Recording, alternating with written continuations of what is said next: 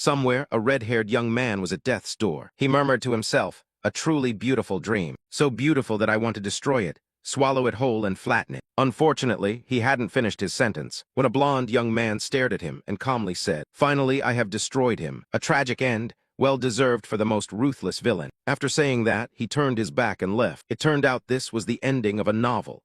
Earlier, Nam Wuhan had arranged for the strongest antagonist to die at the hands of the protagonist to finish his story. Although this was the ending many readers wanted, to him it was nothing but trash. Clearly, this wasn't the ending he wanted to write.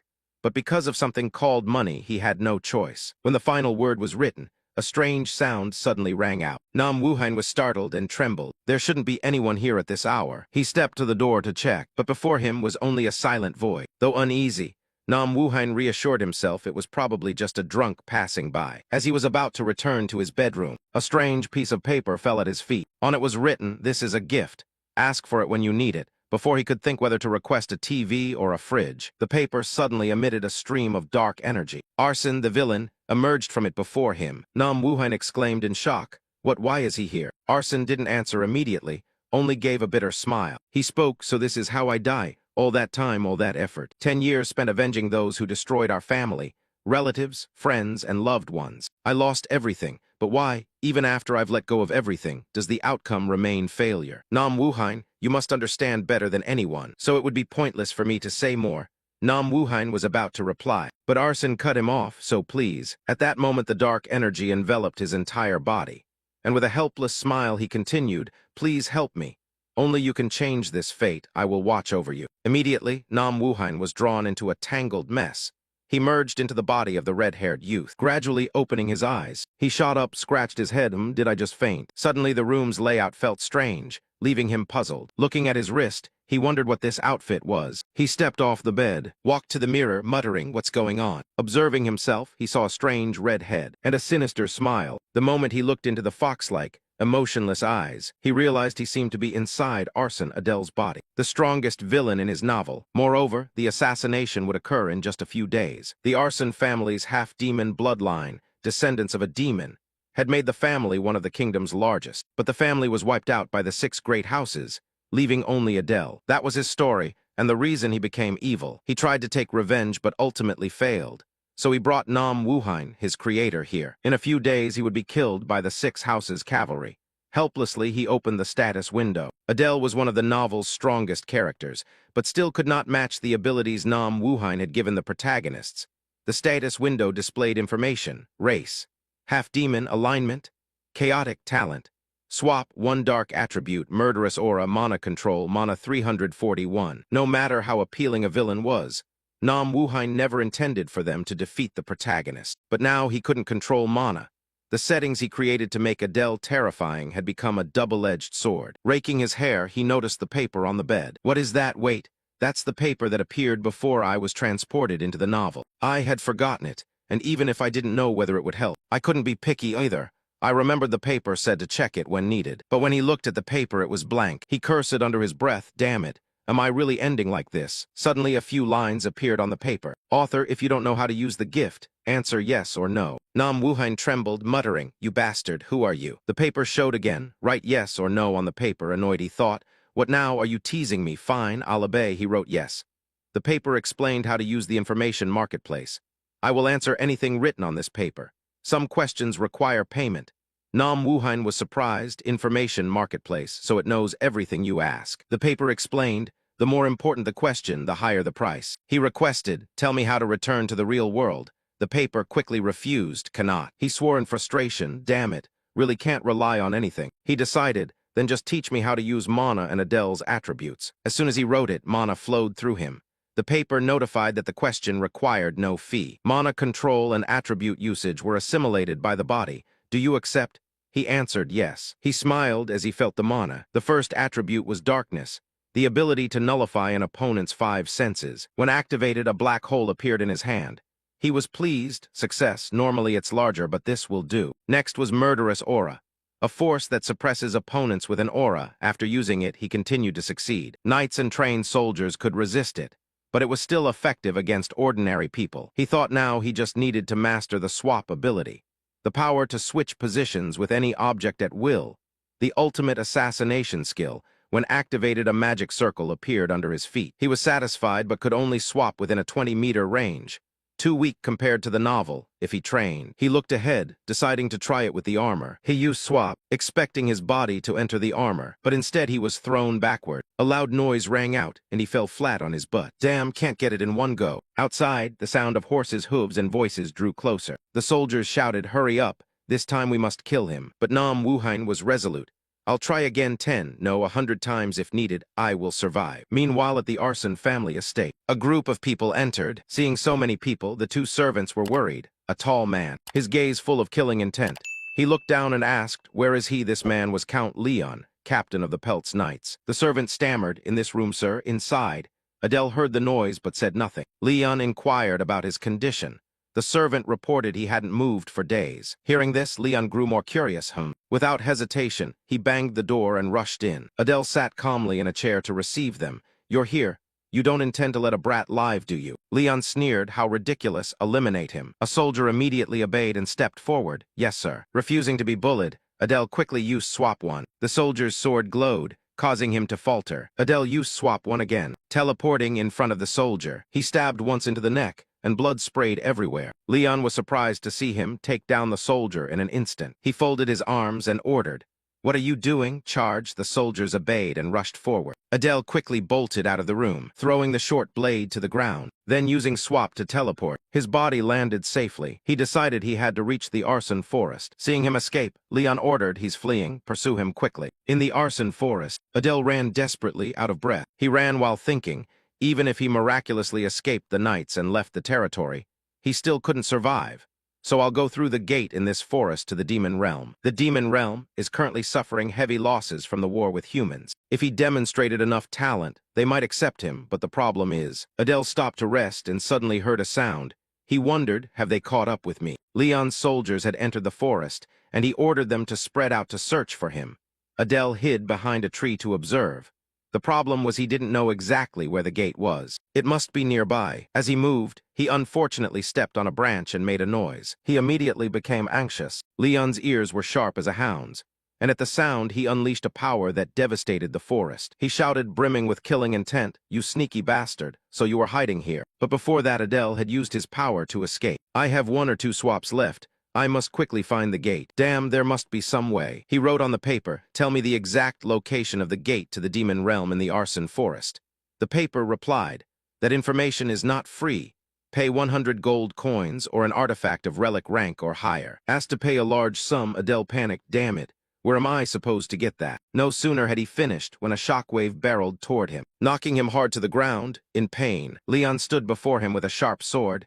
"You ran to live, did you? Adele, today you will die here, whether you like it or not." Beaten until blood spatters, still defiant. "Don't make me laugh. I will not die." He thought there was still one way. Might as well risk it whether I live or die. Seeing him like that, Leon wondered, "You still resist to the end. After all, you are the head of the family." Adele gripped his sword tightly, annoyed.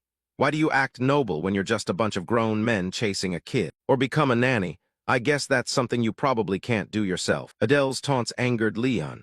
"I intended to send you off without pain, but now I will drive this Baron Given sword through your heart." Leon lunged with the sword. "Die." Adele grinned smugly. "Now's the time." As Leon thrust the sword, Adele quickly opened the paper to block it. Words appeared on the paper. "Thank you for paying the price, judged sufficient, exceeding the requested price, leading you to the gate to the Demon Realm in the forest." Adele smiled triumphantly, leaving Leon bewildered. What? Beside him, a door appeared. Adele immediately used swap one. Rushing toward the gate, Leon, startled, shouted stop, but Adele resolutely ran on, thinking, "That freakish bastard, I can't believe he chased me all the way here." Seeing the door, he rejoiced, found it. Leon quickly snapped off a tree branch, determined, "I will not let you go anywhere." The branch flew straight at Adele. As it neared him, he was about to vanish. Adele smiled and said to Leon, "See you next time." Before leaving, he even greeted Leon in a special way that drove him mad. Damn, he's already reached the Demon Realm. After arriving in the Demon Realm, Adele chewed dried meat and wondered how much time had passed. After waking from passing through the gate,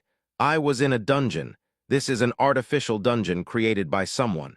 A secret place to study demonic arts." He wondered why there was dried meat and a stone bed in a place like this.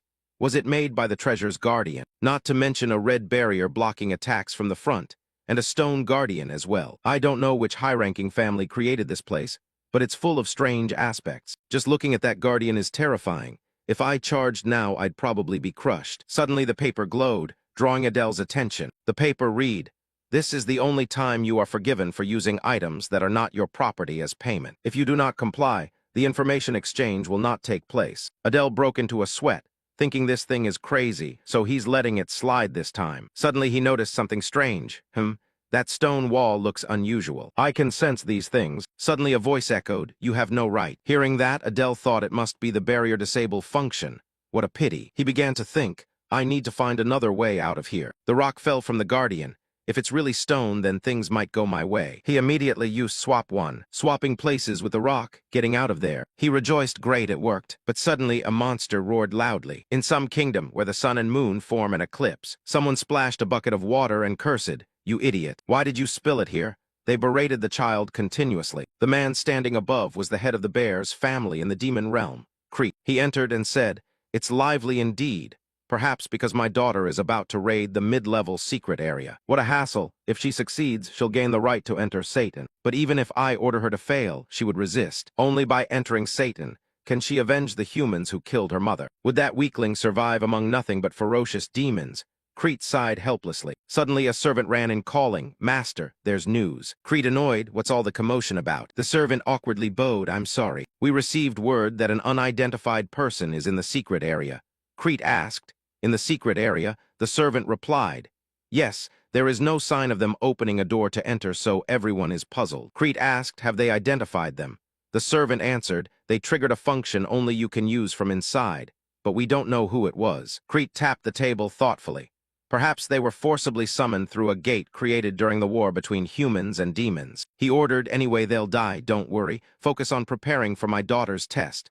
The servant obeyed, understood. Crete watched outside, thinking if all goes well I might have a useful pawn. Of course, if he doesn't die in the secret area. Adele was returned to the room, crashing to the floor with a piercing scream. He was puzzled. What's this? A wolf nearly died. The wolf kept assaulting the door, making him anxious. So even without the barrier, going outside is troublesome. Suddenly he realized, wait, isn't it also made of stone? He decided, all right, I'll try. Adele quickly used swap one, swapping places with the wolf. He was pleased it worked. The wolf panicked and howled in the room trying to escape. Adele ran thinking it would die if it did so. Now I just need to find an exit. While running, he halted. A mantis appeared ahead. This might be bad. Each stage has a task, and this one is more dangerous than the wolf. He smirked proudly. Just as I thought, they're just mindless things. This is feasible as long as I have one swap. He dashed forward quickly, then stopped before the final door. A voice echoed, "Welcome, you have reached the final destination." Adele was puzzled. What? You welcome an intruder? What the hell? This seems to be the boss's room. Is anyone in there? Inside was another monster, a death knight. Adele swallowed nervously. Judging by its power, it seems equivalent to a death knight. The death knight spoke, "I pay my respects for your arrival." Adele immediately used swap one, just as the knight finished speaking. He had shifted it outside. Adele greedily approached. A treasure chest, bigger than I thought. There was also a black dragon engraved ornament. Suddenly he realized, wait, the black dragon ornament. I've seen it somewhere before, he wondered. Black dragon, among the highest noble houses there are sloth, lust, gluttony, wrath, envy, greed, malice, and pride like a black dragon. Bears, the seventh of the 7 deadly sins, pride. Thinking that, he gritted his teeth, swearing, damn, if he catches me, I'm dead for sure. Without hesitation, Adele opened the chest. At this point, I'll empty it and run.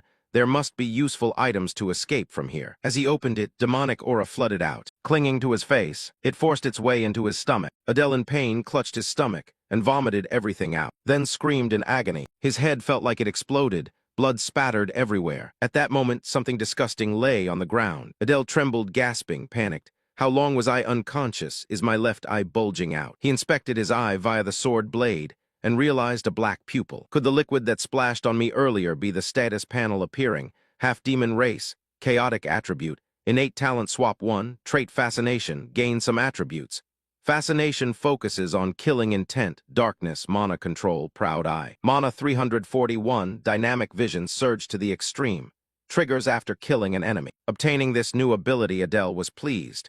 With this eye, will never lose to the weak again. Not bad. Coming to the demon realm was the right decision. After finishing, he decided everything necessary was in hand. Now it's time to leave. I only paid attention to the chest, but there was a door behind it. What should I do? I made a lot of noise. Surely many soldiers are waiting outside. If I go out, I'll surely die. Do I need to kneel faster than light to save my life? But if they discover I'm from the arson clan, even if I beg, they'll kill me.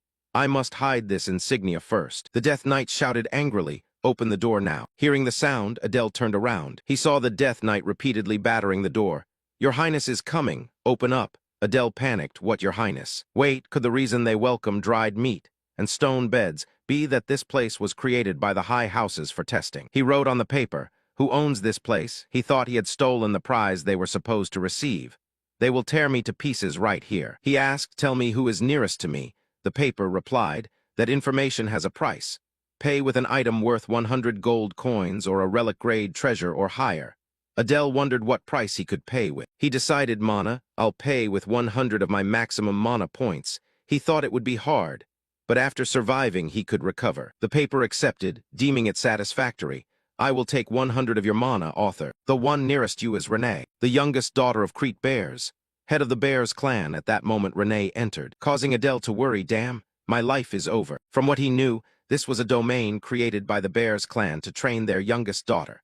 The proud eye was certainly her reward for completing the domain. Renee, who holds considerable power in the Bears clan, could cut the guards down like butter and was now standing before him. Renee swiftly decapitated the Death Knight, then looked over at him, making him break out in a cold sweat. "All right, I can do this," he told himself. Renee pointed her sword at him. Annoyed, she asked, "Who are you?" Adele quickly knelt respectfully.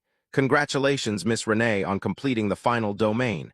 You have become deserving." Renee said irritably, "Explain yourself." Adele nervously explained, "The master ordered me to be your guard." He thought their eyes had met, but she seemed not to notice the proud eye. Renee asked suspiciously, "You are?" Adele affirmed cheerfully, "Yes, despite appearances my skills aren't bad." He resolved to use her to escape from here. Renee laughed. Puff. Adele worried, "Doesn't she believe me?" He immediately used an ability to make Renee trust him, startling her. He grasped her hand, pleased, "See, I believe I will be useful in protecting Miss Renee." Renee angrily pulled her hand away, leaving Adele confused.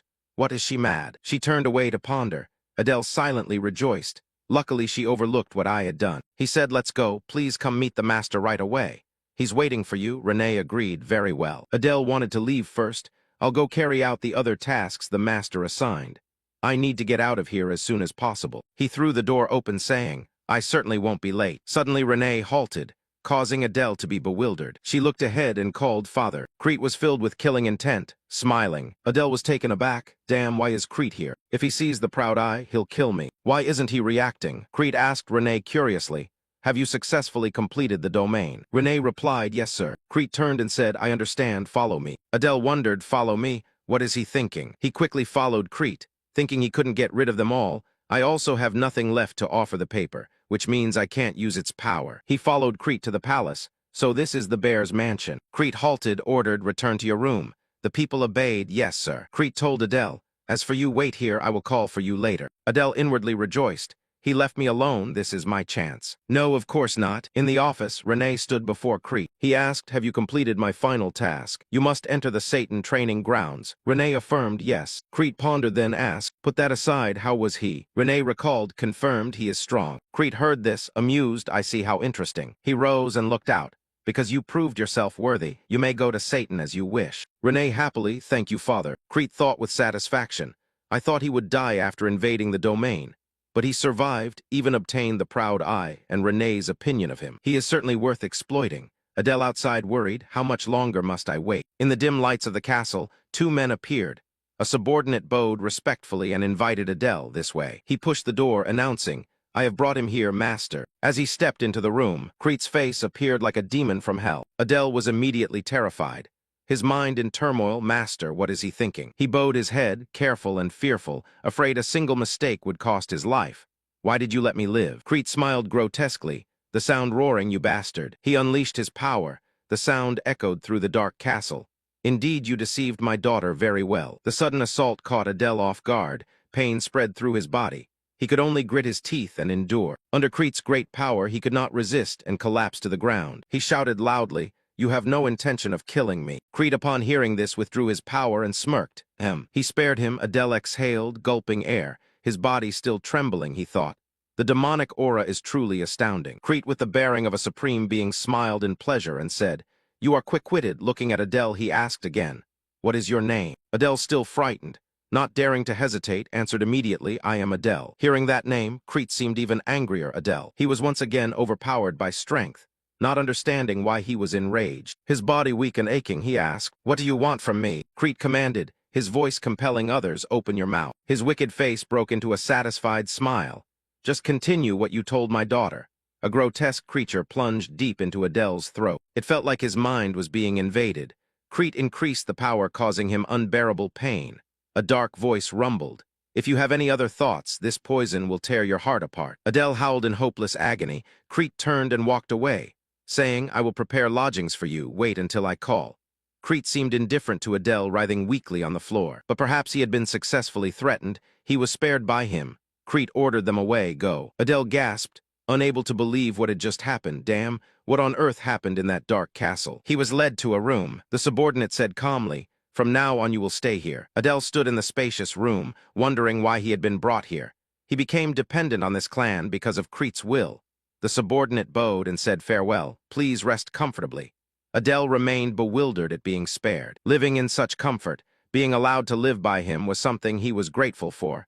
Yet he felt completely exploited. He sat on the bed, satisfied with his achievement. "Well, I have been partially recognized by Crete. This could actually be a good situation." But above all, that creature still lay deep inside his body. Adele clutched his chest, feeling the life of the foreign body. He resolved that he must remove it. He thought firmly it must succeed. After using his power to push the foreign body out of his body, he shouted joyfully, "It's successful. Just as I thought. It's a mindless thing." Seeing it still asleep and oblivious, he thought, "If I kill it, he will notice immediately, so what should I do now?" Adele was startled as it opened its eyes. He gradually realized it woke because the mana supply from my body was cut off. He immediately let a drop of his blood fall to it. "Eat this." While it gorged on the supplied mana, he said helplessly, "So I have no choice but to soothe it like this," he urged. "Go back to sleep quickly." Adele wearily collapsed onto the soft bed and sighed. "Finally, I can relax a bit.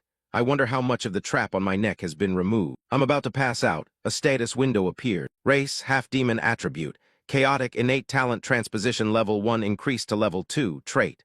Occasional interest trait. Focused interest killing intent. Darkness mana control proud eye mana 341 reduced to 241. Looking at the numbers, Adele carefully observed, "I should still run a check." After finishing, he was satisfied. Transposition leveled from 1 to 2. But the new mana amount is the problem. Compared to protagonists, it's just a grain of sand in the desert. How to increase mana? After thinking, he found a way. Right, there's that method. Renee appeared with a cold, gloomy, soulless expression. "I don't like this." Adele asked in confusion. "Yes," he thought helplessly. "It's been 3 days since I was assigned as Renee's guard." He followed behind, observing. She always has cold reactions. Gazing at her back, he pondered. When she was young, she was bright. But after losing her mother to humans, she changed. As the author, I feel guilty. From afar, a man shouted, "Renee, Adele, the master is calling for both of you." Adele was startled, perhaps still haunted by the previous incident. At the summons, he and Renee went before Crete.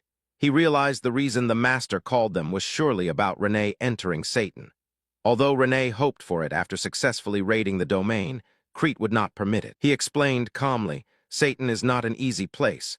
With your ability, you will die after a while and be unable to properly avenge your mother." A terrifying energy radiated from Renee, causing Adele to fear. He regretted that he shouldn't be here. Crete continued, however, "If you take him as a bodyguard, I will allow you to enter." Both startled, unable to believe what they had heard. Renee shook her head in refusal. No, Adele wondered if she hated him that much. He recalled that Satan was a school of the demon world, gathering promising children. They were constantly at odds with the Royal Academy where the protagonists studied. In that context, many students, including Renee, had died. It was the worst place, where death was like a timed bomb. Seeing Renee's resolute expression, Adele wondered he didn't understand why she would try to go to such a place. But he rejected his initial thought and instead was certain, no, it's the best place to gather forces. I know most major events happen between the Royal Academy and Satan. A risky idea flashed. Well, let's try it.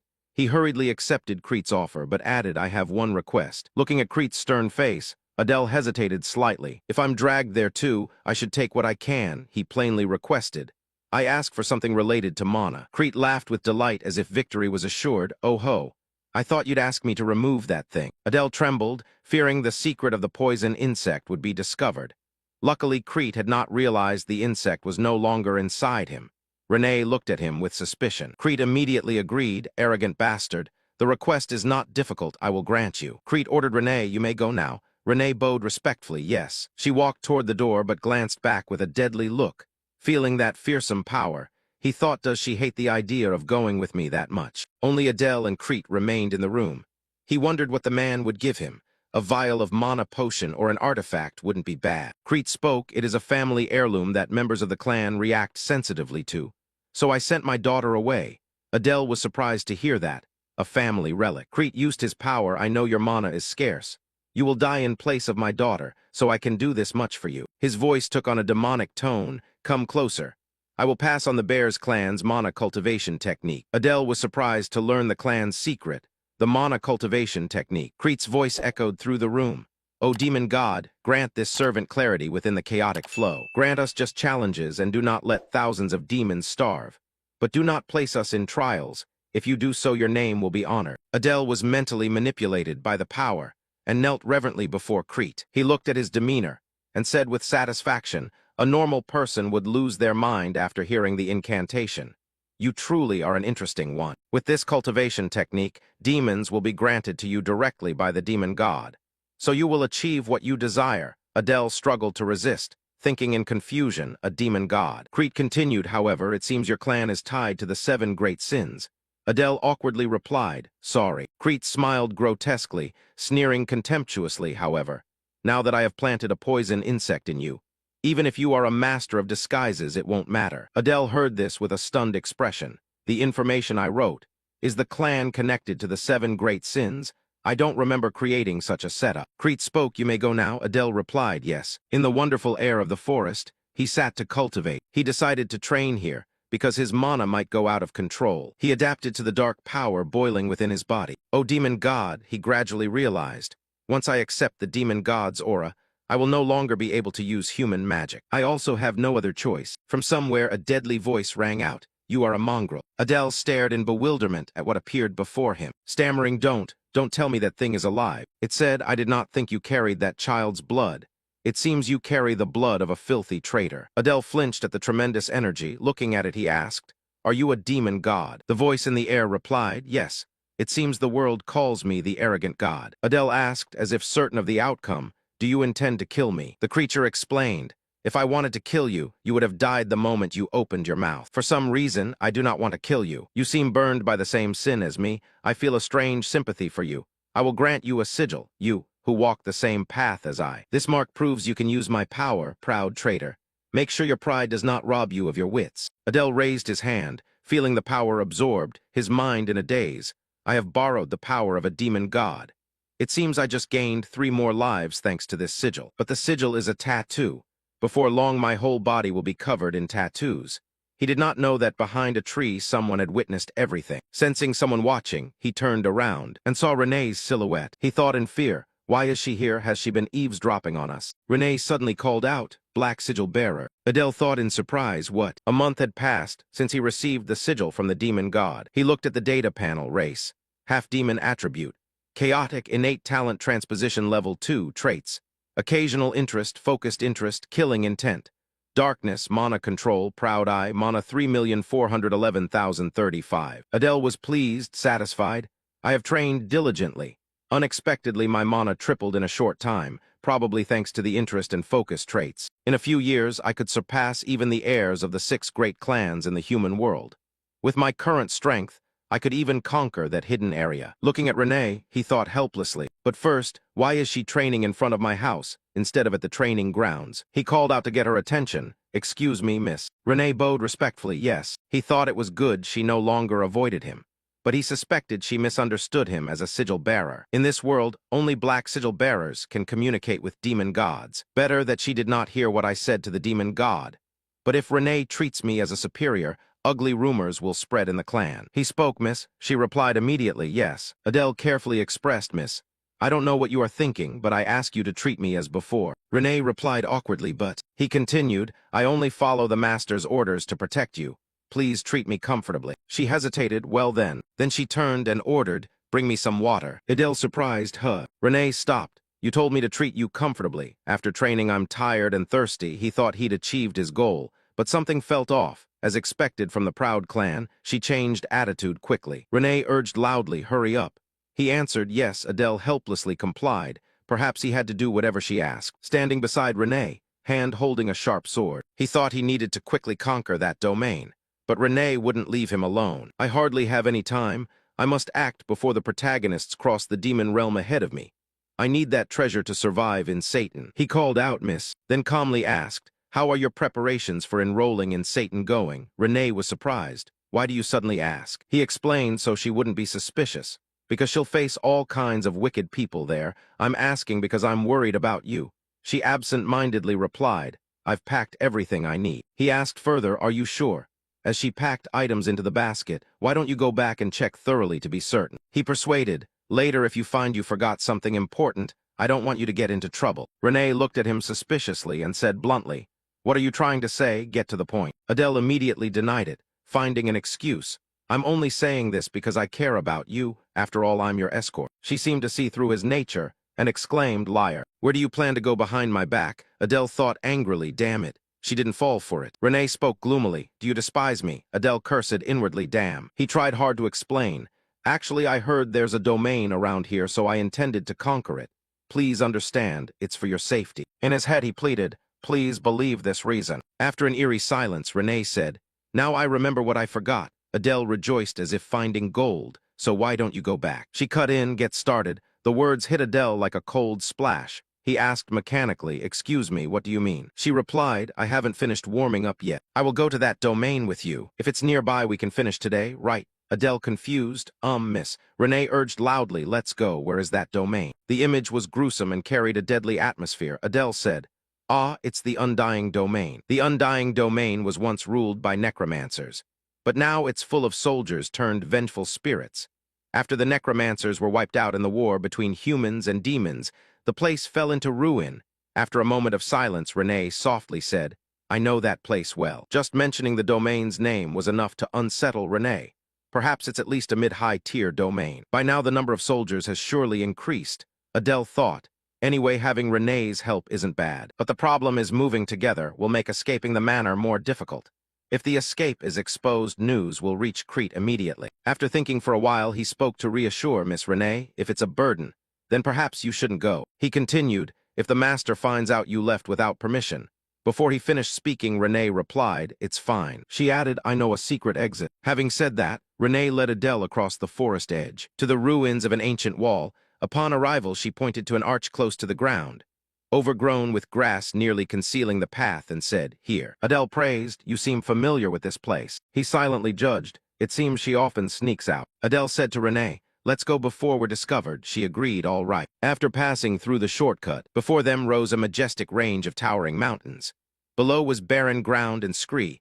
An oppressive cold gloom enveloped the landscape. After looking around for a moment, he asked, Miss, how much farther do we have to go? Renee did not answer immediately. She turned to look at him with an inscrutable cold expression, seeing that he hastily explained, I have no reason to leave the grounds, so I'm not familiar with the surrounding terrain. Only then did Renee reply, we're nearly there, we just need to get past that part after a long, silent trek over mountains and hills. Adele hesitantly broke the silence, we must be close. Renee kept her cold manner, answering briefly, Finally, the two arrived at the domain. Adele said, it seems we've arrived. The scene outside the domain was indescribably desolate. Shattered tombs and ruins littered everywhere. Not a single plant could grow on the ground. Witnessing the desolation, Renee could not hide her fury. Damn it, the offspring of Cerberus. Adele thought to himself, she probably meant bastard. I must hide the fact I'm of arson blood at all costs. He continued thinking. Only I know the way into the domain. After scouting for a while, he told Renee, I think we can get in by digging here. She replied at once, Beneath the largest stone statue were the rotting soldiers guarding the land. After digging, the hatch leading to the Undying Domain was revealed, its top engraved with intricate ancient symbols and patterns. Adele concluded it was certainly the entrance. Adele offered, I'll lead the way, but Renee refused, no, I'll go first. Deep inside was a corridor lit by blazing torches. Adele marveled, it's brighter inside than I thought. Standing before the ancient yet gloomy castle, Renee announced, over there. We've come to the right place. Adele thought, this place is on another level compared to the bear's domain. I bet there are at least 100 new graves here. Renee signaled, let's go. Adele responded, all right. As soon as the two moved, the ground writhed with human skeletons controlled by magic. They pushed aside the earth and crawled up, suddenly surrounded by enemies. Adele said to Renee, Miss, I'll entrust this to you. She agreed, all right. With that, she grabbed her sword and charged in to fight the surrounding soldiers. Seeing her plunge into mortal combat, Adele thought silently. Just as I thought, deciding to come with her was absolutely the right choice, he shouted. There must be a necromancer commanding them at the back of the horde. I'll catch up with them soon. As soon as they were felled by Renee's blade, the bone soldiers immediately revived as before. Renee uneasily, they came back to life. Not far from the skirmish, the mastermind continuously controlled the horde through a magic orb. You have guts to come here. He ordered, eliminate the intruders, finish off the enemies. Renee anxiously shouted, they keep reviving. What do we do? Adele ran to her, saying as he ran, it's because of that mage. He continued, don't stop, keep advancing, miss. Renee responded, what was that? At the same time, a skeleton soldier charged forward. Adele had just slain one and suggested, I have a way to clear this bunch easily. Without needing his explanation, Renee replied immediately, got it. With that, the two ran together toward the leading mage, ordering the undead soldiers to stop them. Adele shouted, we just need to get close to him. Adele thought, everything will end when we break the mage's orb. Finally, I can use the new ability of Swap 2. A giant skeleton soldier suddenly appeared and advanced to attack. Adele thought it might not be that easy. He yelled, Miss Renee, charge. The giant skeleton was struck head-on by Renee. Its body shattered into pieces. Seizing the opportunity, Adele and Renee coordinated to carry out the plan to eliminate the mage. Swap 2 designated a displacement. Adele thought the new ability of Swap 2 was to exchange objects with each other. Swap 2 activated. For a moment, seeing the orb disappear, he panicked. Remembering the new function, Adele successfully captured the magic orb in his hand. He thought to himself, got it. The leading mage shouted no. Adele smashed the orb into fragments. Without the orb, the mage had no magic left. He vanished, screaming in fury, this can't be. After the mage disappeared completely, Adele rejoiced, we did it. Miss Renee, still recovering from the battle, replied softly, yeah. The voices of the vanishing spirits suddenly echoed, thanks. Looking around, Adele thought quietly, the tragedy here, it all happened because of what I wrote, please rest in peace. Suddenly Renee asked Adele, is there anything else to do? He answered cheerfully, yes, it's time to claim the reward. Before them was an ancient box not far away. Adele happily, finally I have the item I need. Shadow Fang, a dagger forged from the dark steel of the demon realm. It converts darkness into mana, increasing sharpness and speed in the dark, eternal moon's fulfillment. A crafted ring that absorbs and senses mana with moonlight. Adele marveled, wow, with this dagger, I will exploit the darkness attribute to the fullest. The ring is nice to have, but I don't really need it. He turned and asked Miss Renee, why don't you take the ring, I'll take the dagger. Renee agreed, all right. Adele added, fine, then let me. With that, he gently slipped the ring onto Renee's hand. Immediately she pulled her hand back, her face flushed bright red. Adele thought to himself, why did she react like that? Does wearing the ring mean something to the demons? He asked, how do you feel? Renee answered bashfully, this is amazing. Adele smiled, it's good that you like it. Then he sat by the box full of gold coins and said, since I handled the boss, I'll take all the gold. The sword in Renee's hand was immediately pressed to his throat. Adele hurried to defuse it. I mean, we'll split every last coin evenly. After clearing the domain, the two returned to the mansion. Adele spent time doing chores for Renee or practicing mana. A month passed, his status panel appeared. Half-demon race, chaos attribute, innate skill swap 2, interest trait. Mixed entry, interest trait. Focused, killing intent.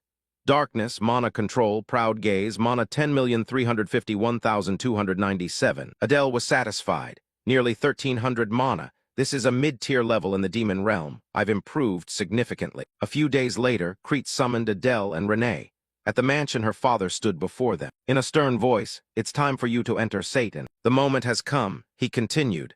Today you two will go to the capital to enroll in the academy. Crete asked, are you ready? Adele and Renee answered in unison, yes, sir. After hearing that, he said, go.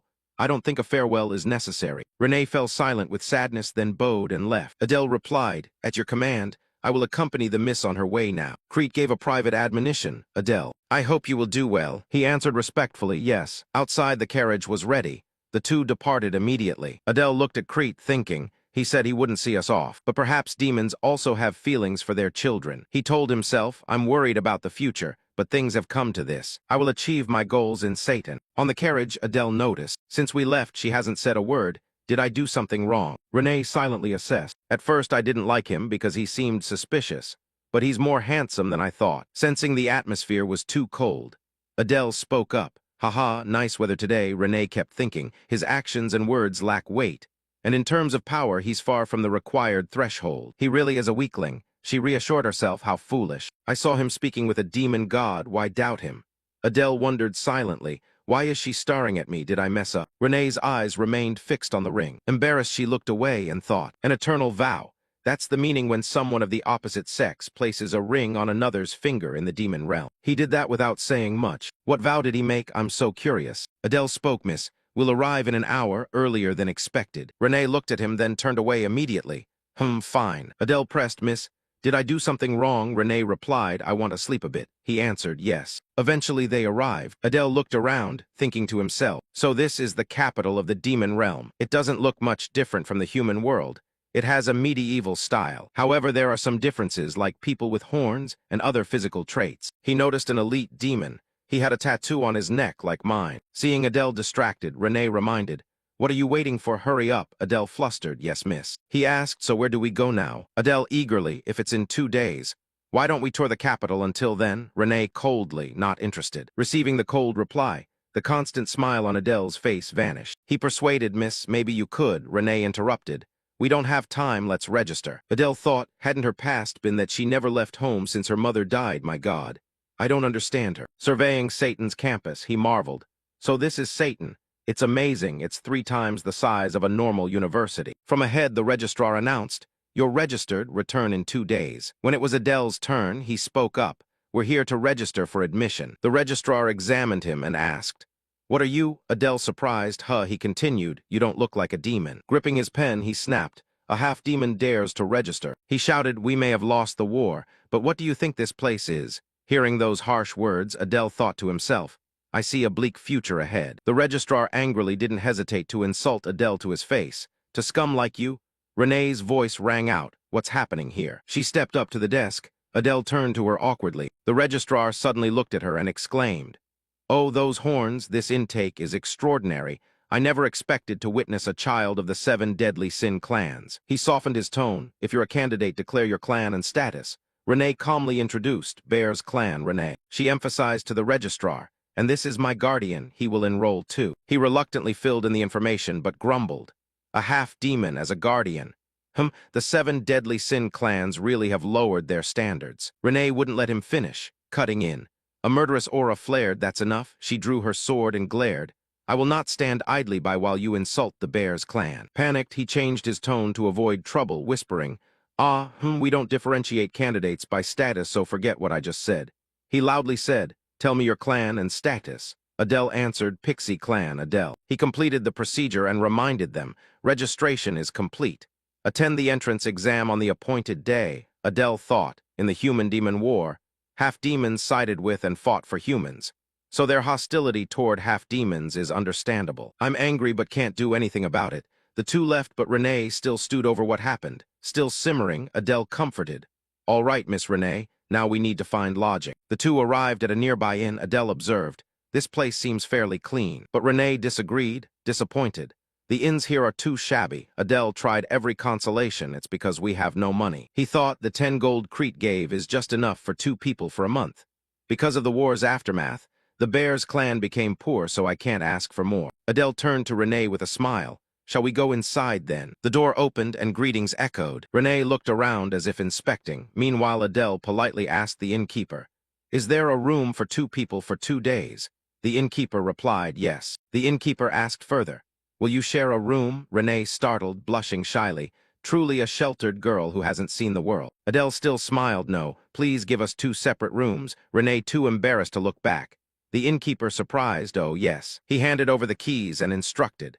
2 rooms for 2 days, including meals. Total 2 gold, rooms on the 2nd floor. Adele paid and thought.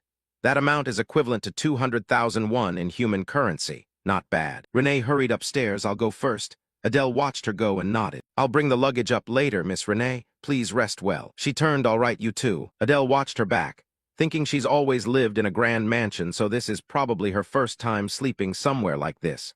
Well, she'll get used to it soon. Sunset fell, and it grew dark. Adele thought about resting for the next 2 days. The next morning, sunlight streamed through the academy windows. and the sky was clear. A guard shouted, "Candidates, please enter and follow the instructions." Adele and Renee moved forward with the crowd.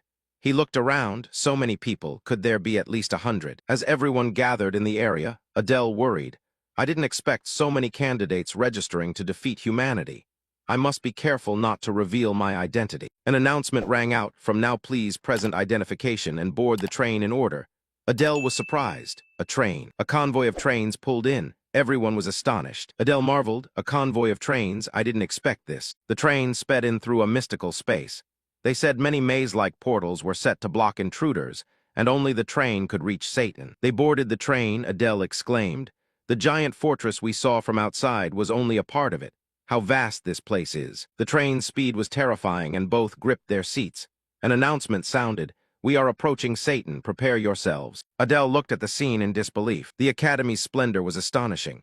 He told Renee, "We've finally arrived." She only replied, "Uh-huh." The train stopped inside the Academy. Adele carefully helped Renee off the train. An announcement immediately rang out. "Candidates, please follow directions and enter the hall where the exam will be held." Everyone quickly passed through a large door. Standing under the great hall, Adele looked up. Wow, it's huge. The feeling was overwhelming. He observed everyone, mostly young demon folk.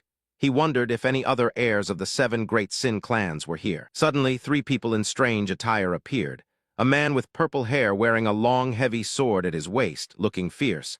Everyone only dared glance. Adele thought they weren't students. Their clothes looked like instructors. He smiled inwardly, thinking if he made a good impression on them, life here would be easier. Suddenly, Renee said, "Time's up," leaving Adele bewildered. The large door that had just opened slammed shut. Everyone was terrified. The light dimmed. All looked up. Adele sweat, thinking it was clearly daytime. What kind of magical effect was this? How would the exam be? A grim voice rang out, "Be silent." No one moved. Above the high hall, a beam of light shone on a figure, a ferocious red eye, a long sigil around the neck rising to the face. That person looked down contemptuously. "Welcome to Satan, you fools." That person threatened, "Let's see.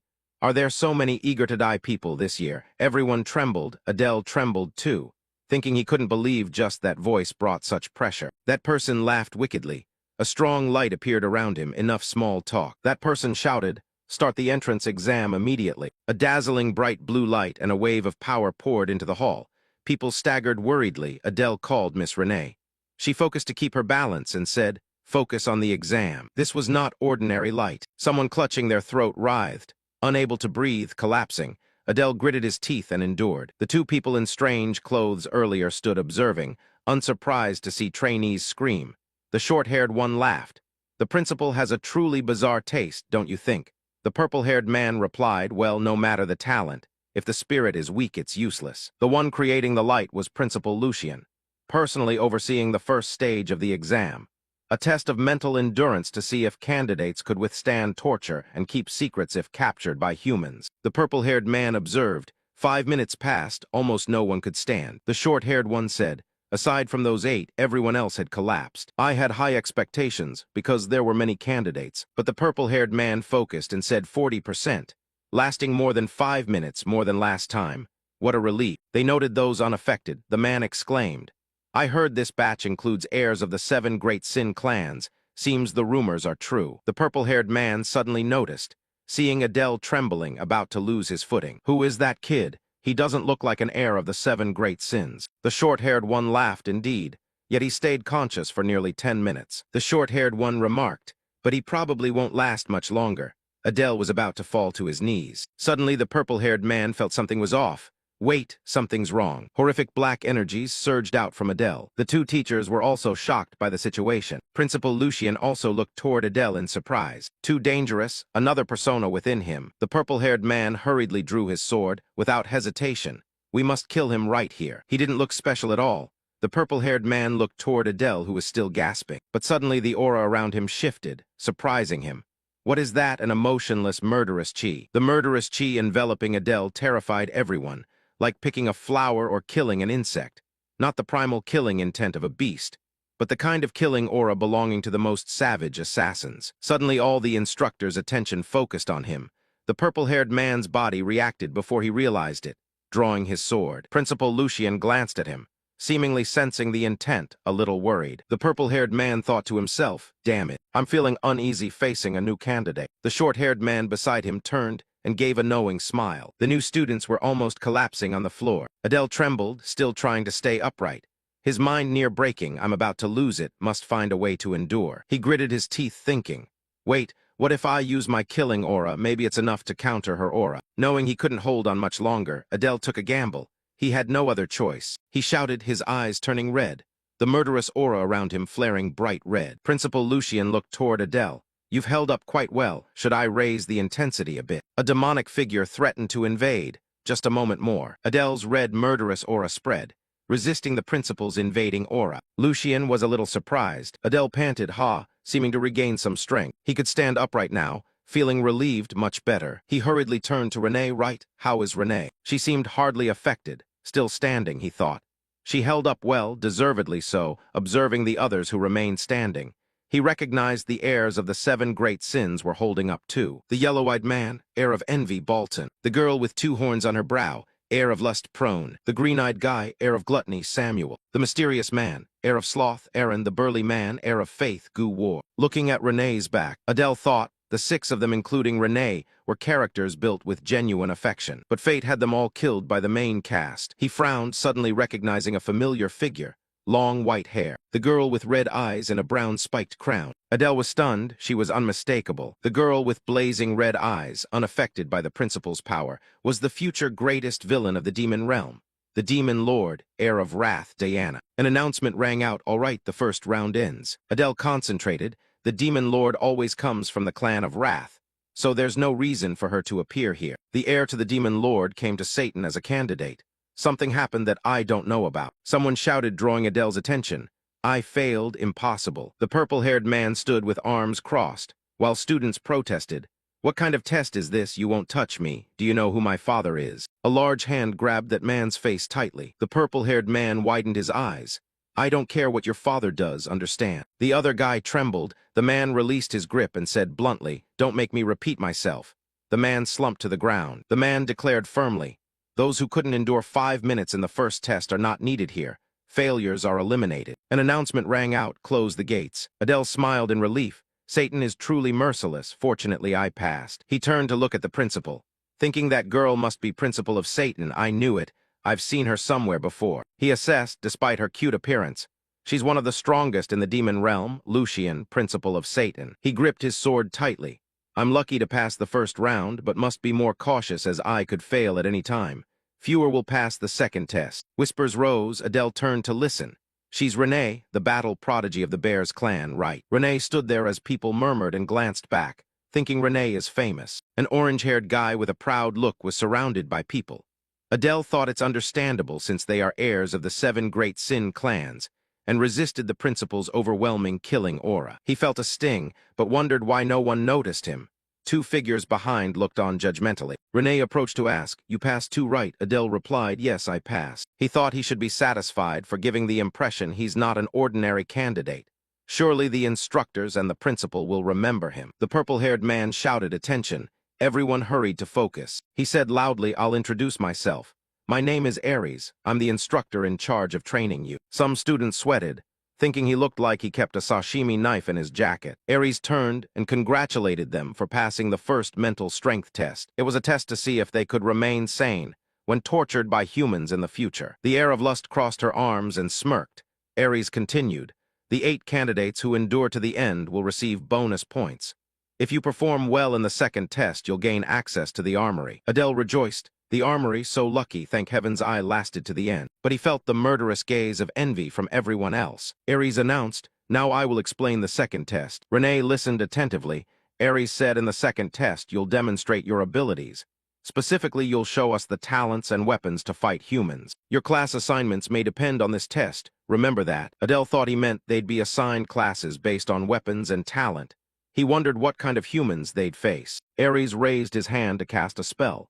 The exercises for the second test and the humans you'll face are here. A small blue light appeared, swirling fiercely. Forming a gigantic vortex, a figure emerged, wearing a tiger head on the chest, wielding a long, sharp sword. Everyone was astonished, including Adele. Wait, isn't that the strongest hero of the 6 great houses? Ninny Cell, the resolute face of a legend. Adele was surprised. Why is that human here? What a coincidence. But Renee remained calm and asked, do you know who that is? He thought to himself, of course I know. That was Ninny Cell. head of the Cell clan, closely connected to the protagonist in the original work. Not only close, his bloodline was predetermined from birth as the father of the protagonist, the Sword Saint, who founded the most powerful clan purely by talent. The two nearby boys whispered, "That's the Sword Saint. Weren't they trying to eliminate us from the start?" Adele looked around, thinking others knew him too. Well, he had defeated quite a few demon clans after all. Instructor Ares explained casually, "Of course we don't expect you to withstand the Sword Saint's full power. He will use at most 10% of his strength." Everyone listened. Renee turned to him. 10% isn't too easy, is it? Adele smiled, not at all. Even weakened, a monster is still a monster. He eyed the Sword Saint with unease. Even 10% of his power could destroy a whole city. I wonder how this intake will survive such a brutal test. An idea occurred to him. There must be certain standards to pass. If possible, I'd like to use an information scroll. But we don't have much money, and the number of uses is limited. The instructor continued to announce, "At your current level, you cannot face him alone, so we will form teams of 4. To be fair, the top 8 from the first test will be placed separately. The rest assigned randomly." Adele pondered, "The top 8 surely include heirs of the 7 deadly sins and me. Well, guess I'm being favored." Renee was watched by admiring glances from the male students, but she paid no attention. Adele recalled those looks. "I'm used to them now." Conversely, he received unfriendly stares, as if saying he got lucky in the draw while the others were trash. A small hand touched him. Renee whispered, "Pass and come back safely." Adele smiled, "Yes, I wish you success too, Miss Renee." An announcement rang out. "I will now call the names, starting with Group 1. Adele's group was announced. Group 33, leader Adele, members Kina, Chris, Sanchez. He approached his team, thinking, "I don't recognize these names. Aren't they minor characters without much significance in the original?" Adele gently introduced himself. "I'm Adele. Nice to meet you all." The white-haired guy cheerfully, "Hi, I'm Chris. This is Kina." The blonde girl waved, "Hello." The remaining one was annoyed. Chris introduced, "And that's Sanchez." Sanchez looked at Adele and sneered, "A half-demon as team leader, an insult to my clan." Adele gritted his teeth helplessly. Even anonymous nobodies looked down on him, insulting his clan, thinking he's one of the heirs of the 7 deadly sins, no doubt. He turned to the other two. "Well, let's just do our best anyway." He took the initiative. "First, we need to assign roles. Share the types of weapons or abilities you use. Start with you, Chris." Chris demonstrated his ability. "My skill is mana transformation. I can create a triangular prism that becomes armor or a sword." He demonstrated flexibly. "It doesn't have high destructive power, but it's very versatile." Adele was pleased. "Not bad at all, you're in." Next is Kina. Kina excitedly, "I'm not suited for fighting. I'm more of a support type." Adele asked, "What kind of support?" She crossed her hands to cast. "I pray to the demon god to increase allies' speed." Magic appeared. Kina panted, "Huff, so feel lighter." Adele nonchalant, "Yeah, I think so." Kina angrily, "You're so bad." Adele improvised, "Ha, I'm joking, don't be upset." But he thought, "It's better than nothing, though so weak I can hardly feel it. Honestly, I don't know how she passed the first test." He turned to Sanchez. "Finally, what about you?" Sanchez demonstrated, proudly boasting, "My ability is hardening." Adele smiled, "Oh, perfect for the front line." Sanchez barked, "Now it's your turn." With a whoosh, Adele vanished and appeared right beside Sanchez. Taking him by surprise, Adele introduced teleportation. "That's my ability." He held his sword lightly, seeing that Sanchez turned pale. Kina and Chris applauded. "Oh, wonderful. Teleportation is really amazing." Adele laughed, "Haha, thanks for the compliment." But he thought still, who knows what variables might occur. "I won't reveal all the details of my skill yet." Adele assigned roles. Simple, Chris and Sanchez hold defense in front. I'll be in the middle. Kina supports from the rear. Everyone okay with that? Kina agreed. Sounds good. Sanchez had no objections. An announcement rang out. "We will begin the second test. Each group prepare." Adele turned. Finally, it's starting. The instructor called Group 1 to step forward. Adele watched intently. Despite facing the Sword Saint, their eyes still burned with fighting spirit. The Sword Saint swung his blade, with just one move. Group 1 was flung in all directions. One member struck in the stomach, rolled to the ground screaming. Adele froze. I didn't even see him move. Is that really only 10% of his power? The instructor called next, Group 2. Like Group 1, Group 2 took the hit. Seeing that, everyone grew worried. Group 3, Group 4 step up. 2 members of Group 4 approached the instructor and said, "It's useless, we're sure to lose." Ares was silent for a moment, then said, "All right, you 2 may skip the test." The other 2 continue. One replied, "Yes, we'll try." Adele sensed they really continued. "I see. The condition to pass the second test is probably that." Chris was surprised. "What, they don't have to do the test?" Adele smiled, "Of course not." The remaining 2 members of Group 4 prepared. The instructor called the group to begin. Adele watched, thinking those 2 can't handle Ninny Cell. "Watch a bit more again. Just one strike from the Sword Saint sent both flying. One person screamed in pain, Adele helpless. If he used true sword chi, they'd have been cut in half. Chris panicked. Can we really defeat a monster like that?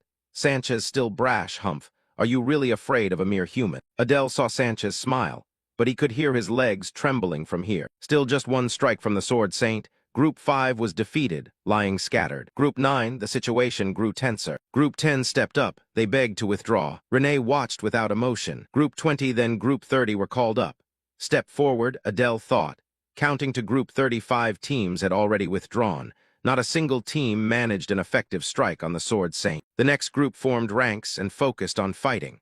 A battle against an unbeatable opponent with no allowance to leave midway. One student used a sword to block one of the Sword Saint's blows. Chris was astonished. Wow, he blocked it. Adele was silent. As it went on, the matches lasted longer and their skills improved over those before. He glanced at the Sword Saint and said, I get it. That's the real condition to pass the second test. Sanchez arrogantly shouted, It's almost our turn. Chris replied, Yeah, I'm shaking. Adele said, I've figured out how to pass the second test. Sanchez was surprised. What do you mean? Adele smiled. The criterion is that even if you lose to overwhelming force, you must get back up and fight to the end. Judging by how the instructors treat those who quit. And the Sword Saint's power, I'm sure of it. Sanchez wondered, but Instructor Aries called next, Group 33. Adele drew his sword and smiled. Let's try to defeat the Sword Saint. With our strength, we can do it. Sanchez hesitated. What Kina and Chris excited? Sure, let's try it. Yeah, losing is fine. Adele grinned inwardly. So what if I'm only half demon? With the villain's greatest talent, I can win. The team took their positions and shouted, Come on, let's begin. He thought, unlike the protagonist, I don't have much information on Ninicel, because it wasn't recorded earlier. What should I do now? Then he reassured his teammates, Don't worry, hold your positions and fight. Chris and Sanchez trusted him. All right, I know. The Sword Saint attacked. Adele shouted, He's coming. The Sword Saint swung his blade lightly. Chris's shield shattered instantly. Chris was blasted into the air by the residual force of the attack. Kina stepped forward, Let me handle it. Meanwhile, Adele thought to himself he needed to lessen the impact when he fell. Adele anxiously called out to the front. Sanchez stayed in position. He replied, I know. The Sword Saint struck again. Sanchez stood firm to take the blow and said, I'm holding. Adele patted his shoulder in praise. Well done. He noticed that just before the second slash, there was an opening, but he thought the opening was too blatant. His instincts warned against risking it. He sensed, could he be setting a trap? Does he have an AI inside him? The second attack was about to land. Get into position. Chris tried to cast a shield, muttering, Damn. Adele felt something was wrong. Chris had reached his limit. Sanchez's hands were beginning to crack. Adele stayed calm. One strike and it's like this. Not good. Hold on a bit longer. The Sword Saint's next blow came. Sanchez began to crack and was about to lose his hold. Is it even stronger than before? Sanchez shouted at Adele. What are you waiting for? At this rate, we'll die. Adele replied, Hold on a little longer. Sanchez cursed furiously. You crazy bastard, Adele calculated. We're the only team to block the second strike. Is that what he's trying to do? The Sword Saint silently observed the group. Adele realized something. Meanwhile, Chris collapsed from exhaustion, causing Kina to shake him anxiously and call, Chris. Adele hurriedly asked, Are you okay? He said to the trembling Chris, I know it's hard, but trust me one more time. Sanchez called out, What are you doing, Adele? He's about to attack. Chris asked, You have a plan, right? Adele nodded, yeah. He suddenly shifted into that demonic form from before. I'll stab my sword down his throat. Chris and Kina were stunned by his face. The Sword Saint prepared to strike. Sanchez shouted, He's coming. Adele stood behind Sanchez and said, This time you have to hold without Chris's barrier. Sanchez panicked. What do you mean? The Sword Saint launched an attack. Sanchez couldn't withstand it and was blasted away. Adele leapt up and cast Swap 2, teleporting opposite the Sword Saint. As he prepared to strike again, Swap 2 designated. Adele jumped up and swapped his sword. Standing before the Sword Saint, he unleashed Dai Ninicel. Adele rushed in like lightning. Instructor Aries frowned irritably and watched closely. Renee couldn't help but follow with her eyes. The Sword Saint's knee slammed straight into Adele's chest. Luckily, the barrier stopped it. A spray of red blood spurted onto the floor. Adele endured the pain. You bastard. I have to push through once more. He dodged the blow and continued to unleash his shadow trait. A black vortex enveloped the inside. Adele thought, without Chris's barrier, I would have exploded. The position swap failed, but at least I trapped him. Ahead was the Sword Saint's back in pitch-black space, not a speck of light. Adele frowned, but I have shadow fangs. In this space, they're stronger than any weapon. Standing behind the Sword Saint, he thought, I'll defeat him with everything I've got. The Sword Saint suddenly sensed something and turned back toward Adele, surprising him. At blistering speed, He lunged forward with a raised fist. Adele thought, this guy really is a monster. He spread his arms, an eye flashed red. Adele smiled. The sword in his hand suddenly appeared in a different position behind the Sword Saint. Adele raised his hand in front of him. This time the one lured into the trap was you, Sword Saint. Not just one, countless swords appeared in the space. Adele clenched his fist. Shadow Fangs activated Dark Sword Storm. A barrage of blades shot forward, repeatedly stabbing the Sword Saint. Everyone outside focused on the vortex. Chris worried, what the hell is happening in there? Instructor Ares was unconcerned. Looks like it's about to end. The vortex gradually dissipated, standing there as if nothing had happened. When the vortex fully dissipated, the Sword Saint fell to the floor, while Adele remained standing. Everyone was utterly astonished. Noticing his satisfied expression, Adele thought, this silent atmosphere, I did it. The orange-haired guy looked on, exclaiming how fascinating. Chris and Kina ran over joyfully. Chris praised, that was truly amazing, Kina asked. How did you do that? Adele smiled. It was just thanks to everyone coordinating well. He turned to Kina. What about Sanchez? She replied.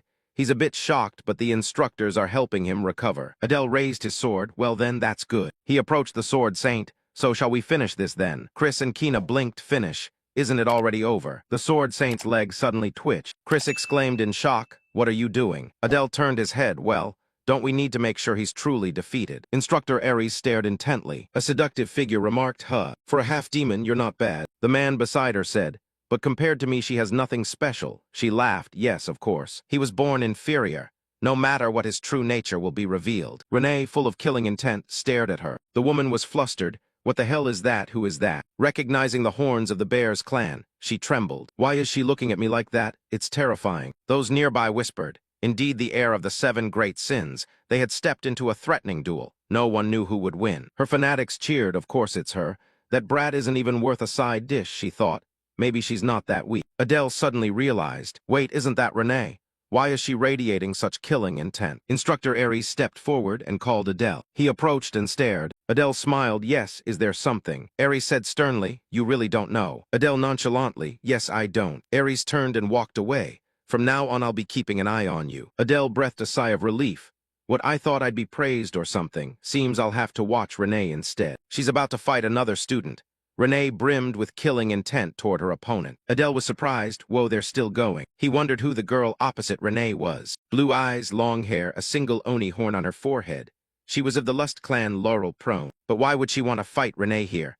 I've been focused on human affairs, so I'm clueless about the demon world. Prone suddenly spotted Adele watching. She shouted toward him, hey, half-demon. Adele jumped, Why did she address me all of a sudden? Prone yelled, become my slave. Renee, overflowing with killing intent, charged forward. She leapt up, drew the sword from her back, aiming at Prone. Prone frowned at Renee, alarmed, not yet able to react. She shouted in fear, are you crazy? Sensing the students' conflict, Instructor Ares timely shouted, stop. Renee looked up. Ares declared that at Satan all pointless disputes are strictly forbidden. Prone luckily parried Renee's strike.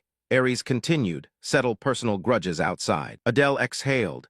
Lucky nothing happened before the 7 deadly sins enrollment ceremony. Renee sheathed her sword and turned to leave. Unconcerned, Prone trembled, thinking her mind must truly be disturbed. Adele wiped sweat, stepped forward. Milady, are you all right? Renee stared, and only nodded because her group's turn was next. Then she rummaged through her things as if to take something out. Adele was embarrassed when Renee produced a handkerchief and gently wiped his sweat, saying, well done. Prone was astonished. Wow, what's your relationship? Are you dadding a half-demon? Adele beamed. After getting through it, I'm being treated better now. He gently thanked her, Milady Renee. Renee looked at him. You hide your power, don't you, to appear weaker? Adele was surprised. An announcement sounded. Group 34 stepped forward. Renee turned. I have to go. I won't tell anyone. Adele was silent, thinking he had used all his strength to get through it. Do I really look that weak? Maybe she thinks I'm a sacrificial pawn of the clan. A voice rang from behind. State your name. Adele startled me. She nodded. Yes, you. Adele replied. My name is Adele. Prone pondered. Adele, not a bad name. He wondered why she had called him over. Prone thought, you cut in on me earlier. She crossed her arms seriously. Abandon that lowborn bears and serve me. Prone calmly, witness my irresistible allure. I will take you and crush that girl's nose. Adele turned away, uninterested, sorry. But it's my lady's turn now, maybe next time. Prone stunned, wait, it's not effective. Adele delighted. Finally I get to see the full strength of Renee. Her group looked quite strong. How powerful is she after all, he thought. I'm eager to see the other children of the 7 deadly sins. The Sword Saint and Renee radiated killing intent toward each other. Adele and the others were amazed. What a tense confrontation, even more astonishing than expected. Renee stamped her foot, her group calm, without a hint of tension. The orange-haired guy laughed loudly. She's pretty amusing, too. Renee stepped toward the sword saint. Adele panicked. Is she really walking straight at him? What is she thinking? Renee stared at the sword saint. Their killing auras exploded, silence waiting. Renee erupted, and so did the sword saint. In a blink both struck. Renee slashed across the sword saint's body. Everyone was stunned at the sight. Not only did his sword break in two, his arm fell to the ground as well. Renee turned and walked away. The students' roaring cheers echoed. Instructor Aries pleased, not bad. Everyone chanted, Renee, Renee. Adele stunned, no way did I see that wrong. Did she win that easily? He realized, so that's why Ninny Cell didn't attack Renee when she came. He had recognized her power level. Prone stood beside her, commenting, Renee, it's a shame I didn't see her mocked by the sword saint. But at least if she wants to face me, she must have that capability. Adele amazed, you mean if all the children of the 7 deadly sins gathered, they could defeat the sword saint? Prone replied, nonsense. Currently no one can defeat the sword saint. Maybe if the previous demon king were alive, perhaps, Adele asked further. But what if the kid's skills exceed 10% of the sword saint's power? Prone reacted strongly. Are you mocking me? Anyone with eyes can see that pathetic impostor's name is even weaker than 10% of the sword saint's power. Adele looked dumbfounded at the fake sword saint. So I struggled against an impostor less than a tenth as strong as the real one. I may be the creator of this world, but I know nothing about the demon realm. He smiled, yet this anticipation swelled in his chest. Let's see how things unfold. An announcement rang out. Next is Group 35. Only the 7 deadly sins remain. The test became easy for them, perhaps due to Renee's trial impact. The other kids also defeated the sword saint. Group 40 passed. The orange-haired guy laughed loudly. Ha, too easy. Next was a girl. The matches were so one-sided, it was hard to tell the power gap among the children of the 7 deadly sins. Adele thought, even so I know who the 2 strongest are, so no worries. Instructor Aries announced, the entrance test is over. Everyone gather before the lectern. The students listened. We announced the results of the second test. All who participated in combat passed regardless of win or loss. Adele thought, just as I predicted, those who quit failed. Renee indifferent, in contrast to everyone celebrating. Aries continued, congratulations to those who passed. From now on you are officially members of Satan and official interns. He warned, causing students to worry, but don't get excited yet. The path of hell awaits, so difficult you'll want to give up. At last, Aries loudly said, those who passed gather for the enrollment ceremony in 2 days. Prone smugly looked at the instructor. Aries said, the 8 who defeated the sword saint remain where you are. Renee turned. Why does he want us to stay? Adele smiled. Don't you think he's rewarding us with the armory he mentioned in the first test? Aries descended the steps, approached. You all passed excellently. As promised, I will give you a chance to enter the armory. The orange-haired guy excitedly raised his hand. I have a question. Aries agreed. Speak, intern Bolton. He asked plainly, can we carry multiple weapons? Satan's weapons sound super useful. Adele observed, indeed the son of Lycan Bolton. His greed and curiosity know no bounds. He had his moments in my novel. Aries frowned. No, using multiple weapons makes it hard to focus. You may only choose one. He instructed, since we have little time I won't take more questions. Follow me. I'll lead you to the armory. Aries raised his hand and lightly touched the wall ahead. He cast a barrier. The door flashed before the students' eyes. Bolton was extremely excited, while Adele was astonished. Now this is a Satan privilege. Whether you choose the best or the worst weapon is up to you. Adele watched skeptically. Is this really the armory? Why does the door look like the entrance to a dungeon? Instructor Aries beckoned toward it. Enter one by one in reverse order of the second test to be safe. Each person will be checked when they leave. Adele doubted, wait, so I'm last? Can he do whatever he wants? The orange-haired guy was still excited. Great, I'm first. He stepped to the door, waved his hand. I'll pick the best one, haha. Instructor Aries scowled. Shut up and go in. Renee said softly, I'll choose an artifact since I already have a weapon. What about you? Adele smiled. I think I'll choose an artifact too. He suddenly paused, worried. Hold on. Does that mean everyone else will do the same? Will there be anything left when it's my turn? Renee looked puzzled. Instructor Aries called loudly. Who's next? Go in. The orange-haired guy went out, flaunting the crown on his head. Haha, isn't this so cool? Adele saw the 2 who had taken weapons as desired. A bit disappointed, just as expected, everyone left with artifacts. Then I'd better pick armor. Renee reminded lightly, it's your turn. Adele looked at Renee in admiration. I see you chose a bracelet. May I ask what its attributes are? She cheerfully said, you'll know when you're inside. There's a description, Adele surprised, a description. Renee smiled, yes, but some items have no description. Adele nodded, I understand, he thought to himself. Some have no description. Does that mean they're worthless? I don't think so since they're kept very carefully. Adele stepped past Instructor Aries. He thought they must have something special. Aries said, you're the last. He scowled coldly. If you want to ask something, ask. Adele broke into a sweat. He awkwardly asked, may I ask what it means when an item has no description? Aries replied, it means we haven't determined exactly what it is. Adele excited, so they haven't found its owner or what abilities it has. Aries nodded, exactly. If you're lucky, you might get an item with amazing abilities. But if unlucky, you could suffer a lifelong curse. Adele froze. Aries urged, we don't have much time, go in. Adele stepped in with interest. Maybe going last is good or bad depending on luck. The door opened, Adele stepped in. Looking around, the inside was fairly bright and tidy. Hope nothing jumps out. He saw the door on the other side flash. Must be over there. He entered the room where many items were stored. Adele glanced at a red sword. Wow, this is crazy. Then he stood before a long spear. This spear looked unique. Let's check the description. Twin Serpent Spear. A spear used by an unnamed demon to hunt soul serpents. The vengeful spirits of the slain serpents dwell within. When a certain mana is channeled, the forms of two serpents will appear. Adele pondered, the description sounds important, but the ability isn't great. I already have daggers, so I don't need this much. He moved on to the next weapon, Stellar Crystal. A crystal orb soaked in starlight once used by a skilled astrologer.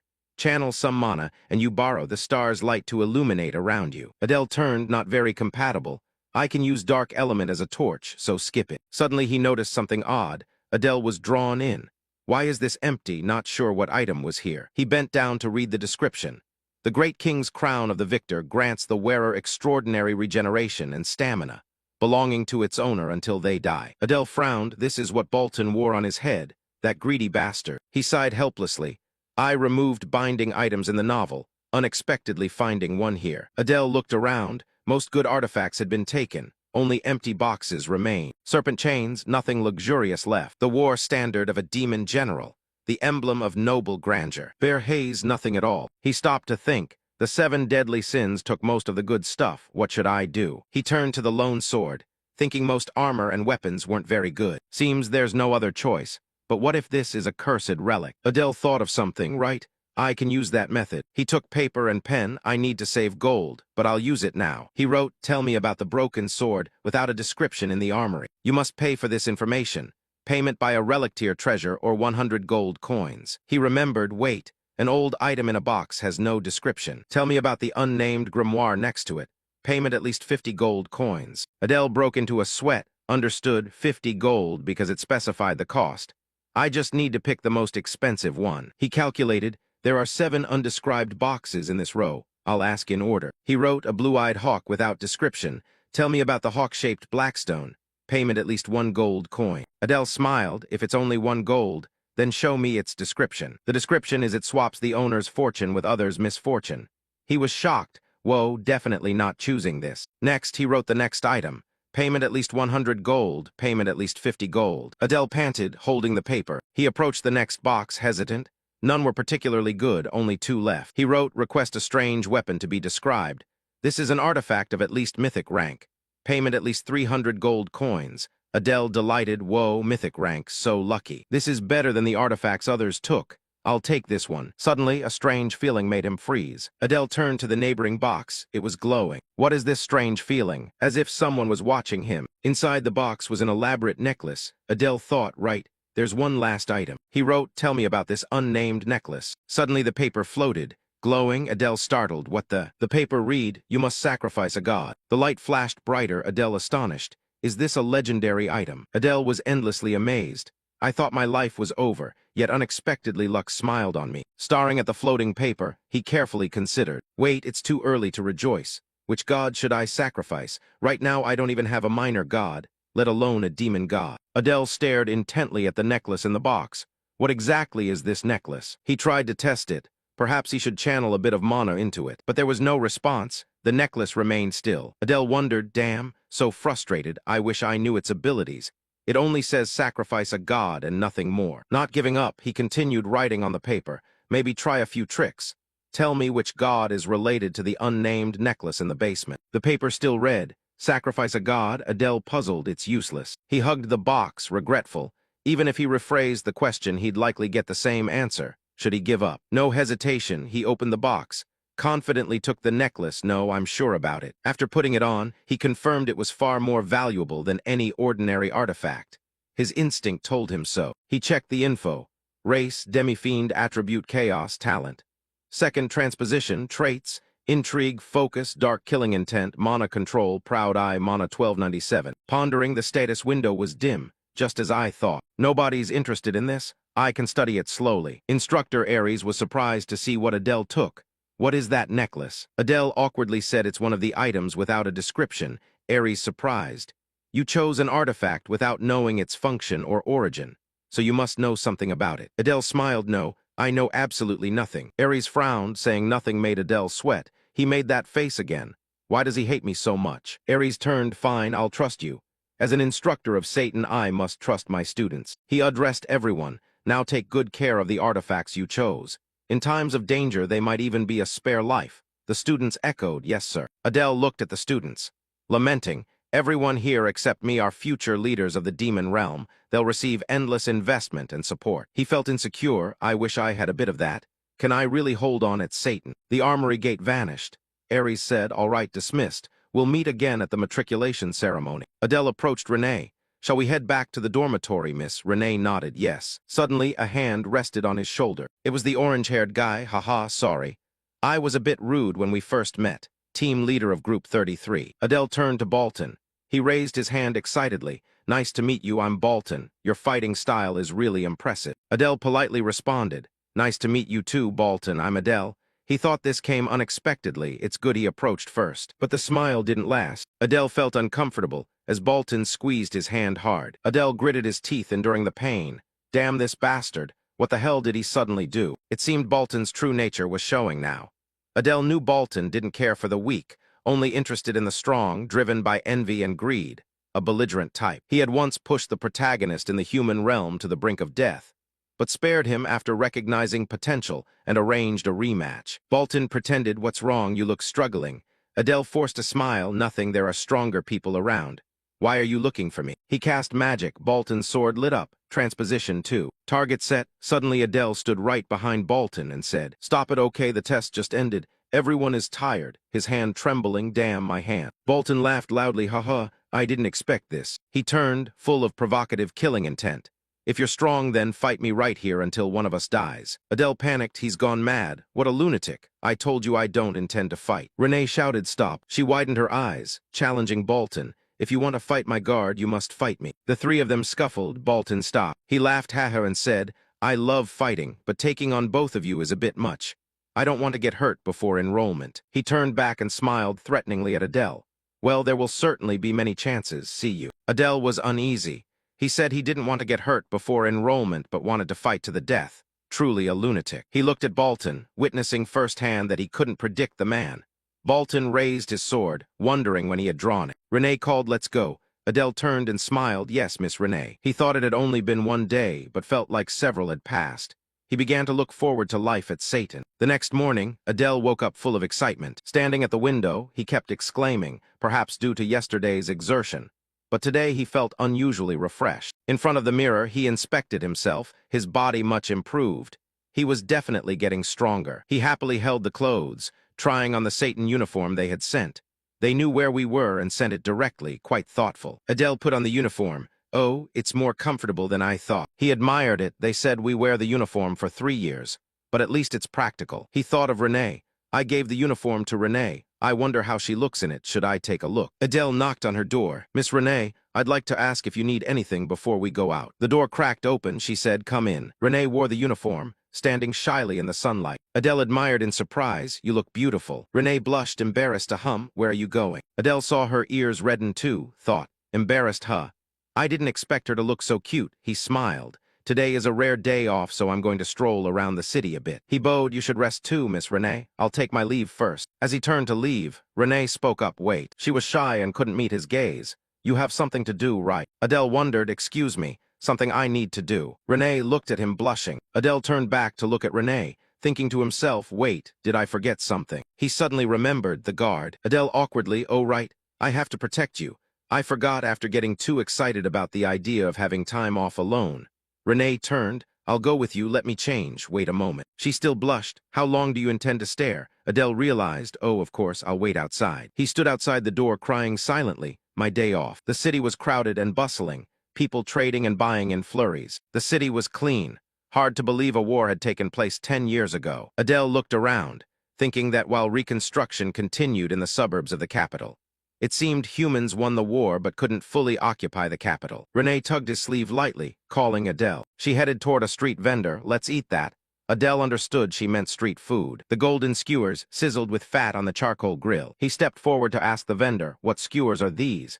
The man answered, seasoned venison skewers with vegetables. Adele wondered if they were like chicken skewers. He said, give me 2 skewers, thanks. Renee brought a skewer to her mouth. Both of them tasted carefully. Adele asked, it's good, do you think it's good? Renee nodded, it's really good. He stared at her, thinking, who knew reserved Renee would show that expression? Maybe she's gradually opening up. They passed a fountain in the city, chatting animatedly. Adele was enjoying it. It's been a long time since a real break. Maybe this is the last time I'll be this idle. They both stopped before a giant statue in the middle of the city. Adele looked up, who is she?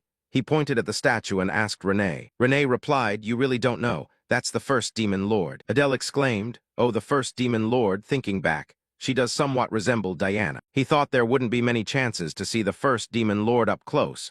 He said, let's get closer to take a better look. Suddenly the statue's 2 eyes flashed. The necklace on Adele also glowed. He grabbed the necklace in surprise. What is this? The necklace is glowing. A beam of light traveled from the statue to the necklace. Adele held tight, astonished. A gem on the necklace turned gray. He blurted, what the hell is happening? Renee called, what are you doing?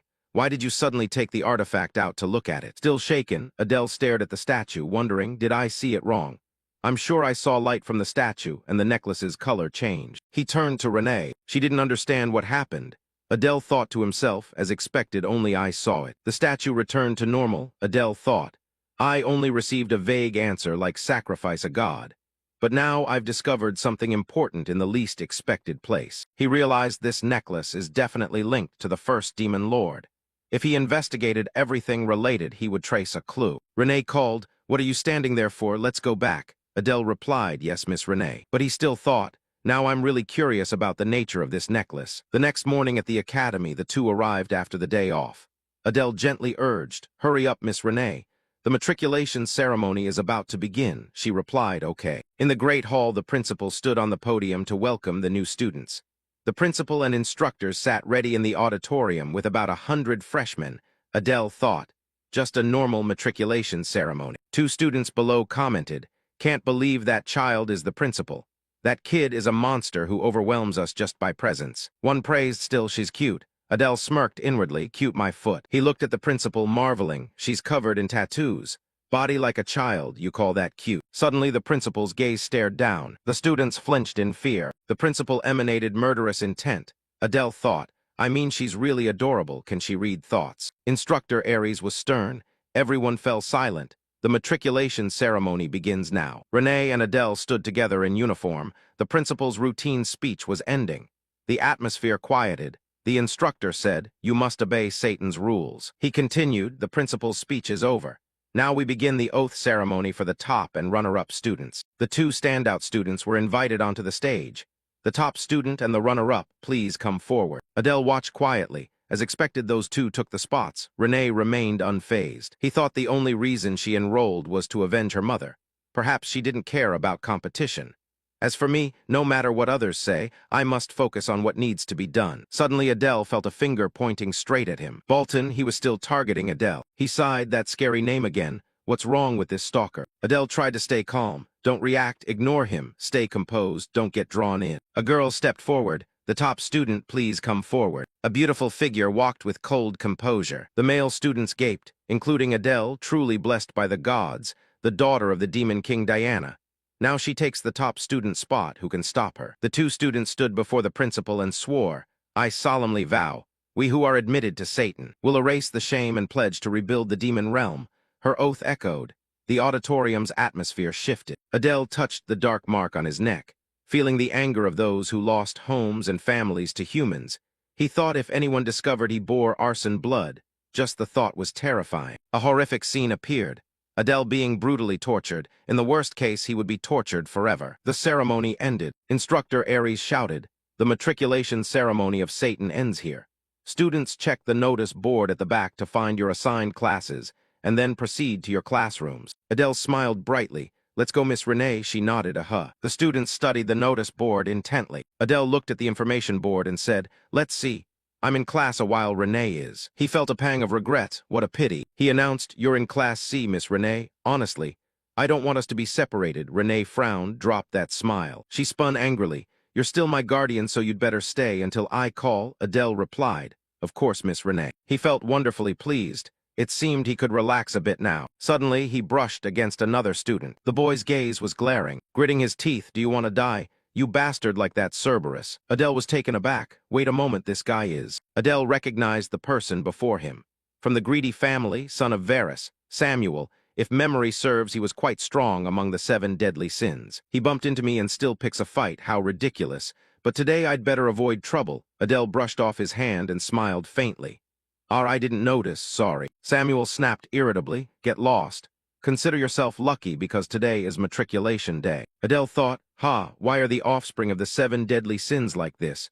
Hope Samuel isn't in my class. Surely Bolton isn't in class at 2, right? A sound of a fist hitting the table rang out. Idea shouted, "So you don't trust me." Aries replied calmly, "That's not the issue. That child is too dangerous. I speak from experience. Let me handle it, and it will be better." Idea refused to accept. "They are students assigned to me. Instructor of class, you cannot override me." The principal cut in, "Enough, sit down."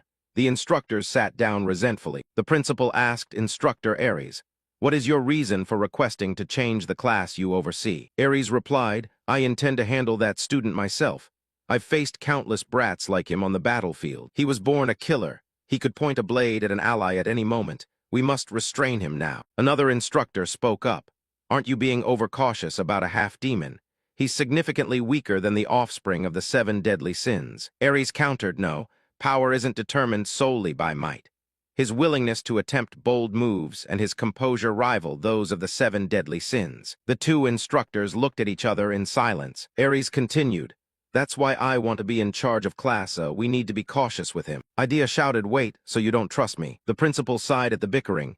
"I'm sorry if this upsets you, Aries. When will you stop treating her like a child?" The principal exuded killing intent. "Enough." The room fell silent. She said, "I understand your concerns, Instructor Aries, but the classes are already assigned.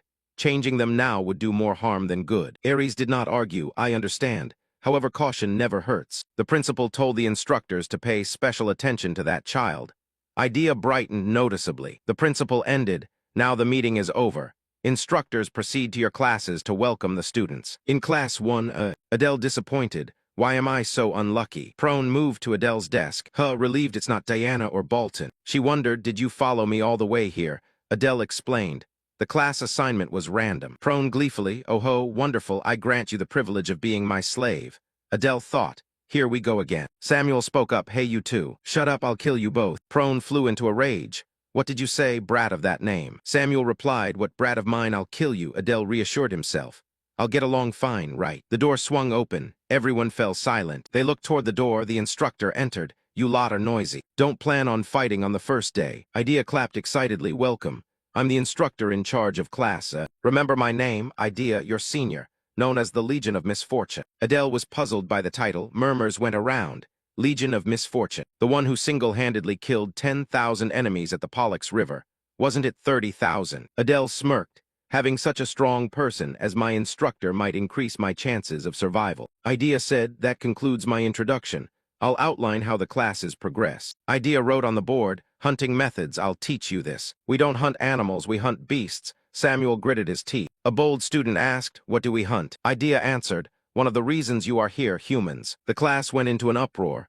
Idea continued, "I only teach hunting methods. Magic and weapons are taught by other instructors." Prone thought to herself, she has a fairly pretty face for an instructor." Idea said, "I also handle basic physical training." Adele froze, his weakness. Idea concluded, "Now we begin the first lesson. Assemble at the training ground." At the training ground, Adele exclaimed, "Wow, this area is huge. 4 to 5 times larger than a normal field. Is it for weapons or magic?" Everyone still didn't know what they'd learn. Idea spoke, "Enough, focus. Don't take your eyes off this. A black rift grew larger. Suddenly a squad of soldiers stepped out, holding weapons and standing ready for orders. Everyone was terrified. She smiled. They're not real people, just illusions I created with magic. She gleefully touched a soldier's face. Oh, I created the holy sword during the entrance exam. A replica at about 1/10 the power of the holy sword. Adele thought, she's a monster. Satan is formidable, but the Royal Academy is even more so. Idea said, a simple task. Get past these people and reach me who wants to start. She fixed her hypnotic tone on him. What's your name? Why not try stabbing my neck like you did with the holy sword? Adele fearfully recalled Instructor Ares's warning. Now the instructor had noticed him. Adele asked hesitantly, I'm not supposed to fight you directly, right? Idea hinted, the key point is that among those soldiers there's a leader who is the source of their mental power. When the leader falls, the soldiers collapse like dominoes. If the leader is strong, they are strong too. I'll play the leader. Adele confidently drew his sword. Got it. Sun Tzu's tactics to break an army, first capture the commander. Taking out the leader among the troops is too easy. He smirked, of course you can't defeat me. So if you touch my hand or weapon, it's considered a pass, right? Idea signaled the start. The soldiers attacked. Adele activated Swap 2. In a second, he was behind Idea, pressing his sword to her throat. Is that a pass, instructor? His breath hot against her nape. Idea. He thought dozens of meters separated us before, but now distance is nothing. At first, I only moved a few meters. This is a breakthrough. Now I can destroy an enemy base easily. Adele took pride in his ability. Idea laughed. Now I see why I was told to watch you. She pushed his sword away. You're through. Go back to your place. Adele replied, yes, I understand. He wondered whether it was hostility or curiosity that excited them. Which part of me provoked them? They haven't realized who I am, right? Sheathed his sword. He couldn't stop thinking. Idea said, now you see what the students do. Those who fail will have extra lessons. The remark made the class more fearful. The soldiers continued to attack. Adele observed they performed the basics very well, as expected of the demon race. Ordinary humans lack power, so it's understandable. But they only took down a few when the instructor directly controlled them. The soldiers switched weapons and targeted the students. A student screamed, ow, that must hurt. He leaped up, I'll jump over all of you. But the soldiers switched to bows and fired directly. He fell with a cry, everyone helpless. Adele thought Swap 2 was too strong. With this skill he could aim for top of the class. He confidently grasped his goal. The next student, Samuel, stepped forward. Samuel stepped up to Adele, barking coldly, move aside. Adele thought, it's Samuel's turn. Let's see if his arrogant nature matches up. Samuel emitted a blue light around his body. Adele awaited. He gathered magic and released it. The power affected the entire training ground, causing Adele to be impacted. Samuel swept away the soldiers in an instant. Adele was astonished. Is this magic? The unique ability of greed, a bizarre skill. It devours everything. He thought he'd let him take the top spot for now. Idea flicked her hand lightly, and Samuel's magic dissipated. She said, well, understandable. A teacher will never be defeated by a student. You blew everything away except me. Impressive enough to shock me for a second. But sadly, you missed. Samuel froze for a moment. Idea snapped her fingers. A troop of soldiers appeared instantly. She said, I told you if you don't kill the leader, the soldiers will always find a replacement. No matter how many you kill, they'll be like this. At least 200 soldiers marched in. Idea praised, your magic is quite strong for a first year. Samuel's hands trembled. Angrily, he stepped back to his place, face full of discontent but accepting the result. Passing by, he glanced at Adele. Adele thought his confident face had made him angry. Adele said, Samuel, overconfidence is why you failed. If you'd focused on the objective like me, you would have passed easily. Prone laughed loudly, ha ha. Finally, it's my turn. Adele thought, Prone of the 7 deadly sins. Wonder how she'll get through. Students murmured. Prone pointed at the soldiers. You miserable lackeys. How dare you block my path? She chuckled ho-ho, but remained standing without moving. Everyone wondered what she was doing. Prone turned pale with fear. What should I do? Adele thought, as expected, Prone, child of lust, doesn't fight directly. She controls minions like a queen bee. Without minions, she can do nothing. Prone remained terrified and motionless.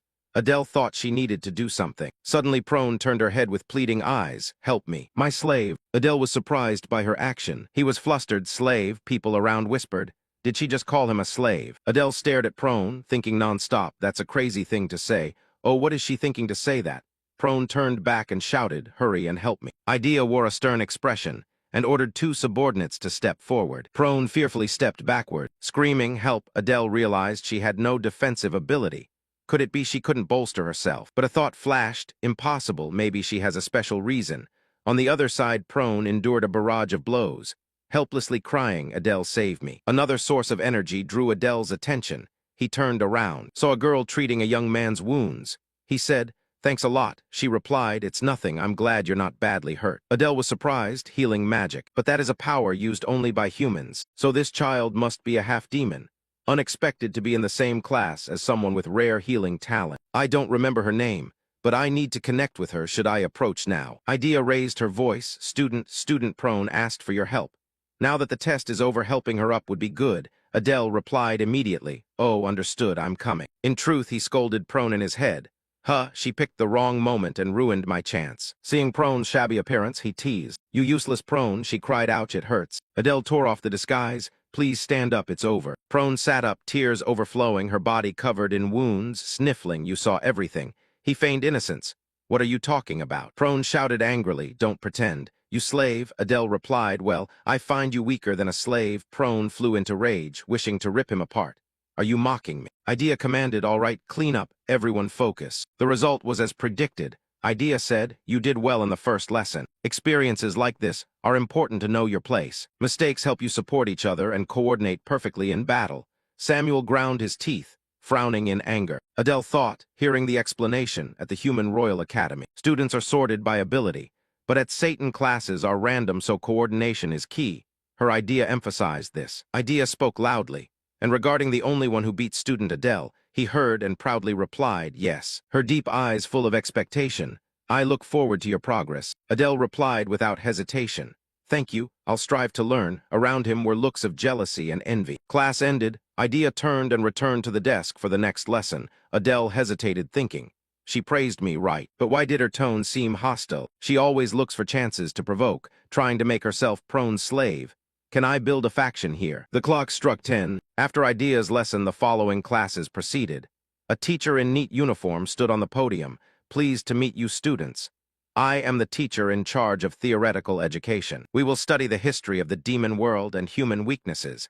The demon race revolves around the first demon lord. Their body structure is similar to humans." Adele pondered, "Hit there, and it hurts the same for demons." The teacher announced, "Next we have a test on today's material. If you don't want to repeat the lesson, memorize it." Adele folded his book. Exhausted, he slumped over the desk. "Seriously, it's no different from school before." Discouraged at the very start, seeing everyone laughing and talking happily, he felt dejected, as if separated and alone. Now he had no friends either. Just like before, he shed tears. But he suddenly noticed the girl with healing ability. Cheered up, he thought, "That's right, there's that girl." He stepped forward. "This time I'll start a conversation." He greeted, "Nice to meet you, I'm Adele." The looks around him made him uneasy. "Wait, why is everyone looking over here?" The girl seemed not to notice. Absent-mindedly, yes, nice to meet you." Adele thought, when two half-demons do something, it definitely attracts attention.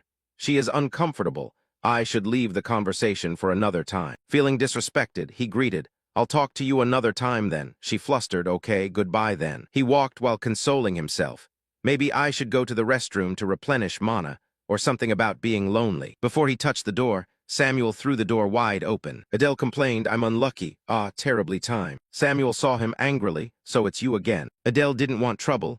"I was just about to go as well. You go first, I'll go after." But Samuel brushed past. "Insulting, you lowly creature, disgusting." Adele couldn't let it go, struck back. "Your family must be wonderful, huh?" The question angered Samuel. He turned, power erupting, gritting his teeth. "What did you say?" Adele continued, "I mean that to produce walking, talking trash like you." Insults poured out, filthy, petty. Samuel ground his teeth, roared, "I'll tear you to 100 pieces." Adele's gaze took on a deadly look, a cruel plot forming.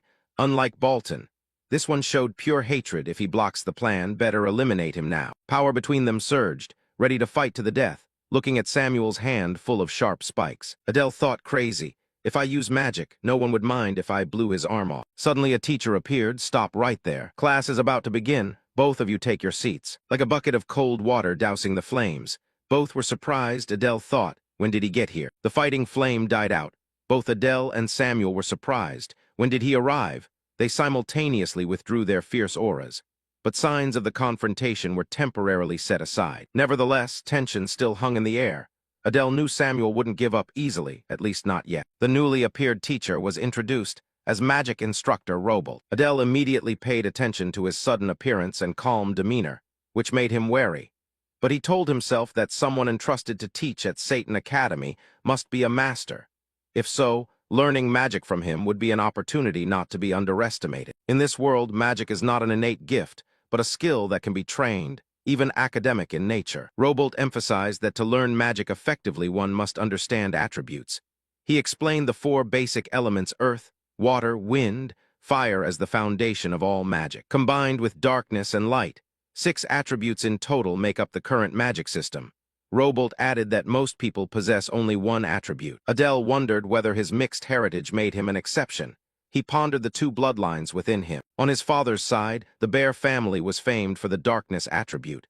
But on his mother's side, the Arson family, he was completely in the dark.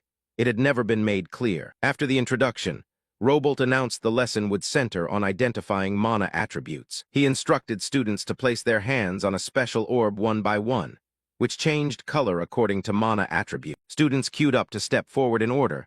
Adele chose to stand back and observe. Each person placed their hand, and the orb changed color. Robolt announced red for fire, blue for water, green for wind, brown for earth. The process went quickly without issue.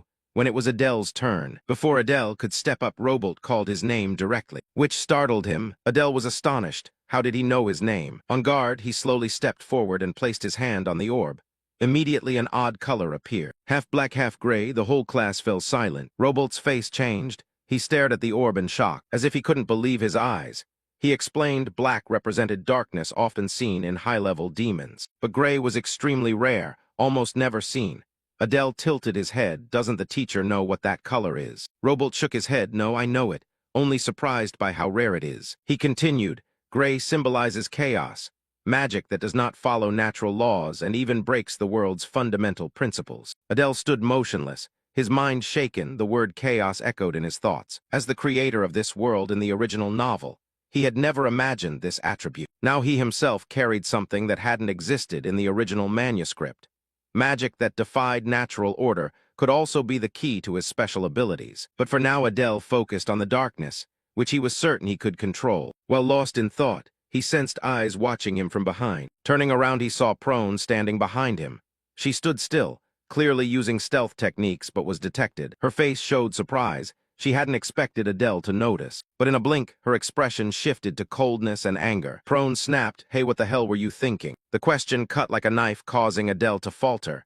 He feigned ignorance. "What do you mean?" But she wasn't easily fooled. Her gaze was sharp, without a trace of trust. She accused Adele of deliberately provoking Samuel. Adele defended himself. "I just couldn't stand being bullied," she snorted, mocking. Her gaze narrowed like a blade. "The person you provoked is no minor figure. He belongs to the Acceleration 7 Deadly Sins." Adele retorted, "Outsiders can't intervene in Satan Academy, so they're not worth worrying about." He intended to end it, but she grew more annoyed. She sighed, speaking as to an ignorant child. "Clearly you don't understand anything." She was about to say that boy's family actually, but stopped mid-sentence, leaving it hanging with meaning. Turning to leave, she left one line, "Anyway, be careful from now on." Adele watched her figure fade, his head spinning. What was she about to say? Could Samuel's family be notorious for brutal revenge? Her tone wasn't merely threatening, but dangerous. Complexities far beyond personal grudges. Adele shook his head, pushing the thought aside. The last class was about to start. He needed to focus. The swordsmanship instructor entered. His face scowled as if the whole world owed him. Without greeting, he scolded. "Normally at this level, you lot don't deserve to sit here." He was harsh. During previous training, even when basic practice only activated 10%, then 5%.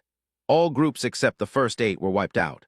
Words that cut at the student's pride. Adele thought, he's intentionally provoking. The instructor declared coldly, "From today, I teach how to hold a sword, so that when you die, you at least take one opponent to the grave." The lesson began with running on the field, real physical torture. He explained the foundation of swordsmanship is physical fitness. Technique may be good, but with endurance, strength multiplies 2 or 3 times. Training was brutal. Before long, students were panting, their legs burning after each lap. "How many laps until it's over?" "It's the 20th lap already," groans echoed. Some tried to cheat using magic, but not undetected by the instructor. He shouted push-up punishment, then ordered them to run again from the start. No one dared argue. The nightmare continued. Adele smirked inwardly. Rich kids always find ways to cheat. He recalled when he first transmigrated into this body, causing chaos without cheap tricks. Finally, the instructor announced the final lap, lap 50. Whoever completes 50 laps may return to the dorm. Those who don't must stay for extra training. Adele breathed out, Today's psychological strain had worn down his body. He was exhausted.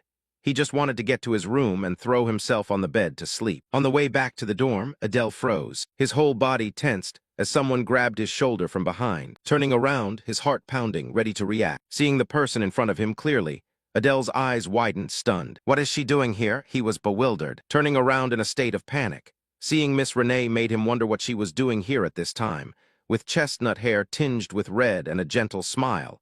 Adele greeted her with a smile, then asked lightly, "Are you on your way back to the dorm? It's the first day of classes. How do you find it?" But Renee said nothing. That silence made Adele uneasy.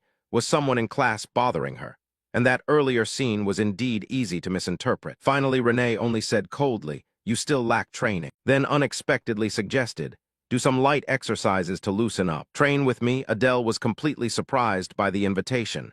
Nevertheless, Renee's face had a hint of eagerness as she asked further, "You'll help me, won't you?" Adele fell silent, his expression unclear whether reluctant or consenting. Finally, he let out a soft sigh, thinking to himself that this girl truly never seems to get tired.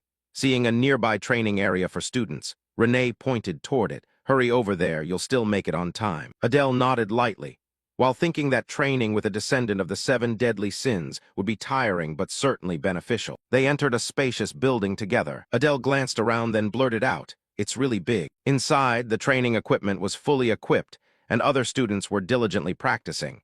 Adele nodded. With these facilities, his physical fitness would definitely improve considerably. Seeing a large barbell piled with heavy plates, he asked, "Let's start with this one," then suggested she try first, watching the clearly substantial weight as he spoke. With some confidence mixed with pride, he reassured Renee, "I've trained for years, this is nothing." Then he stepped up, bending into position to lift the barbell. Veins in his neck bulging, facial muscles tensing. He strained with all his might to lift the bar, letting out a hoarse groan. Miss Renee stood with her arms crossed, watching coldly. Finally, she let out a curt comment, "Too weak, don't push it, be careful not to tear something." Adele gritted his teeth in silence, cursing inwardly this damned body. After so many years of confinement, his current fitness really couldn't withstand such pressure. He collapsed onto both hands, panting, sweat dripping onto the floor, without the slightest concern for his struggle.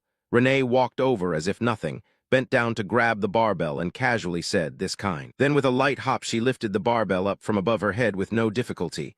Adele gaped in astonishment. What the hell? Such strength was truly incomparable. He realized that even using his full raw power he might not catch up to her. He needed to train more seriously. A determined smile quietly formed on Adele's lips. 2 hours passed under the harsh afternoon sun. Finally he approached Renee, who was still lifting weights at this point. "It's late, we should stop." Renee set the barbell down with a solid thud. Not objecting, she only nodded, then said, "Okay." Adele gently said, "I'll escort you to the dorm gate." She didn't refuse, simply walked silently beside him. Along the way, he observed quietly, thinking to himself that she had clearly been training a lot lately, curious about Renee's current condition. When she briefly turned into the changing room, Adele quickly activated a special skill. A blue glowing interface appeared before his hand, displaying Renee's status information. The display showed Half-Demon Race, Chaotic Alignment, Transposition Talent Level 2, Traits Curious and Easily Immersed. High Killing Intent, Darkness Attribute, Mana Control, Arrogant Gaze. Adele looked at the info panel filled with indescribable feelings of surprise and interest. Someone like her was certainly not simple. Renee's mana stat on the interface rose from 1297 to 1321. Adele noticed all other stats barely changed. Only mana increased by exactly 24 points. He mused that despite Renee's nightly persistence training mana control, her growth rate remained frustratingly slow. Indeed, this was the slowest development phase. He sighed inwardly and briefly considered buying some potion or something to help accelerate her cultivation. But before he could think further, Renee's voice came from behind. "I'm done changing." Adele turned, slightly surprised by her quickness. Renee frowned at him. "What are you doing?" Adele regained his composure and smiled lightly. It's nothing. Shall we head back?" After training, he escorted Renee to the women's dormitory gate. He said goodbye, "Rest well." Renee nodded slightly. He did the same, "Good night." Then she went inside. Adele watched her go, letting out a heavy sigh. His body felt about to fall apart from exhaustion. From the start of the day, it had indeed been overwhelming. He decided to return to the men's dorm to rest, climbing the grand staircase of the luxurious building. Recalling the instructions to turn right after going up the stairs, he pulled out his admission letter to confirm the room, Room 407. Adele muttered. His gaze swept the fourth-floor hallway, then quickly found his room. Standing at the door, he wondered who his roommate would be. Secretly hopping it would be someone skilled and pleasant, maybe even an ally. This could be the first male friend I make in the demon world. The thought made him a bit excited. Taking a breath, he pushed the door, smiling friendly. "Hello, nice to meet you," his voice caught. The smile freezing as his eyes met the person lounging on the bed. Samuel was casually sucking a lollipop. Samuel looked up, surprise shifting to disgust. His green eyes narrowed with killing intent. Both shouted in unison, "What the hell? Why are you here?" Adele nearly collapsed into the doorframe, clutching his forehead, tapping his hand nervously. He couldn't believe that among hundreds of students he'd been assigned this roommate. Samuel was no less enraged. He bit the candy hard until it shattered, clearly not pleased. The two adversaries exchanged looks, the air thick with hostility, as if a spark could ignite a brawl. From the bed, Samuel curled his lip in contempt. Filthy hybrid scum. Adele remained near the door, teeth clenched, wrestling with whether to make the bastard leave immediately. But he took a deep breath, suppressed his anger, exhaling heavily, then walked to the desk, intending to set his things down. Samuel sprang up, fists clenched, shouted, "Want to fight right now?" Adele laughed scornfully, shook his head. "Are you crazy? Fight here in the dormitory," he said sarcastically, then calmly turned away. "I'm just stepping out for a bit." Samuel didn't reply, only stared with murderous eyes. As his hand touched the doorknob, Adele casually threw out, "Enjoy your rest," then decisively stepped out. The door shut with a dry click. Inside, Samuel ground his teeth and muttered, "Damn unlucky bastard." Outside on the campus grounds, Adele sighed again. He had hoped to relax, yet he had to share a room with that guy, truly no peace. He decided to take a walk and return after Samuel fell asleep. Walking slowly along the tree-lined paths of Satan Academy, he thought about Samuel's strange hatred. He's not a descendant of wrath, yet always like he's ready to erupt. He shook his head irritably, truly baffling, but a thought flashed. Wait, Samuel is a descendant of gluttony, so his anger might be instinctual, like I have a chaotic inclination. Adele recalled the concept of intrinsic alignment that Master Robolt had mentioned. What exactly is chaos? Is it a mana attribute or something deeper? He intended to query the magic resource info to look it up, but shook his head. If it knew anything about chaos, it would have said when teaching skills. Buying extra seals would just be a waste of money. Frustrated by the lack of information, Adele sought a quiet spot to practice his mana purification skill. He wandered into a small grove near the east field. Under the blazing evening sky, his gaze unconsciously rose to a tree. A small bird perched on a high branch. Adele muttered, "A sparrow." But on closer look he shook his head, not exactly a sparrow. After all, there were still birds here. How interesting. He thought that even within Satan Academy, grounds creatures from outside, the city could still fly in freely. Suddenly the bird's eyes flashed red, startling Adele. He quietly took note. Night fell. Adele gently opened the door to room 407. He exhaled in relief, seeing Samuel asleep. Tucked under the blanket. Good, asleep means peace. Utterly exhausted, he couldn't be bothered to tidy up, tossed his bag aside, collapsed onto the bed. Sighed, dead tired, could drop right now. Though his body was wrecked, he still thought he should practice mana a bit before sleep. Lying on his back on the pillow, Adele regulated his breathing and focused his mind. Mana flowed gently through his body, but his consciousness drifted towards sleep. Suddenly a pitch-black figure loomed over the bed. It was Samuel, his eyes glowing green, eerily staring at him as if trying to pierce his mind. Meanwhile, Adele knew nothing and slept soundly. Samuel's face was full of contempt. In his head he thought bitterly that even asleep that guy looked stupid and annoying. Irritation swelled as old memories flooded back. The sneers and insults Adele had hurled at him. Even slandering his family, Samuel clenched his fist and swore inwardly that even if he was wrong, he would never apologize first. He exhaled in frustration. So many things to worry about, now having to waste time on this trashy name. Then an unexpected image appeared. Adele in class yesterday, exuding intense, almost terrifying presence. The other figures standing with him made Samuel's chest ache as if being squeezed. This feeling I've experienced before, but why appear now? Suddenly a stabbing pain tore through his ribs. Samuel collapsed, groaning in pain. He clutched his stomach, eyes wide with horror. Damn it. Has gluttony's binge begun again? Cold sweat poured out as he gritted his teeth and endured. The ravenous hunger spiraled out of control. His belly faintly pulsed with a murky green energy, nauseating like a toxin eating away inside. His body felt drained to the point of collapse. Just as Adele stirred in his sleep, mumbling something, Samuel turned, eyes full of irritation, starving with every passing moment yet forced to stare at that smug face until morning. He truly wanted to punch Adele's weary mouth. Samuel flopped onto the edge of the bed, groaning softly as the pain still tormented him. Morning came, the clock tower bell rang to signal class time. Adele sat up, yawned softly, stretched. What time is it? Is it just morning? Sunlight poured through the large window. The clock ticked evenly in the quiet space. Adele looked out the window, his eyes brightening. Huh, it's the bird from yesterday. The small bird perched on the branch was identical to the one from the evening before. A faint, sharp smile spread across his face. In Satan, strict about foreign creatures, yet this still prowls around. He frowned, suspecting someone was watching him. The conclusion came reflexively, yet he remained calm. Adele stretched by the window as the wooden frame creaked slightly.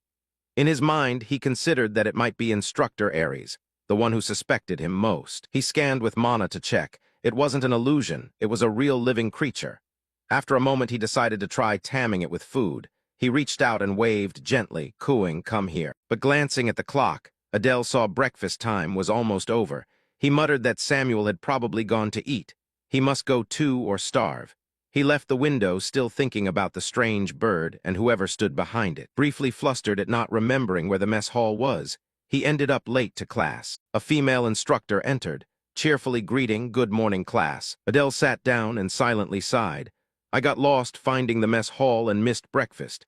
His stomach empty, he wondered if he could concentrate in class hungry like this. The instructor, a gray-haired woman with wavy hair, stepped onto the podium holding the attendance book seriously. Today during homeroom she has an important announcement. "Is everyone present?" Adele frowned suspiciously. What important announcement? The instructor continued. "Today we will choose the class representative." The class buzzed with noise. Adele widened his eyes, thinking to himself, class representative. A pale blue-haired student raised a hand. "Teacher, how is the class representative chosen?" The instructor smiled enigmatically. "At first I planned to let you vote, but on second thought I'll appoint one." The room fell silent for a beat. A horned female student sprang up, a pink aura glittering like a stage effect. An absolutely brilliant decision. Adele was startled, recognizing her as Prone, just like in the novel. He smiled faintly. "With that personality, I certainly wouldn't be class rep." Prone turned down and declared boldly, "From now on, let me lead this class. Serve me like your king." Adele silently nodded. Prone was a reasonable choice, though slightly lacking in intellect. Her charisma and coercive ability were unmatched. Another student spoke up. Why not let Adele be class rep? He seems pretty capable." Prone shot a contemptuous glance. "Please. Someone half-blood like him wanting to be class rep." The discussion grew lively. Someone asked, "What about Samuel?" Prone frowned and shrugged. "He's too scary." Adele smiled slightly, feeling warmed. He hadn't expected his performance earlier to leave an impression. Being named like this felt good. Prone puffed her chest smugly. "Whatever anyone says, I remain the clear choice." "Come on, teacher, announce it." The instructor exhaled and said decisively, "The class representative is not student Prone." Prone gaped, her blue eyes widening in shock. She shouted, "What?" The instructor smiled and looked toward the red-haired boy near the window. "The class representative is Adele." Adele was stunned into silence. He looked around, his mind in knots. What, why me, a half-demon like me, as class rep? Before his thoughts finished, the instructor's voice with eyes faintly glowing blue rang out. "Adele, do your best to lead the class well." A student cheered excitedly. "Go Adele, the class rep." Adele, still dazed, awkwardly replied. "Yes," he thought to himself, "I haven't even had breakfast." The instructor nodded and announced she had to teach another class, leaving a few instructions. She said to prepare for the midterm exam. Lessons will focus on practical combat training. The whole class buzzed with whispers and students stirred. She continued, "Training will be divided into groups of 3. Form your groups before the end of the day." A pink-haired girl near Adele put her hand to her chin, appearing to think carefully. Adele closed his eyes and pondered the exam and practical combat. He deduced that if it's practical combat at Satan, the likelihood is high that it involves killing. Fighting here meant eliminating the enemy. The instructor ended the period with a reminder, "Student Prone." Prone looked up curiously. "Yes." The teacher's voice was gentle, but her gaze full of authority. "If you address me disrespectfully again, you will be given priority for remedial lessons." "Understood." Prone flinched and froze, her arrogant smile deflated like a punctured balloon. With just one sentence, the instructor put her in her place. Adele watched and smiled slightly, thinking this teacher knows how to bring people down to earth. Before leaving class, she reminded the class rep to submit the group list in the final period and smiled, wishing everyone good studies. Adele was now officially the class rep. Watching her leave, he mused about practical combat. He stroked his chin, maybe used the puppet training like before, but shook his head and dismissed the thought. Based on the storyline, it's not yet the Academy attacking humans. Current training is only preparation. Anyway, the priority was forming teams. Adele's gaze swept across the class, stopped at the pink-haired girl near him. He smirked, almost finished choosing teammates. In the hallway outside the classroom, as the homeroom teacher departed, she walked into the view of two figures lying in wait. A tall man with spiky purple hair, a black cross tattoo on his neck, a cold face, murderous intent. He walked with heavy steps. In another room, Instructor Idea was writing documents when the door was flung open. She looked up, calm-eyed. "So you're here." The man Aries snarled angrily. "What the hell are you thinking?" Idea only smiled faintly. "It's been a long time since I've seen your serious face. Worth it, isn't it?" The light remark only inflamed Aries more. He snapped impatiently. "I'm not here to listen to your idle talk." He slammed his hand on the table with a sharp crash. "Why appoint that brat as class rep?" Idea kept a steady tone. "You already know about what happened this morning." She smiled. "You really do have an information network all over Satan." Aries gritted his teeth, eyes like knives. "You must understand the implications of letting him be class rep." Idea nodded without hesitation. "Of course I understand." But Aries shouted, "Even temporarily handing control of Class A to him is like handing over the whole world." "Are you insane?" He slammed the table, shaking with anger. "Grit your teeth. It's not too late. Replace him now or else." He left the threat hanging, blatant intimidation. Idea did not flinch from his blade-like gaze. She looked back calmly yet firmly. She didn't need to shout. Her steadiness said it all. Aries buried his head, raking his hair in despair. "My God, this is enough to drive me mad." Idea continued calmly. "I like that student," she explained. "He has outstanding ability, but isn't arrogant like those descendants of the seven sins. Moreover, his status is guaranteed by the Bear's family, clear identity, and backing." But Aries was unconvinced. He pressed, "Clear status doesn't mean trustworthiness. You should know that better than anyone." He added, "The most dangerous sword is the blind one." Idea sighed softly, arms crossed. "I will take care of my class myself. Don't interfere anymore, though I'm a new instructor. I trust my eye for choosing people." Aries slammed his hand on the table in anger, but gave no reply, quietly left the room, leaving a fuming Idea alone. As she disappeared, he spat a curse. "Damn it." He growled inwardly with regret. "I should have taken that class. Leaving someone so dangerous to her was a mistake." A fleeting memory surfaced. A half-blood who left an unforgettable wound in a brutal battle. He thought the aura Adele gave off yesterday was too similar to that person. The probability that he is a descendant may be low, but it's too coincidental to ignore. I haven't clarified what he wants. Just then, a small bird landed on Aries' shoulder, chirping. He turned his head, eyes cold. Still nothing unusual so far. "But do not take your eyes off him for even a second." "Understood." Elsewhere, seemingly the library, a group of students chatted noisily. A pale, purple-haired boy with pointed ears smiled. Beside him, someone with a dark neck tattoo, and a blonde student with small horns looked friendly. The atmosphere was mundane and warm, like student friendships. None of them knew they were being closely watched with every movement. In class, during break, everyone bustled to form groups. Adele sat still observing the lively scene. He smiled slightly, half joking, half sad. "I'm class rep and still no one invited me to a group. Maybe it's because my face looks suspicious." Just then a student stepped forward hesitantly. "Hey, do you want to form a group with me?" Samuel, sitting nearby with another student, glanced over and said coldly, "Just don't drag me down." The other student turned to thank Samuel and introduce his friend. Adele watched them both and sighed inwardly. Even he got invited.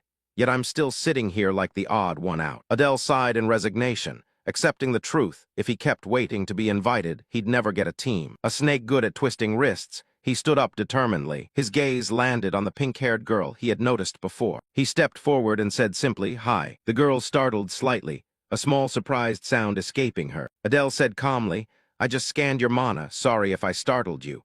But I noticed your mana level is quite good and you have healing skills. Very suitable for forming a team." He smiled and introduced himself. "I'm Adele. We've met before, remember?" Then asked, "Have you found a team yet?" The girl, flustered, replied softly, "Not yet, I don't have one." Adele immediately nodded. "Great, then tell me your name." After a brief hesitation, she answered softly, "Luna." Adele smiled lightly, such a cute name. He tilted his head and invited directly, "So join my team. It's beneficial to work with a class rep." Luna widened her eyes, embarrassed. "This is a bit sudden." Adele kept the initiative, leaning in to lower his voice as if whispering. "There isn't much time left before the final period to submit the group list." He added softly and tactfully, "Besides, we're both half demons. We'll coordinate well together." Luna made a small, astonished sound. Adele concluded, Just say yes and we're a team from now on, she didn't reply. But he treated her silence as consent, nodding, good decision. At that moment Prone, the horned girl at the next desk, spoke mockingly. What's so brilliant about that decision? Adele turned his head and inwardly groaned. Her again. Prone laughed loudly with a sly look. So you still don't have a team. She tossed her hair and declared proudly, fine. I will generously allow you to join. From now on serve under my banner. Adele replied flatly, Luna and I just formed a team. Could you return to your seat, please? Prone answered, don't be ridiculous, I heard everything from behind. Meanwhile, Luna blushed, swept into this mess. Prone remained unmoved and proclaimed forcefully, no matter what, I will not recognize you as class rep. The one who should truly lead is me. Adele thought to just refuse outright, but Prone clung like a leech. Finally, Adele conceded, fine, you can join. The condition is you are team leader. But in his mind, he planned that every decision of hers must be approved by him first. After all, she is a descendant of the 7 sins. Better to keep her close to monitor. Prone, unaware of his calculations, beamed radiantly. Trust the leader and follow me, confident and proud. Just as Adele predicted, he nodded slightly, thinking to himself that he was still leading her. A week later, sitting at the table, Adele stared at the glowing green status board. Mana increased from 1321 to 1332. At least it's a slight increase, he noted. But he muttered it's still not enough. Must find a way to get water elixirs soon. Mana was manageable, but he still didn't understand what the chaos attribute meant. Hopefully this week's magic class would have clues. A weary aura emanated from him. Thinking of other matters, Kralativ, the small dragon-shaped relic, sleeping quietly in its box, recently unstable. It seemed he had to carry it with him. Adele sighed. Everything was getting messier, mana unstable, chaos uncontrolled, and now an artifact. But he felt one relief. Samuel unusually quiet. He glanced at his roommate, who only snorted vaguely unreadable. Despite mounting worries, Adele held a thin thread of optimism that things would get better. The next morning, the clock tower bell rang to signal class. The instructor entered with a bright smile. Good morning, everyone. Adele glanced at her, thinking she looked unusually happy today. There must be good news. Idea clapped her hands. Today's lesson is a bit special. We're going outside for practical combat training. Adele raised an eyebrow. Finally, it's time for practical combat. Idea explained. We are leaving Satan for an area called Oregon. Adele's eyes widened. He remembered clearly. In the storyline, Oregon is a prison where humans fought between humans and demons. No one returns. We are heading to a detention camp. He thought. Idea continued brightly. We will travel by interdimensional spaceship. Follow me. Students buzzed excitedly. Going out. Sounds fun, not a holiday but a trip. Adele glanced around, sighed. His expression darkened. Everyone is excited, just thinking going out to learn is fun. If they knew what Oregon was, they'd be stunned. More importantly, the thing waiting in Oregon is what matters for training. A special opportunity the original novel's protagonist was supposed to discover. If I go first, I could get to it first. But he worried whether he could find it without revealing himself to so many eyes. He knew the Oregon guards were not ordinary. While pondering, Prone appeared, smiling teasingly. What's up? Why is your face frozen like a statue? She giggled, tilted her head casually. First time training outdoors. Excited, aren't you? Adele nodded, Prone surprised. How you worry too? She glanced at his gloomy look, thinking you seem dark yet still get nervous. She puffed her chest proudly. Don't forget your super captain is here. Just follow me and it's fine. Adele sighed inwardly. She really never tires.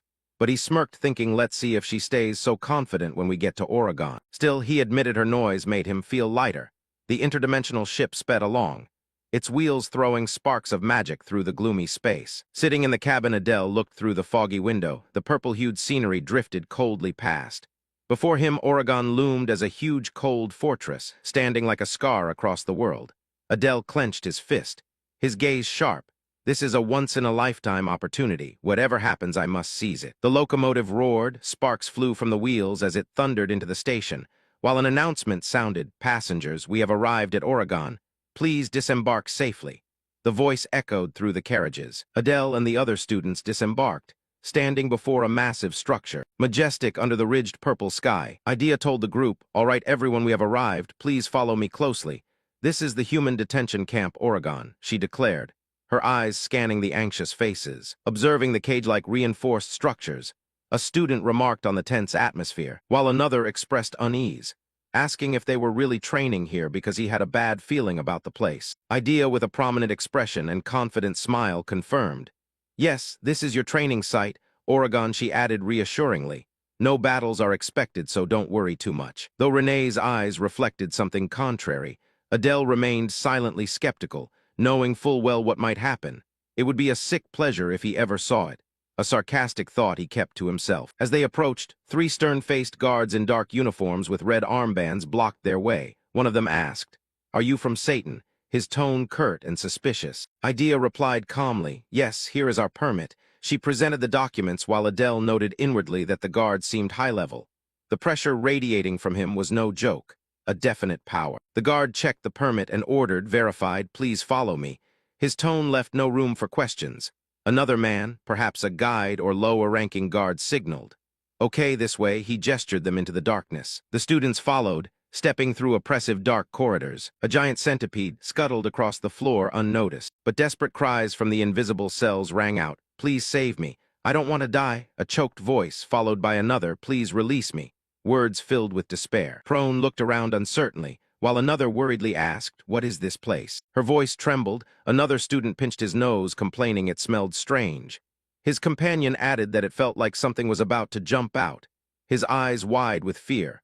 Adele watched their reactions with a faint smile, thinking it seemed they were finally reacting. A grim satisfaction touched his mind. Samuel then coldly told them, "Don't gather in front of me, move on," his tone icy. Adele quietly noted Samuel seemed unshaken and concluded he truly was strange. As he continued leading the group deeper into the frightening facility, the students proceeded further into the grotesque. Adele reacted to an invisible stimulus with a look of surprise. But then Idea announced to all the students, "We have finally arrived at the training site." Her voice cut through the tense silence. They stood looking down at a vast multi-tiered prison complex, the atmosphere purple and full of despair. Adele noticed shocked expressions on his classmates' faces, saying grimly, "This is the true nature of Oregon, hell," the words hanging like a shroud. Images flashed of the prisoners, gaunt and bloodied behind bars. Their forms hardly resembled humans anymore. Idea confidently stepped forward to explain, "As you can see, this is the prison for humans who attacked the demon kingdom. Each person here has killed at least one demon. Hardened criminals, some even pregnant women or children," she said in a cold tone. She gestured toward a gaunt chained prisoner before them, continuing with a smirk, "You are probably curious about your training. Look closely, everyone." Her eyes flashed with anticipation. Black energy swirled around her as she approached the panicked prisoner. He emitted choked sounds of utter terror. Grasping his face, she commanded, "Now swallow your silence and it will be over quickly." As a glowing blue orb appeared in her hand, trembling with malevolent energy, the students watched in horror. Luna covered her mouth as the prisoner emitted muffled cries of pain. Suddenly the prisoner screamed as his head began to swell and convulse violently, spraying onto the stone floor with a revolting sound that echoed in the sudden silence. Adele flinched, emitting a gagging sound under his breath. Idea, wearing a smug expression, explained the assignment simply. "All you have to do is kill a human in your own way. Simple, right?" she asked, her gaze sweeping over the pale faces. Some students immediately vomited, the sight and sound too much to bear. However, Adele remained oddly calm, his expression hidden as he thought. Even after witnessing such brutal death, he strangely felt unaffected, perhaps because he had synchronized Adele. With a cold awareness, he reaffirmed his resolve. No matter how much worse things get, his goals will not change. He will survive to the end, fix this world's damned ending, and fulfill Adele's wish. This silent vow bolstered his composure. Idea then turned to the class rep. She asked any final words, her tone taunting. Adele, as class rep, stepped up to a cell where a gaunt prisoner, chained and curled up, he held a glowing dagger that looked sinister. Adele was silent for a moment before asking calmly, "Any last words before it's over?" His voice devoid of emotion. The prisoner, eyes blazing with hatred, spat defiantly, "The only thing I regret is not being able to kill more of you demons. We humans will wipe out every demon," he shouted with determined voice. Adele, expression unfeeling and smeared with blood from the previous execution, stabbed the dagger into the prisoner without a word, thinking to himself that killing him after hearing that made him even more satisfied. A dark thought flashed through his mind. Adele turned and asked, "Is that enough?" Idea clapped slowly and commented, "Perfect." Her lips curved into a satisfied smile. Then she told the remaining students, "Now as your class rep, please enter a cell and begin training," her voice ringing with authority. However, she quickly added, "Demi-human students, please stand to the side a bit." Her sharp gaze fixed on them. The pink-haired girl Luna and another male student visibly distressed by this sudden discrimination. Idea ordered, "Please stand over here," signaling to a specific area. Adele observed only the demi-humans were separated. So there are more than just him and Luna in this class. But Luna looked truly unwell, he noted with detached concern. Idea then revealed with a cruel smile that the students here had specific prisoners to kill. Her words dripping malice, she gestured toward a row of gaunt figures kneeling below. Adele immediately realized, his expression stiffening, these prisoners were half demons, a fact that sent a chill down his spine. Idea continued, her voice cruel. You need to prove something, that you are different from these traitors. She hissed, her eyes merciless. One of the male demi-human students, his face twisted with anger and perhaps fear, suddenly shouted, "You don't know how much we've suffered because of you," and violently kicked one of the demi-human prisoners with brutal force. Another joined in shouting, "Why do you deserve to live? Just die," his voice breaking with a mix of rage and frenzy. Adele watched the horrific scene unfold, his expression grim as he thought. So it's begun, the air growing heavier. A cold shriek echoed through the prison, underscoring the harsh reality of the training. As other demi-human students attacked the prisoners brutally, Samuel's eyes glowed with a strange blue light. He unleashed a terrifying blue shadow entity and ordered it to devour them, his voice resonating with dark power. The entity lunged at a panicked prisoner. His screams were cut off abruptly. Luna, the pink-haired girl, cried out in pain, clutching her head as tears streamed down her face. Overwhelmed by the brutality, Adele watched Samuel's actions, thinking to himself that Samuel didn't need to kill them like that with his magic, wondering whether he was eager to tear humans apart or if this was a show. Luna continued to sob, clearly devastated by the surrounding violence.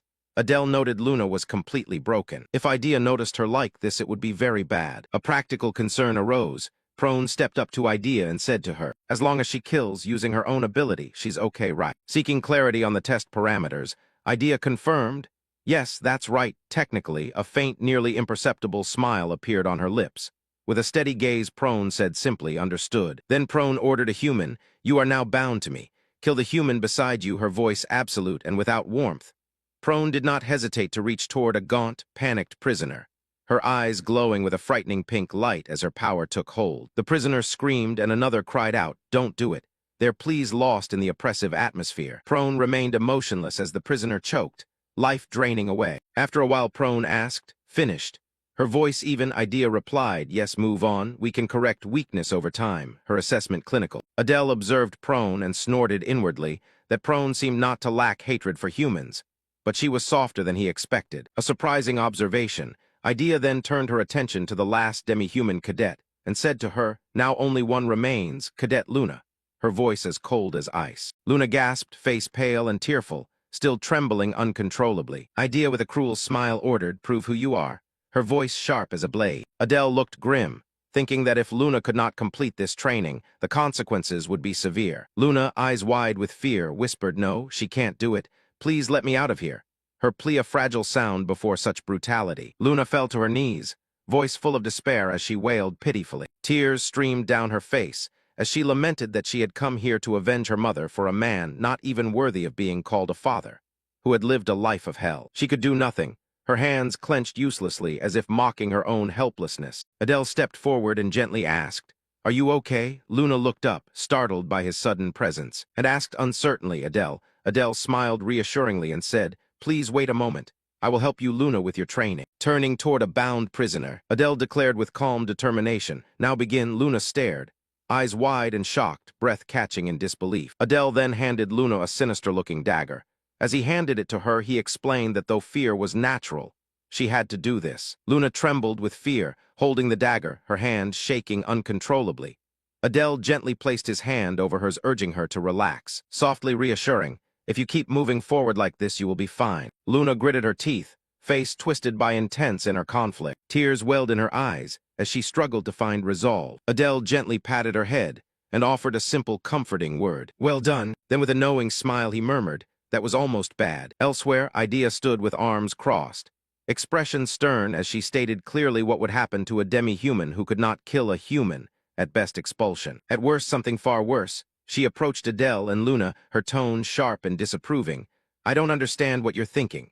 The class rep silent while Luna looked on worriedly. Idea continued, "You don't expect her to pass after that, do you?" However, Adele smiled confidently and declared, "Cadet Luna passes." Idea's expression twisted in disbelief. She snapped, "What did you say?" Adele calmly explained, She clearly said that if we kill a human with our ability, we pass.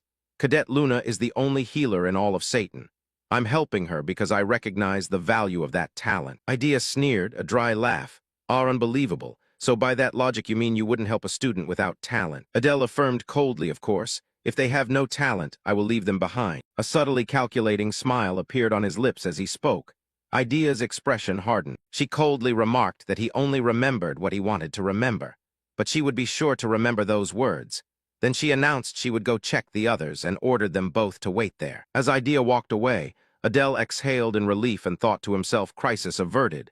He considered himself lucky his answer pleased Idea. If it had been Ares, Luna would have had no chance. Turning to Luna, who was still recovering, he gently said, Miss Luna, it seems you passed safely. Luna looked up hopeful and asked, really? Adele nodded reassuringly. Luna flooded with relief, whispering softly, I understand, thank God. Before collapsing forward fainting, Adele gently caught her and said simply, it's okay, rest. Then as Luna slept soundly leaning against the wall, Adele stood nearby, a look of determination appearing on his face.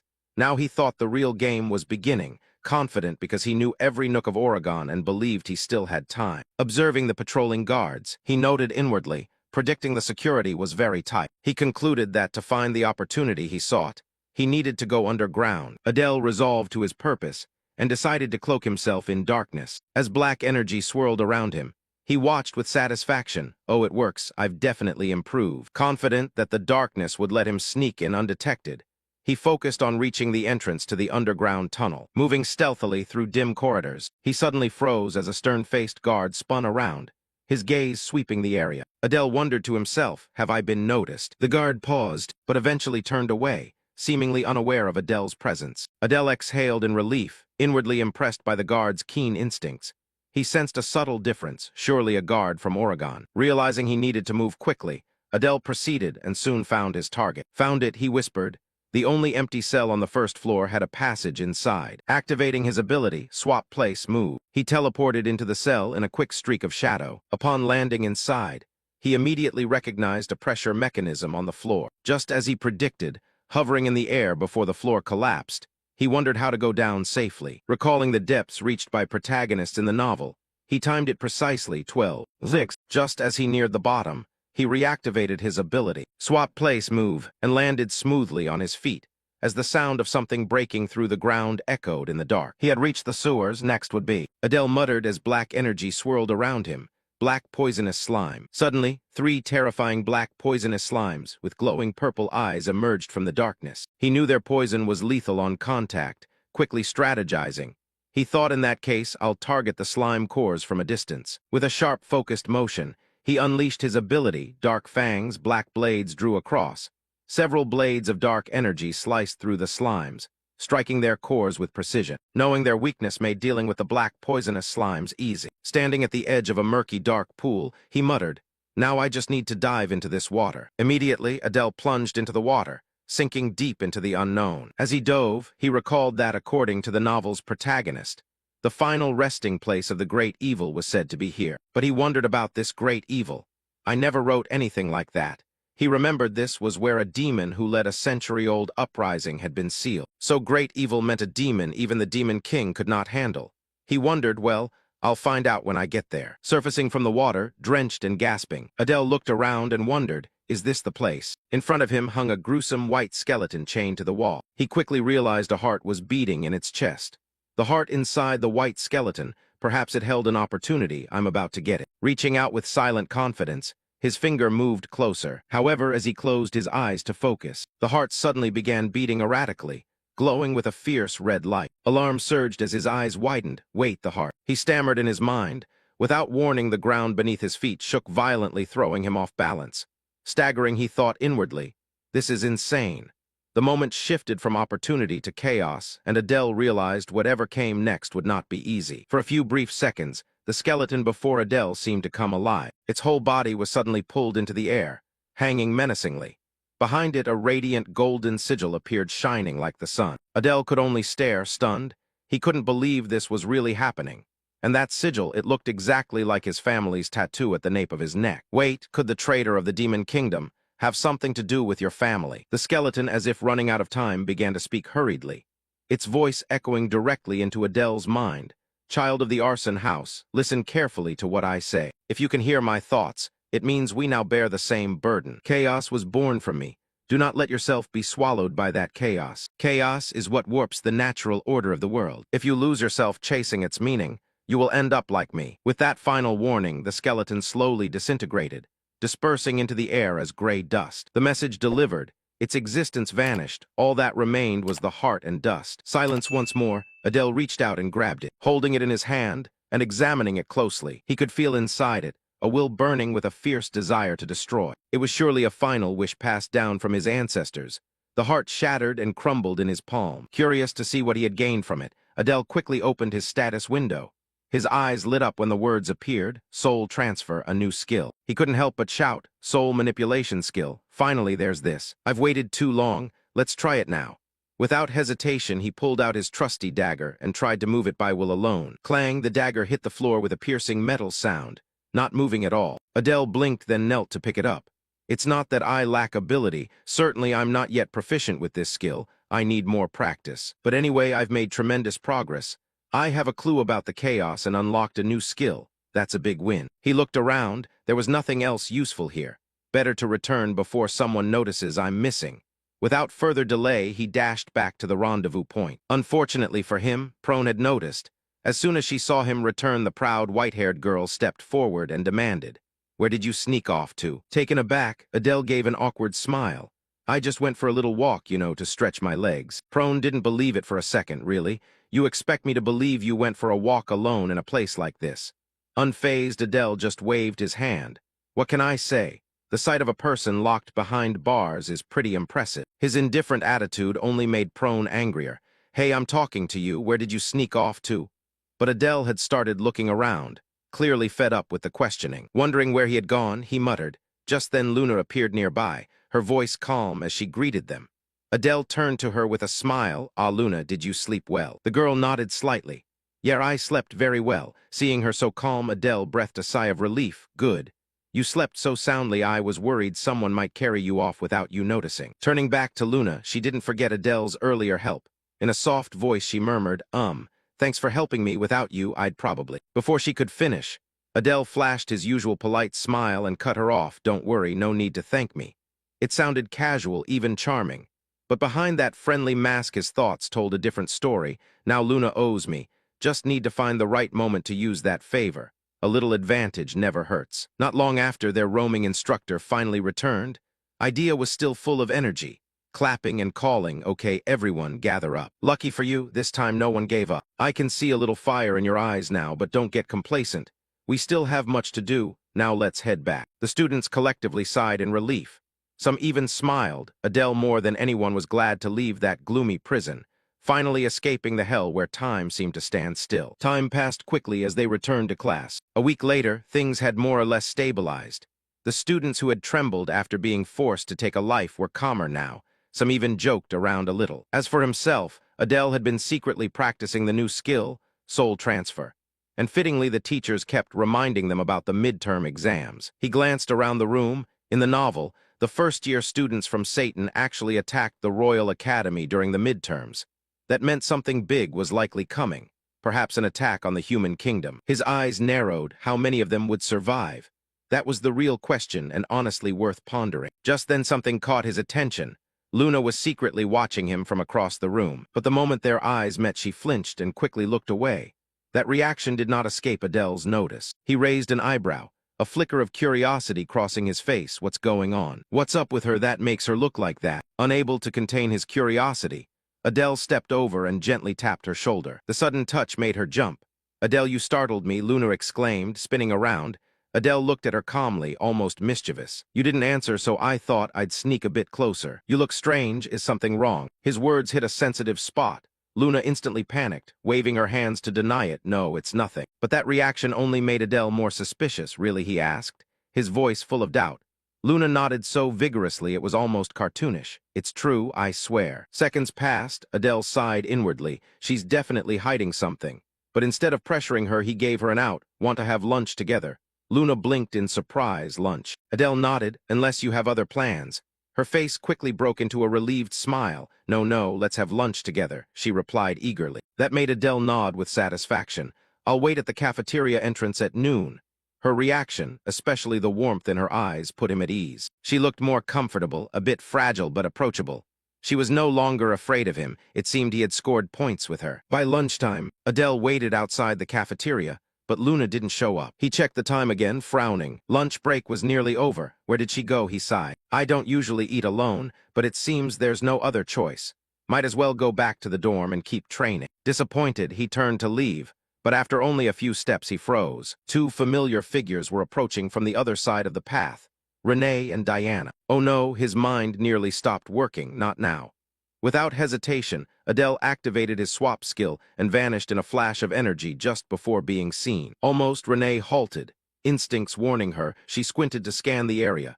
Diana had walked a few steps ahead, then recognized something and turned back. Diana, is something wrong, Renee? From Renee's side, she glanced over the area one last time. Found nothing suspicious and turned to Diana. I thought I just saw my escort. Must have been my imagination. Meanwhile, a few bushes away, Adele was crouched low, heart pounding. Why are they here? His thoughts scrambled. This pair is the worst scenario. I've heard enough in Oregon. If they discover I'm a descendant of the arson house, I'm dead for sure. His mind rewound memories. I'm not just a minor character in this story. I'm central to the fall of the Demon Kingdom. Moreover, I killed the Demon King, both him and his wife. If that truth gets out, I'm finished. Adele bit his lip and slowly crawled backward out of the area. Only when he was far enough did he breathe a sigh of relief. That was almost too risky. He looked around the small wood behind the cafeteria and smirked. This place isn't bad. Much better than the cramped dorm room. Maybe I'll turn this into a new training spot. Just as he was about to begin, a steel cry shattered the silence. High, desperate, and heartbreakingly familiar. Adele's head snapped up. That voice was Luna's. Without hesitation, he dashed toward the sound. And when he reached a small clearing, the sight before him chilled his blood. Luna stood there, face soaked with tears, voice trembling. Please stop, stop. Witnessing the young girl being bullied by a crowd made Adele's blood boil to a dangerous degree. She turned to him with a flicker of hope, trying to hold herself together. Adele sized up the thugs and realized they were classmates.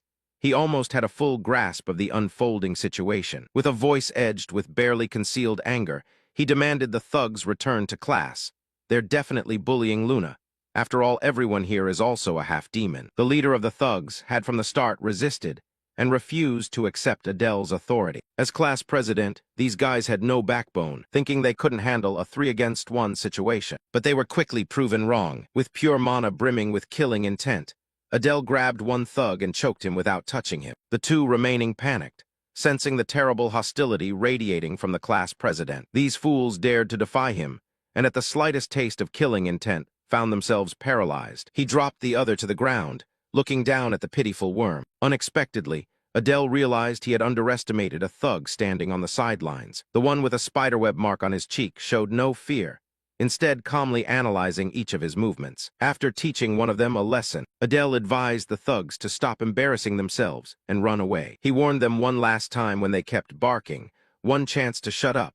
It's still lunchtime, and he didn't want to see their entrails before the meal. Nonchalantly leaving, the three idiots retreated with their tails between their legs. The boy with the spiderweb tattoo remained calm and watched Adele cautiously. Such composure was unusual for a student. Besides Luna, Classa might have another rough gem. As the thugs left, Luna ran to her rescuer and expressed sincere gratitude. Because she had been held up too long, their lunch date had to be postponed. Class was about to start, so they needed to hurry back. Adele had heard they would practice real combat magic today, so he didn't want to be late.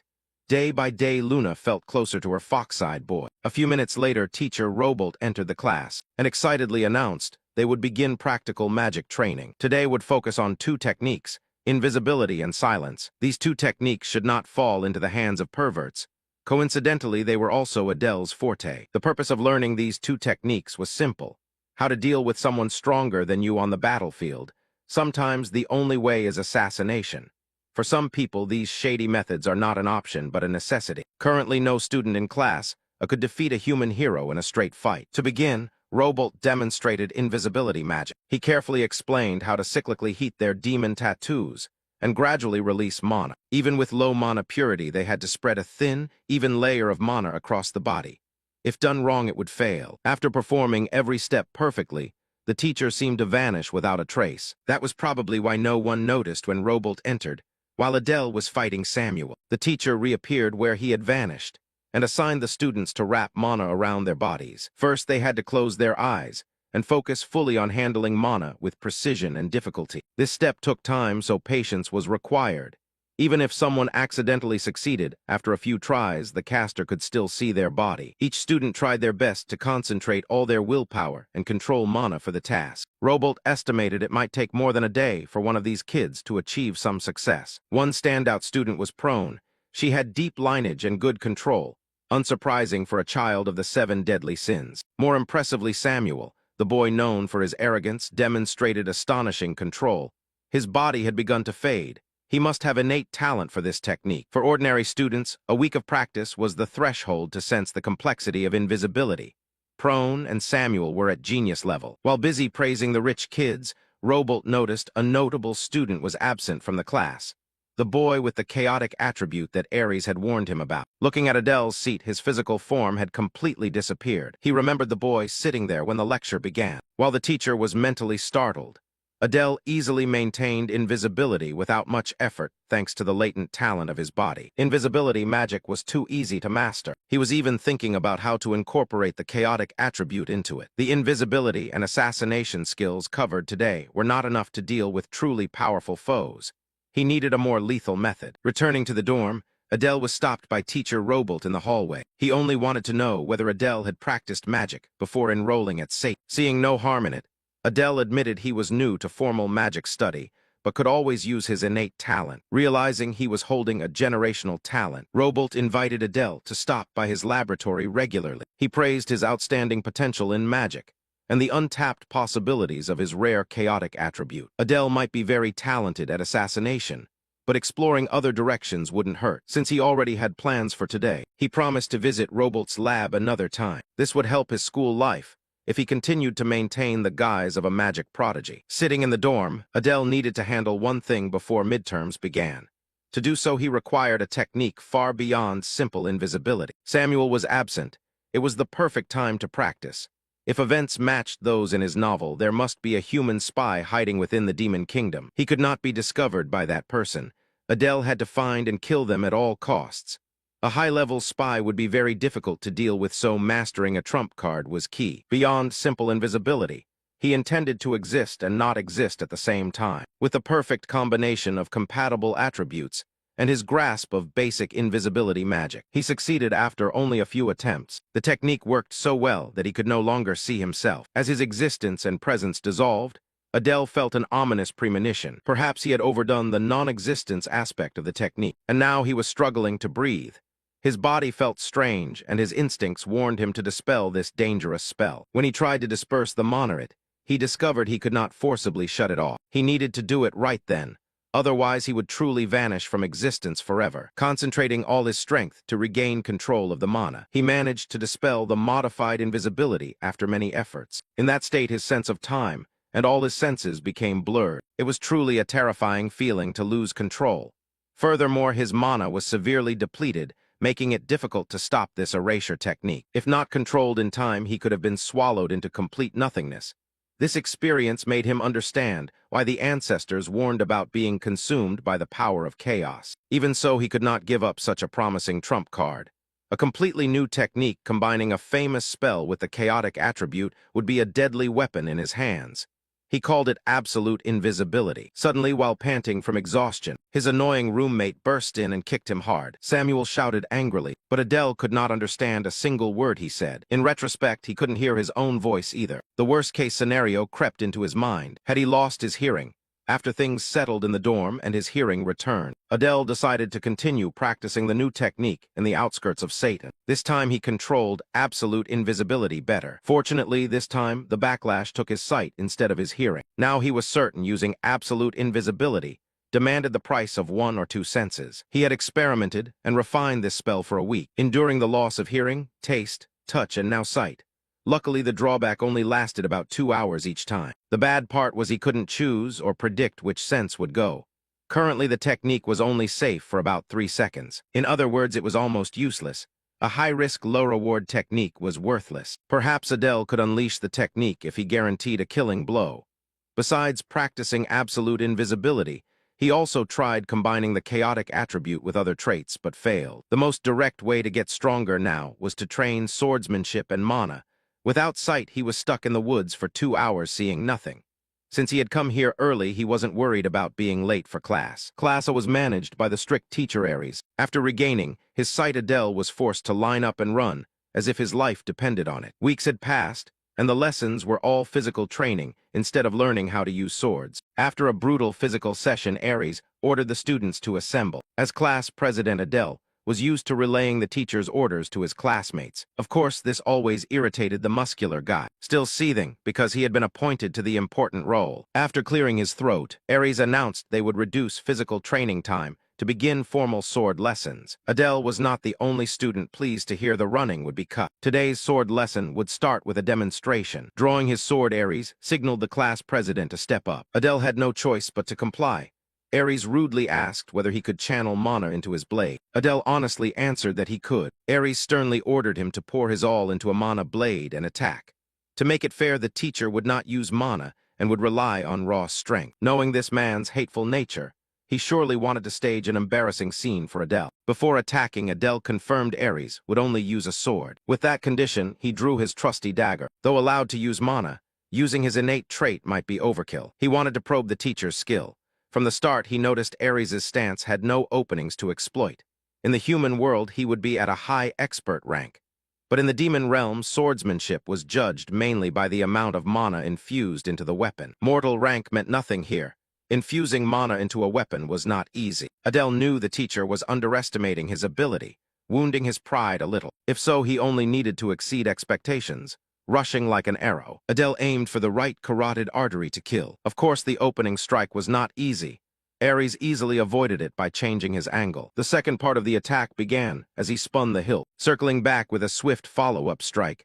Confident he could inflict a killing blow, Aries stared at him and mocked his unrefined technique. The teacher flexed his bulky muscles and caught the dagger without raising his sword to block. Then a brutal counterattack to the spine sent Adele crashing to the floor. The classmates witnessed Aries using excessive force in a simple demonstration. Adele's fall left a large crater on the training ground. He coughed and gasped, his lungs collapsing from the brutal counterattack. Without stopping, Aries raised his sword, seemingly aiming at the student's neck with murderous intent. Adele sensed death approaching. From the crowd, Luna anxiously called his name, with one hand hoisting the heavy blade above his head. Aries brought it down in a powerful blow, meant to wreak destruction. The impact shattered the training floor. Even Samuel realized this was too violent for a sword lesson. If that stubborn brat felt it was too much, then clearly something was wrong. Luckily, Adele had time to infuse mana into his body and roll out of the blast zone. Thanks to quick reflexes, he shoved the sword aside at the last moment to survive that brutality. If he had been a fraction slower or earlier, he would have been cleaved in two. Aries felt a disturbance in his blade. Adele rose and confronted the burly man for attempting to kill a student for no reason. Aries nonchalantly pulled the dagger from his chest and calmly denied the accusation. He threw Adele's blade to the ground and ordered him back in line. Shut up. Then the bastard of a teacher asked the class president how it felt to fight someone of his caliber head-on. Adele didn't mince words, asserting that what happened was the tactic of the weak. Explaining further, he had been allowed to use mana, but the opponent had self-imposed limits. He inferred that Aries wanted to show the class that the only way for the weak to beat the strong was to be willing to sacrifice themselves to deal damage. By Adele's reckoning, Aries could have easily avoided his final strike, but the man deliberately took the blade as if it had been planned from the start. Surprisingly, Aries acknowledged that he had given the correct answer. He wanted to ingrain in the students' minds that the human world was full of terrifyingly powerful individuals, nearly impossible to defeat without risk. Demons must lure these powerful beings into complacency, and when necessary boldly expose a weakness to seize a chance for a surprise attack. What he taught was not the noble art of swordsmanship. In the real world and real wars, such things didn't exist. Aries would not teach pretty swordplay, only what led to victory. From now on, they would not be limited to swords. This was a weapons class. He implied that death didn't matter as long as victory was achieved. Aries was planting this idea for the midterms. Now the Royal Human School's teachers would certainly be on high alert. The human spy must have already probed the current situation in Satan. In the novel, Satan's students would fall like grass, while the Royal School's pupils remained unscathed. Aries might suspect Adele is the spy, To clear his name, he had to find the traitor first. After the ostentatious demonstration, Aries dismissed the students. While the others returned to class in an orderly fashion, Adele stood still. Aries looked at him with irritation and asked if he intended to rebel over what happened. Adele smiled to deny such a foolish thought. But when Aries turned his back, his covert hostility flared up. He could not rely on someone who suspected him of being a spy. Aries also despised the cruel, killer expression Adele had shown from day one. He could not contain it. The killer instinct had fully merged with his person. It was necessary to attain enough authority and status to suppress the power of the 7 deadly sins. However, if Aries kept crossing the line like he did on the training ground, Adele would do everything to make that muscular brute pay. While plotting revenge on the teacher, Luna stepped forward and sensed a trickle of killing intent from him. Adele apologized for startling her again. It wasn't intentional this time. She had come to make up for the lunch they had planned before. Perhaps today was the right day. Adele happily agreed, lighting up Luna's face. In the dining hall, they ordered lavish dishes befitting nobility. It had been a long time since he ate anything so luxurious, even for lunch. With the table piled with delicacies, Luna worried that leaving food would invite punishment from the glutton god. As they were about to eat, the thugs who had been taught a lesson walked in. They noticed Adele and Luna, but before they could cause trouble, Adele smiled and waved, convincing the 3 idiots not to get involved. Unlike the other 2, the spider boy remained drawn to Adele. He took the chance to ask Luna what had happened with those 3. She admitted other half-demons had been bullying her. She didn't know why, only that they had started taunting her at some point. She blamed herself for being weak and lacking any special physical ability. Perhaps she didn't realize the true value of her healing ability. Luna added that those 3 never hit her, only cursed when passing by and occasionally took her money. Hearing about the poor situation she endured, Adele advised Luna to stay close to him from now on. Luna insisted she didn't need protection, only to prove she wasn't betraying demons. But that was all the more reason for them to stick together since Adele wanted to investigate. He asked Luna what she knew about the boy with the spiderweb tattoo. According to Luna, his name was Kyle. Hearing the name, Adele's memory recalled a character named Kyle from the novel. Adele probed further. He knew Kyle was a pureborn demon yet associated with the half-demons. In Luna's eyes, the boy was particularly terrifying. He looked at her as if she were a repulsive insect. Isn't that how they used to look at humans in Oregon? Kyle immediately jumped to the top of his spy suspect list. He briefly considered requesting the dossier to confirm, but that might be a waste of money. To avoid more headaches, it was better to check himself. After all, he already had a lot of data related to this spy. Adele rose and approached the 3 idiots' table and greeted them politely. They immediately reacted with a mix of fear and hostility, while Kyle remained indifferent. Incidentally, Adele mentioned hearing about a first-year girl at the royal school. Kyle stayed seated, focused on his meal. Adele added that the girl was a half-demon with one living relative, a brother. At that moment, he felt Kyle blazing in his seat. To provoke a reaction from the suspect, Adele mentioned the name Ray in a venomous tone. In that instant, Kyle must have realized his cover was blown, and that it was a much bigger problem than he anticipated. Things were about to go too far. The green-haired guy with eyes flashing with aggression stepped closer, his firm hand gripping Adele's shoulder tightly, shouting angrily, "Can't you get lost somewhere else?" As soon as he finished, with eyes cold as ice, Adele tightened his grasp on the man's tie, pulled hard and slammed him down onto the wooden table where Kyle sat. The impact rang out like thunder, cracking the surface, splinters flying everywhere. The green-haired guy fell heavily, his mind spinning, eyes blurred from dizziness, blood trickling from a tear on his forehead. Before he could regain composure, Adele expertly twisted his wrist, his sharp gaze like a blade, speaking in a low, threatening tone. "So it turns out that guy was real." On the ground, the green-haired guy clutched his head tightly, blood streaming between his fingers, screaming in pain, his voice trembling with fear and humiliation. Right after Adele's words, Kyle held back the storm of anger raging inside him and slowly stood up, his eyes ashen, deep like a suppressed storm, revealing no emotion whatsoever. Without a word, Kyle quietly turned and walked away, his tall figure casting a shadow against the dimly lit corridor. Seeing that action, Adele silently confirmed in his heart, a subtle smile flickering across his lips. Found it. The 3 of them left, gathering in an old restroom, the weak light from the flickering fluorescent lamp on the ceiling. The blue-haired guy's face was still smeared with blood, aggressively washing his wound under the cold water, his hands trembling with anger. Suddenly, he slammed his fist against the wall. The impact echoed in the cramped space. He growled through clenched teeth, "Damn it, it's that cursed half-blood again." Then he turned to Kyle, eyes blazing with fire, continuing to shout, "Will you take revenge?" Kyle remained silent, his cold eyes staring into space as if lost in deep, secret calculations. Seeing the silence, the blue-haired guy grew even more furious, stepping closer with a hardening voice. "What's this? Why aren't you answering?" Kyle still didn't speak, his face as still as a stone statue. At the peak of his anger, the blue-haired man lunged forward, shouting, "You're the untrustworthy one among the half-demons, yet you're the one talking to them. Now you plan to abandon us." He grabbed Kyle by the neck and yelled, "You cowardly bastard." But as soon as he finished speaking, Kyle, like a provoked beast, spun around with terrifying speed, grabbed the blue-haired man's head and slammed it hard against the brick wall. The dry crunch echoed along with the blue-haired guy's pained cries. Unrelenting, Kyle's face twisted with rage. He continued banging the man's head against the wall, each blow as rhythmic as the heartbeat of a destructive machine. The wall began to crack and shatter, debris falling heavily to the floor. The blonde-haired guy stood beside them, his face pale, watching the scene in horror. Finally, when the wall was stained with blood splatters, Kyle stopped, still gripping the green-haired man's head tightly, his voice low and filled with murderous intent. "These pesky vermin are really troublesome." The blonde man stammered tremblingly, "Hey Kyle, what are you doing?" At this moment, Kyle seemed to become a different person, his bloodshot eyes flashing like fresh blood, grinding his teeth as he looked at the blonde man, who cowered in fear to the floor. Kyle growled in a voice cold as ice, "Get out of my sight before I kill you all." The two hurriedly helped each other, staggering away from the restroom, leaving Kyle standing alone in the quiet space. He walked to the faucet and washed his face. The cold water helped him regain some sobriety. Looking into the mirror, his face reflected faintly, Kyle murmured to himself, "How could he possibly know?" The illusion that reduces awareness and the camouflage spell still functioned perfectly. Cast by the best sorcerer, moreover, being a half-demon. The chance of his identity being exposed was extremely low. Could it be that he was also a spy sent by humans? But no, the bear's family had secured his identity. A haunting question arose in Kyle's mind.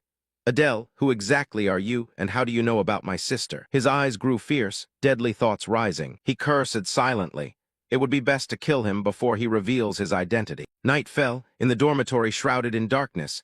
Kyle placed several weapons on an old wooden table, the light from an oil lamp glinting off the sharp blades. He checked each item, his fingers lightly gliding over the metal surface to ensure perfect sharpness, silently calculating that to kill him he must be thoroughly prepared.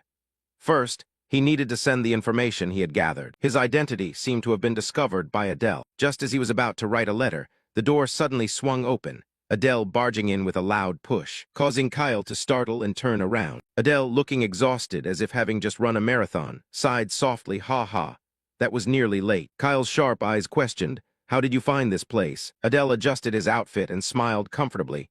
"Tonight is truly beautiful." As Adele stepped closer, Kyle hesitated not at all, and flung the pen he was holding fiercely toward him, shouting, "Damn your head, if it weren't for you, tonight would have been peaceful." The pen flew swiftly, but Adele easily dodged and caught it, his tone still calm, too difficult, huh? Immediately after, a sudden explosion sounded behind Adele, startling him. A brilliant yellow energy beam shot forward like lightning. Adele quickly dodged, realizing Kyle had taken the initiative to attack. He smiled mockingly, "Dual element energy orb magic, huh? Not even bothering to hide your identity now. If you are using magic, you must be a half-demon, and your current form is fake." Kyle did not deny it, replying coldly, "Yes, even this secret place you found. So you have understood everything already." Adele smiled, his eyes sparkling, "Probably so." Kyle angrily unleashed several more magical strikes at Adele, shouting loudly, "How do you know about Ray?" With astonishing agility, Adele spun to dodge each attack. While running, he thought, even in this situation, he was still worried about his younger sister first, which was understandable. Kyle was not acting out of concern for humanity, but for a younger sister with a peculiar constitution, whose magical energy was concentrated in her heart with reserves beyond endurance to cure a terminal illness.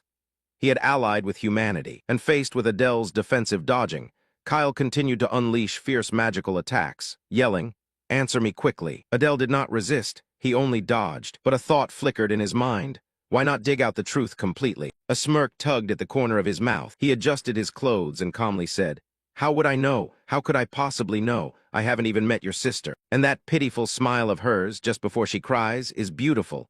So beautiful I want to crush it." Hearing this, Kyle trembled with anger.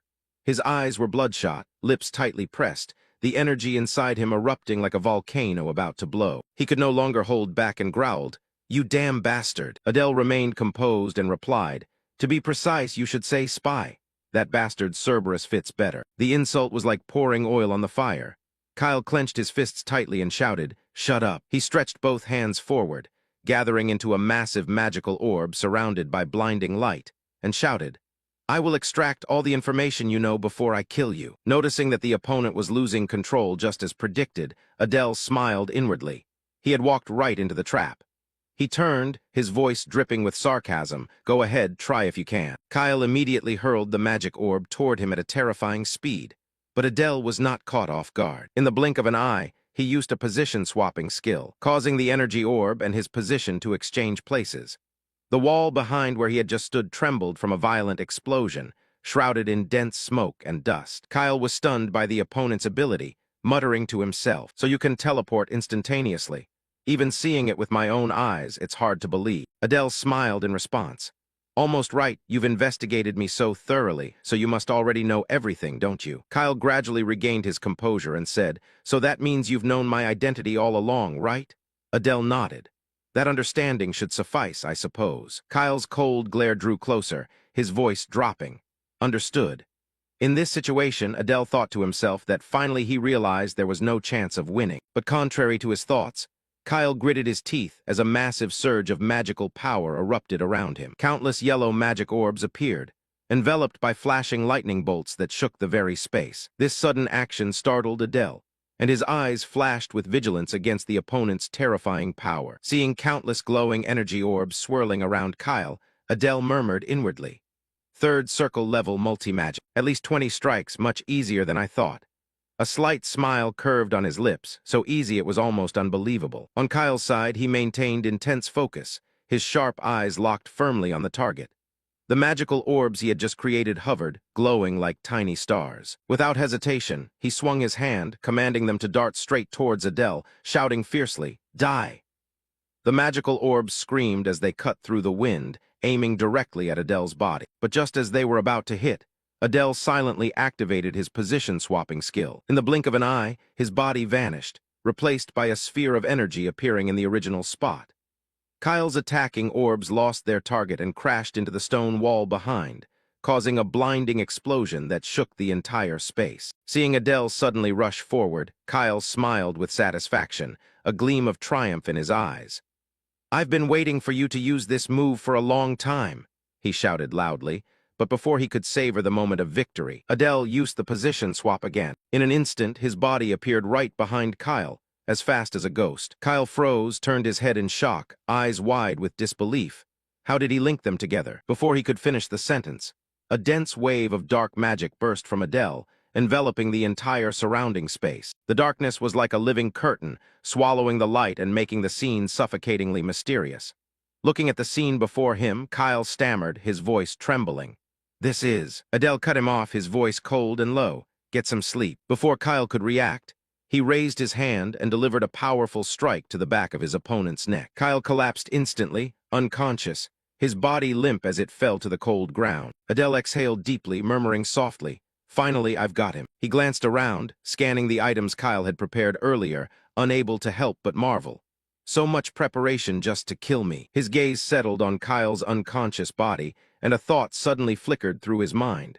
Should I just kill him now? But he immediately dismissed that idea. "No, I need the information Kyle holds. If I kill him, Ray will become my enemy." Dealing with Kyle is easy, but Ray is a different story. In Adele's mind, the image of Ray was vivid. The girl who was once helped by the protagonist had now become a powerful pseudo-contractor, freed from a fatal illness. The dragon's heart had granted her tremendous strength, enough to control an enormous amount of mana, turning her into a great mage, no less than a legendary heroine. If Ray were to unleash her full power to avenge her brother, even Adele would find it hard to retreat unscathed. Their bond truly was that strong. He thought silently, his eyes briefly clouded with contemplation. Then he noticed a small device nearby that looked like a camera. HMPH, this transmitter only sends information one way, with no status updates. They probably still think Ray is suffering in pain. He turned to Kyle, his voice lowering. "But that doesn't mean I'll let you go. If only there were a way to make him obey me, how great that would be." Just then, Kyle's body slightly stirred, a sign that he was gradually waking up. Adele watched, a cunning smile briefly crossing his face. I see, he thought to himself, so there is still a way. Kyle opened his eyes, waking up from unconsciousness, realizing he was unharmed. He scanned his whole body and then glared fiercely at Adele, shouting loudly, "What are you plotting?" Adele raised an eyebrow, pretending to be surprised. "Plotting? I don't understand what you mean." Kyle growled angrily. "I mean, why didn't you just kill me but let me wake up?" Adele smiled, his tone gentle but tinged with danger. "Ah, indeed I was waiting. But do you think I was just standing by doing nothing?" Finishing his words, he took out a small dragon from inside his sleeve. Its entire body emitted a dense, dark, magical aura, making the surrounding air feel thick and heavy. Seeing the dragon, Kyle was stunned, his whole body trembling as he stammered, "What is that? What the hell is that?" Adele smiled coldly. "So you recognize it now?" Kyle panicked, his voice trembling. You can also control the poisonous parasite?" Adele nodded in confirmation. "That's right." He raised the small dragon and continued. "This parasite is called the twin poison. Just a slight trigger is enough to kill the host, but it only works properly when inside the bodies of two people." Kyle jumped up, eyes full of panic. "Twin poison, what the hell have you done to me?" Suddenly a horrifying thought flashed through his mind. Kyle jerked back, shouting loudly, "Wait, don't tell me." Adele nodded, his tone calm but cold. "Just as you think, the last one is inside Ray." Hearing this, Kyle's whole body trembled with anger. Adele continued leisurely. "Her body is truly fascinating. Her mana sensitivity is so high that even my heart can hardly bear it, which makes the parasite implantation much easier." These words made Kyle shake violently, unable to utter a word. His body turned to stone. Adele went on, her voice gentle but full of authority. "Although her condition is very dangerous, it is not incurable." Kyle seemed to snap out of it and hurriedly spoke. "So," Adele interrupted him, "if it were me, I could cure her." Kyle narrowed his eyes in suspicion. "Someone like you can do what even the great national archmages cannot." Adele smiled, raising a finger. A stream of dark mana burst from the fingertip, awakening the little dragon. It opened its eyes, devouring that mana like a starving beast. Adele slowly explained. "The Bear's clan's parasites feed on the host's mana. Ray's heart cannot withstand the overwhelming mana, but the parasite absorbs it. Knowing so much about Ray, do you think I have no way to make you submit?" Watching the little dragon fall asleep after enjoying the meal, Kyle felt his whole body go limp. A thought gradually became clear in his mind. It turns out this parasite was actually saving my sister. He looked up at Adele, his voice trembling. "So what do you want from me? You can't say so much and then just leave us alone unless you clearly want something from me." Adele stepped closer, a thick aura of killing intent radiating from him. He sat down and stared directly into Kyle's eyes, his voice cold and deep. "I really like your attitude, but don't forget your life and your sisters are in my hands." Under heavy pressure, Kyle gritted his teeth, his whole body trembling slightly, and finally nodded. "Understood." Adele smiled with satisfaction and stood up. "I want two things." Kyle frowned. "Two things." Adele glanced at the communication orb beside him. "First, send false information to the Royal Academy using that device. Say that Satan is plotting an attack on the candidates of the 35th hero." Kyle was puzzled. "You plan to attack another 5, right? I can't accept that." Adele reassured him. "I understand your concern. And of course you worry because Ray is studying at the Royal Academy. Don't worry, if you cooperate, I will ensure Ray's safety." Hearing this, Kyle clenched his hand tightly, trembling. He nodded. "All right, I will send the false message as you said. What is the second request?" Adele replied immediately, "Leave this place." Kyle was stunned, his body turning to stone. He looked up. "You want me to leave Satan?" Adele nodded. "Yes, there's something I need you to do outside. Regularly gather and report all rumors about the hidden regions in the demon realm to me." Upon this condition, Kyle immediately agreed.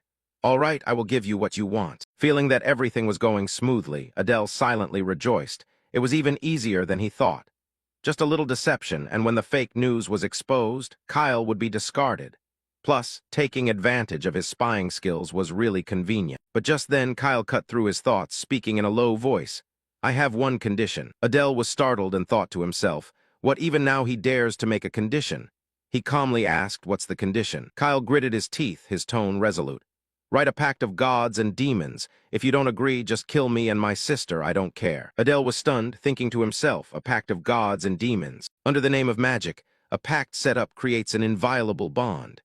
Whoever dares to break a vow sworn under the name of God or demon must pay with their life. Adele looked Kyle straight in the eyes and thought to himself, "It's risky, but this is the surest way to restrain him." Seeing Adele deep in thought, Kyle frowned suspiciously.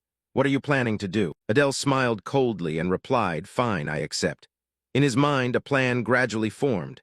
If I cleverly slip a small trick into the pact, breaking the vow won't be too hard. He turned to Kyle, his voice steady.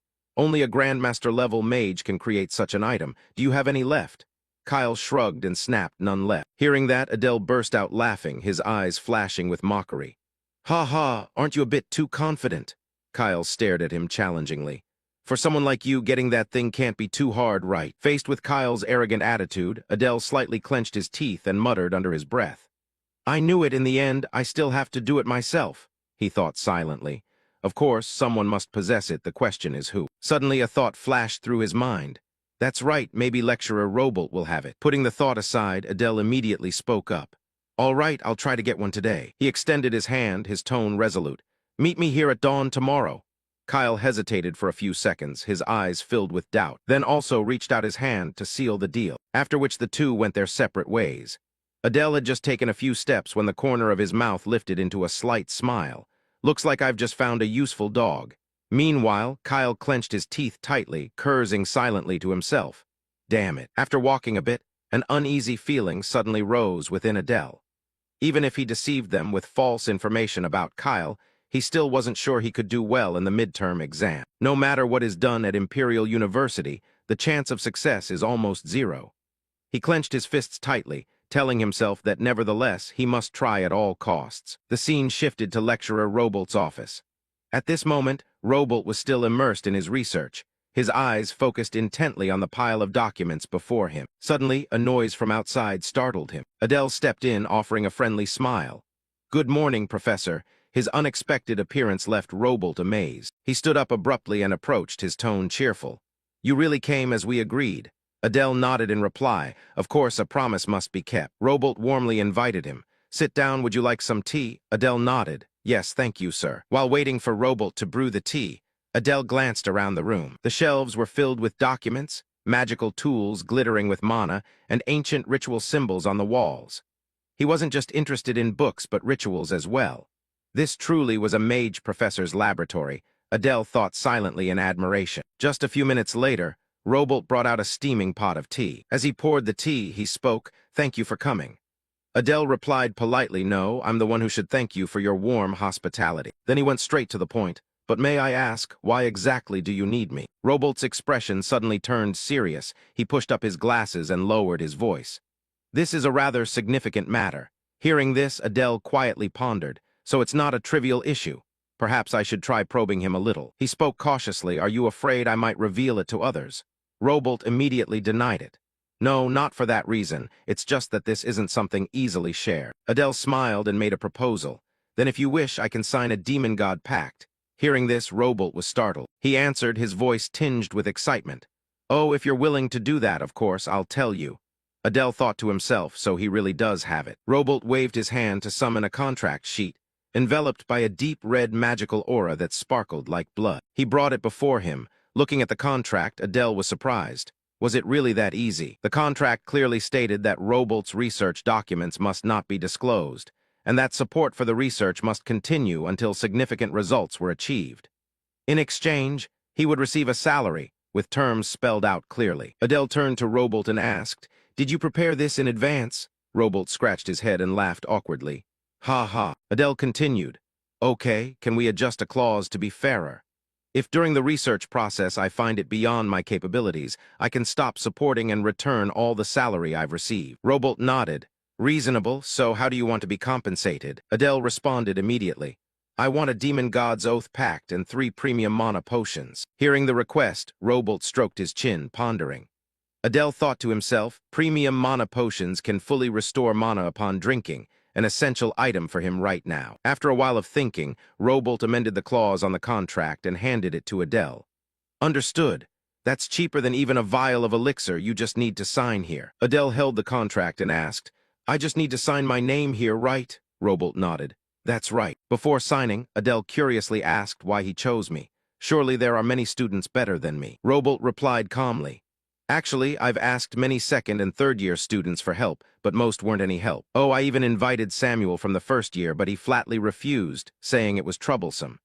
Adele smiled quietly, typical Samuel. After signing, he handed the contract to Robolt. It was done. In his heart he thought, I will soon have to use an alias without the name Arson in it. Immediately, the contract vanished, transforming into a deep red magical energy that shot straight into Adele's heart. The pact was established. He felt a new power surging through his body and exclaimed, so this is how the demon god's oath is sealed. Robolt stood up and took a book from the shelf, then turned around. It's done, now let's begin right away. As he reached for the bookshelf suddenly shifted, revealing a secret tunnel. Adele murmured in surprise, I didn't expect a place like this to exist, wondering if Principal Satan or the other lecturers knew about it. Seeing his hesitation, Robolt turned back, urging, go in. This is the place. Adele followed, observing the surroundings and marveling. A secret laboratory underground, Robolt pointed to a book on the table. This is the book I'm currently researching. Adele looked puzzled. This book. Robolt nodded. Yes, it's considered an artifact. Adele muttered. An old book, it really looks like an ancient manuscript. He stepped forward and opened the book, but found that the inside contained no writing at all. He looked up and asked, what is this? Robolt nodded and continued. That's right, as you can see, most of the pages are completely blank, but there is writing on the last page. Adele asked further, where did you get this book? Robolt replied, I happened to find it in an abandoned house in the western desert, lying among a pile of fine sand. Adele frowned. An abandoned house in the middle of the desert, based on the large nearby oasis. I guess there was once a village there. Adele nodded. So besides the book and the ruins, the whole village disappeared without a trace. Robolt confirmed. That's also the only conclusion I can draw for now. Adele exclaimed, interesting. Let me see the writing on the last page. Robolt's face instantly brightened, and he responded immediately, of course. That's exactly why I invited you here. He flipped to the last page, where strange characters appeared on the page, resembling an ancient language. Looking at the cryptic writing, Adele said, so there really is writing. Robolt continued, yes, but I have absolutely no way to decode it. Do you understand what it says? Adele stared intently at the winding characters and thought to himself, there's no way I could recognize this strange script. Robolt interrupted his thoughts. Now you understand why even the other top students gave up. Adele asked, has there been any progress in the research so far? Robolt shook his head. No, still no leads. Adele proposed a hypothesis. Perhaps the clue lies where the book was found. Robolt replied that strangely, he had visited several nearby villages, but no one knew anything about the ruins or this book. Seeing the case at an impasse, Adele frowned slightly, thinking to himself that trying to find an answer without any clues was really difficult. What if they returned empty-handed? He reached out and touched the page, feeling to see if there was anything unusual. Suddenly, a violent surge of energy emanated from the book. Adele was startled, thinking to himself, what is this? Why is my necklace reacting? At the same time, the lines of text on the page began to change strangely, as if they were coming to life. Looking at the squiggly lines before him, Adele marveled inwardly. Are the letters moving? Could it be that his eyes were playing tricks on him? But no, the ancient scripts on the page truly began to move, twisting like magical snakes, rearranging themselves into characters he could read. The first line appeared clearly and coldly. The breaker of the laws, the price paid is brutal destruction. Everything will continually perish until this world comes to an end. Adele pondered quietly, his gaze fixed on the page. He could read it, but understood nothing. He reached to touch the necklace around his neck, sensing the strange energy vibrating. The pendant's reaction surely had something to do with demons or gods. Seeing Adele deep in thought, Robolt spoke up curiously. Is something wrong? Adele looked up calmly and replied, I have decoded the inscription. Robolt was startled and exclaimed, what? Adele explained slowly. This sentence talks about breaking the law, but I can't clearly explain the rest yet. Robolt looked at the book, his eyes shining brightly, an excited tone. Indeed, the syllables match perfectly. It is indeed related to the chaos attribute, a rare attribute very worthy of study. He suddenly turned to a hurried tone, wanting to know more. We need to conduct further research. But for now, this is an extraordinary discovery. Adele raised an eyebrow and replied lightly, is that so? Robolt nodded enthusiastically, yes, I think we need to continue searching for artifacts and ancient texts in other lands. He paused, looked at the students. That will be enough for now. Adele intended to ask permission to leave, but Robolt suddenly spoke up. The payment will be transferred right now. Adele replied, right now. Robolt smiled, that's right, please wait a moment. Adele thought to himself, if it were a divine demonic contract, that would be understandable, but mana recovery potions require time to brew. Meanwhile, Robolt rummaged through things, mumbling, let's see, where did I put it? Hearing this, Adele suddenly froze. A thought flashed. Wait a minute. if Robolt continues researching other ancient texts and artifacts. He reached out and touched the necklace. The 3 gems on it were glowing a bright blood red. The influence of the ancient texts has turned these 3 treasured gems red. If the entire necklace were soaked in blood, what would happen? Even he did not know. He pondered silently. If it had nothing to do with demons or gods, it was best to keep it close. Although he was familiar with Robolt, the man was not entirely trustworthy yet. After a moment of searching, Robolt exclaimed, "Found it." He turned back and handed a mana vial to Adele, smiling warmly. Adele accepted it, still deep in thought that it would be safer to keep it on him. Robolt then took out a small bag. "Here it is. I've put all the payment into this bag so it's easier for you to carry." Adele nodded as he took the bag, thanking him sincerely. Robolt stepped forward politely. "No, I should be the one thanking you. Without you, I wouldn't have been able to read those texts. I hope to cooperate with you again in the future." Adele smiled. "I will help as much as I can." Robolt suddenly became serious and warned, "Please don't tell anyone else about my research." Adele's expression soured slightly. He muttered to himself, "That depends on the Exorcist's decision as well." Robolt was startled. "No, are you planning to break the contract?" Adele stepped closer, exuding a strong aura of menace. He looked Robolt straight in the eyes and said coldly, "It seems this research hasn't been approved by the headmaster, right? If all procedures were followed and Satan had given consent, there'd be no need to sign a secrecy contract." Robolt's uneasy demeanor confirmed Adele's suspicion. Adele smiled, shifting to a gentler tone. "If this research gets discovered, I'd probably be expelled. But since we're in this together, I'll do my best to help you. All you need is some more mana recovery potions." Robolt broke out in a cold sweat, stammering, "I understood." He hurriedly grabbed a few more mana potions, his voice trembling, saying that this is all he has left now. Looking at the number of mana potions, Adele thought silently, not bad. He accepted the payment, turned around to leave, thanking and taking his leave. Just as he was about to step out, Robolt called after him, "And that contract, what do you plan to use it for?" Adele stopped, turned his head with a sly smile to save a slave. The scene shifted to the dormitory, exactly at Adele's appointed time. He stepped into the room, where Kyle was already waiting. The master looked at him coldly and said, "You're here." Adele replied calmly, "It's been a long time since we last met." Kyle frowned, "What the hell is that? You've brought the contract already." Adele took out a contract and held it forth. "Of course, now we might as well write the contract." Kyle took the contract and exclaimed, "I didn't expect this to be true. You actually got it today." Adele smirked. "You told me to find it, so what are you saying now? If you want to change your mind, it won't work with me. If you go back on your word, be prepared to face the consequences. Read the contents carefully before signing." Kyle glanced over the contract, which clearly stated that Kyle would not be harmed by Adele nor his sister. Ray's illness would never relapse again. Kyle would prioritize Adele's commands.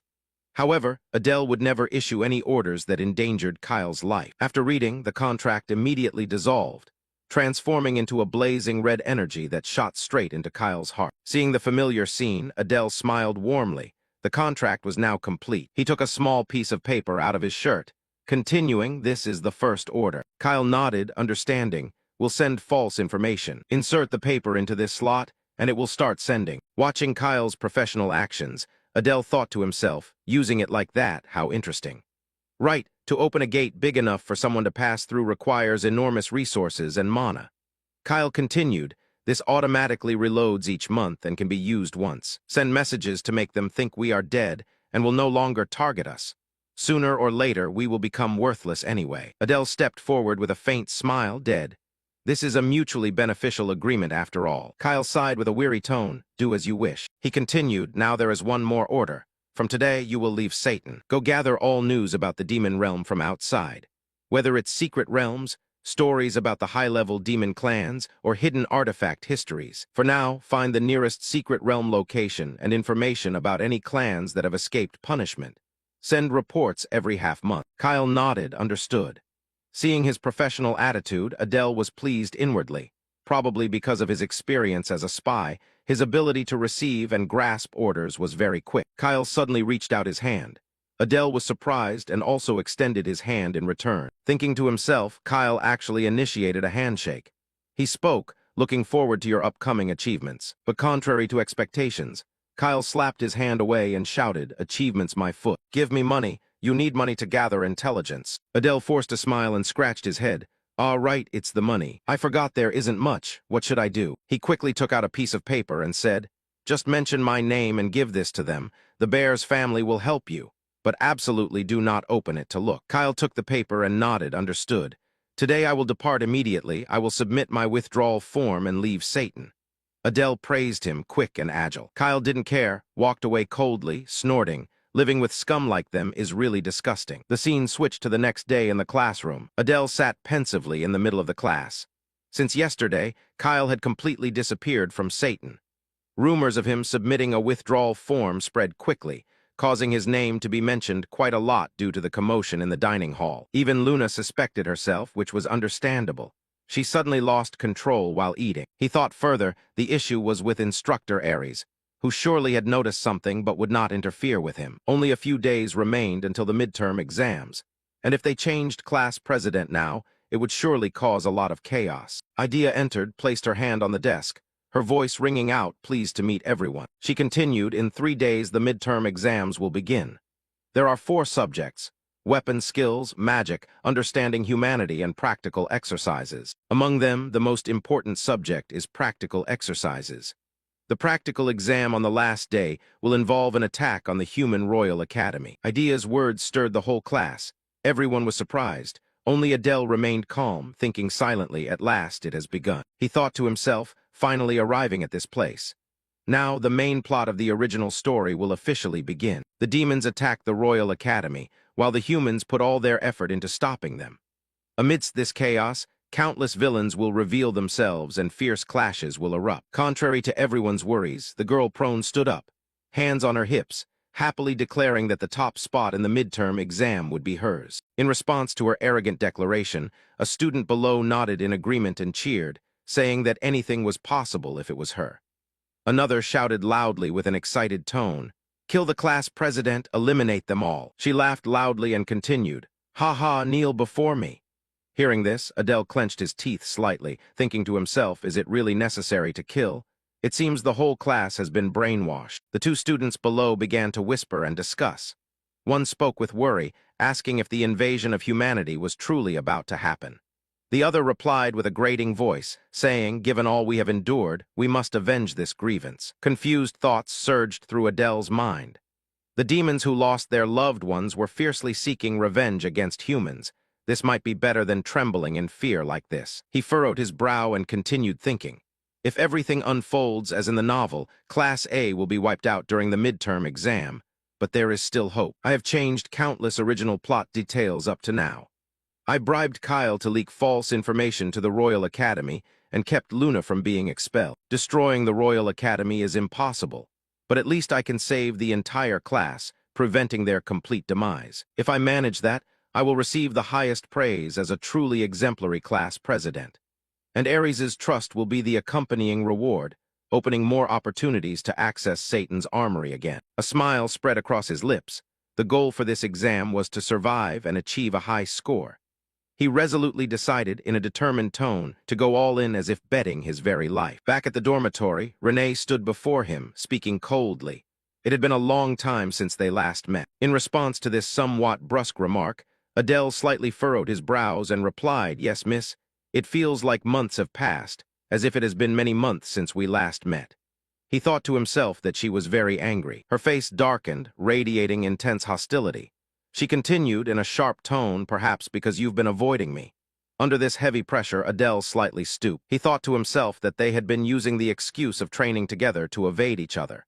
And now, suddenly being summoned before the midterm exam, he understood why she was so angry. But despite that, he glanced sideways.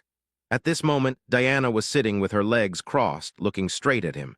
He thought to himself, why do you two always go everywhere together? Surprised by Adele's astonished look, Diana smiled and spoke up. "Hello, I'm Diana." Adele didn't reply immediately, still lost in his thoughts. They say the more you try to avoid bad karmic ties, the tighter they cling. I really don't know what to do. Noticing he was silent and thoughtful, Diana tilted her head teasingly. "No greeting back? Then I'd be very sad." He snapped out of his thoughts, hurriedly put his hand over his chest, bowed in greeting. "I'm Adele, honored to meet someone of noble lineage like you, miss." She smiled in response. "Yes, nice to meet you." Renee immediately cut into the conversation, her tone cold. "Skip the greetings.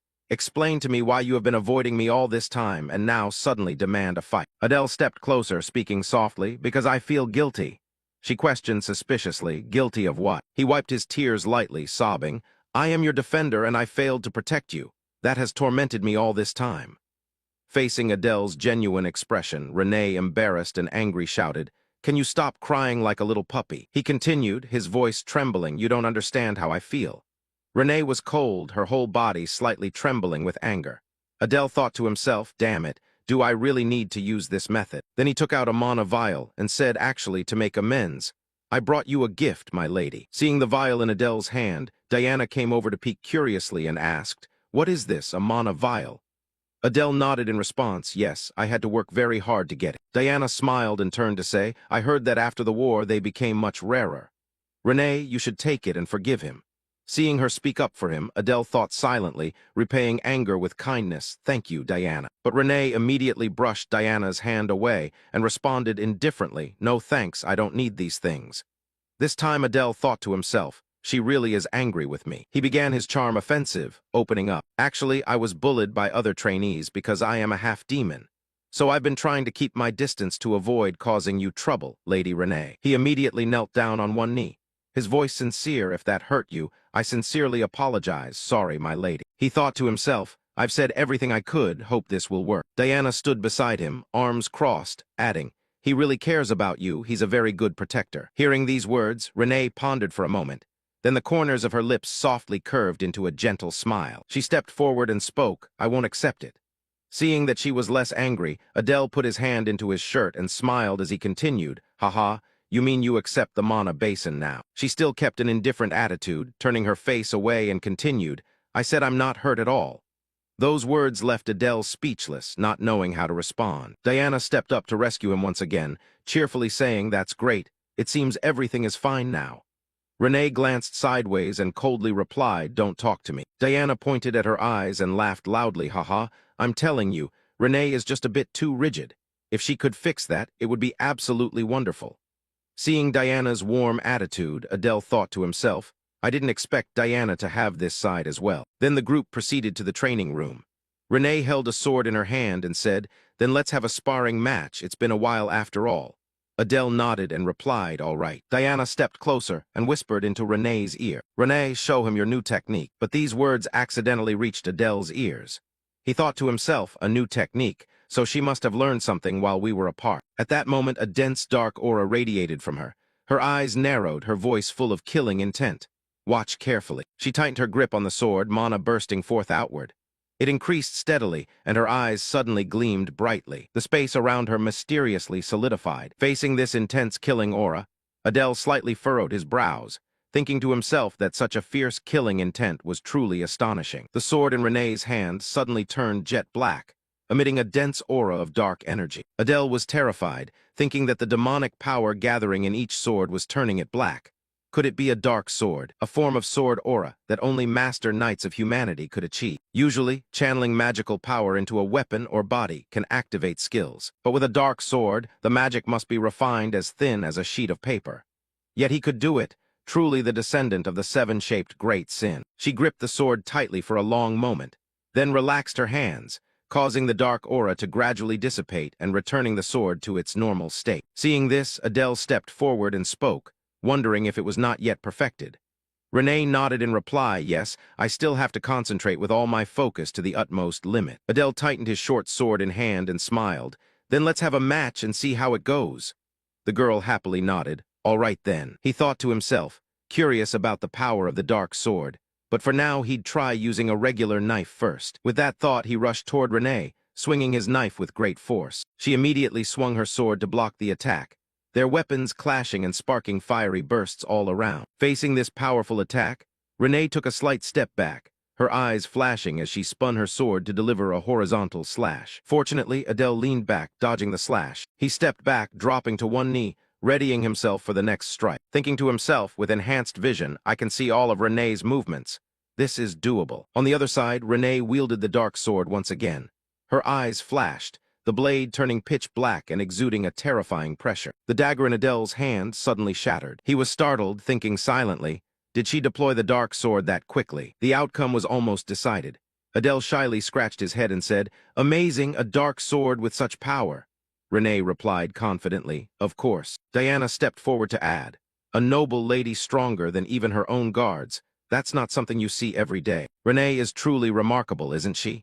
Faced with such praise, Renee quietly reflected without responding. Diana teased, "What's this? Are you blushing? That's not very Renee-like." Renee's expression suddenly changed. Diana's eyes flashed with a terrifying, murderous intent as she spoke. "But the more I look, the stranger it seems. Something seemingly ordinary yet far from trivial."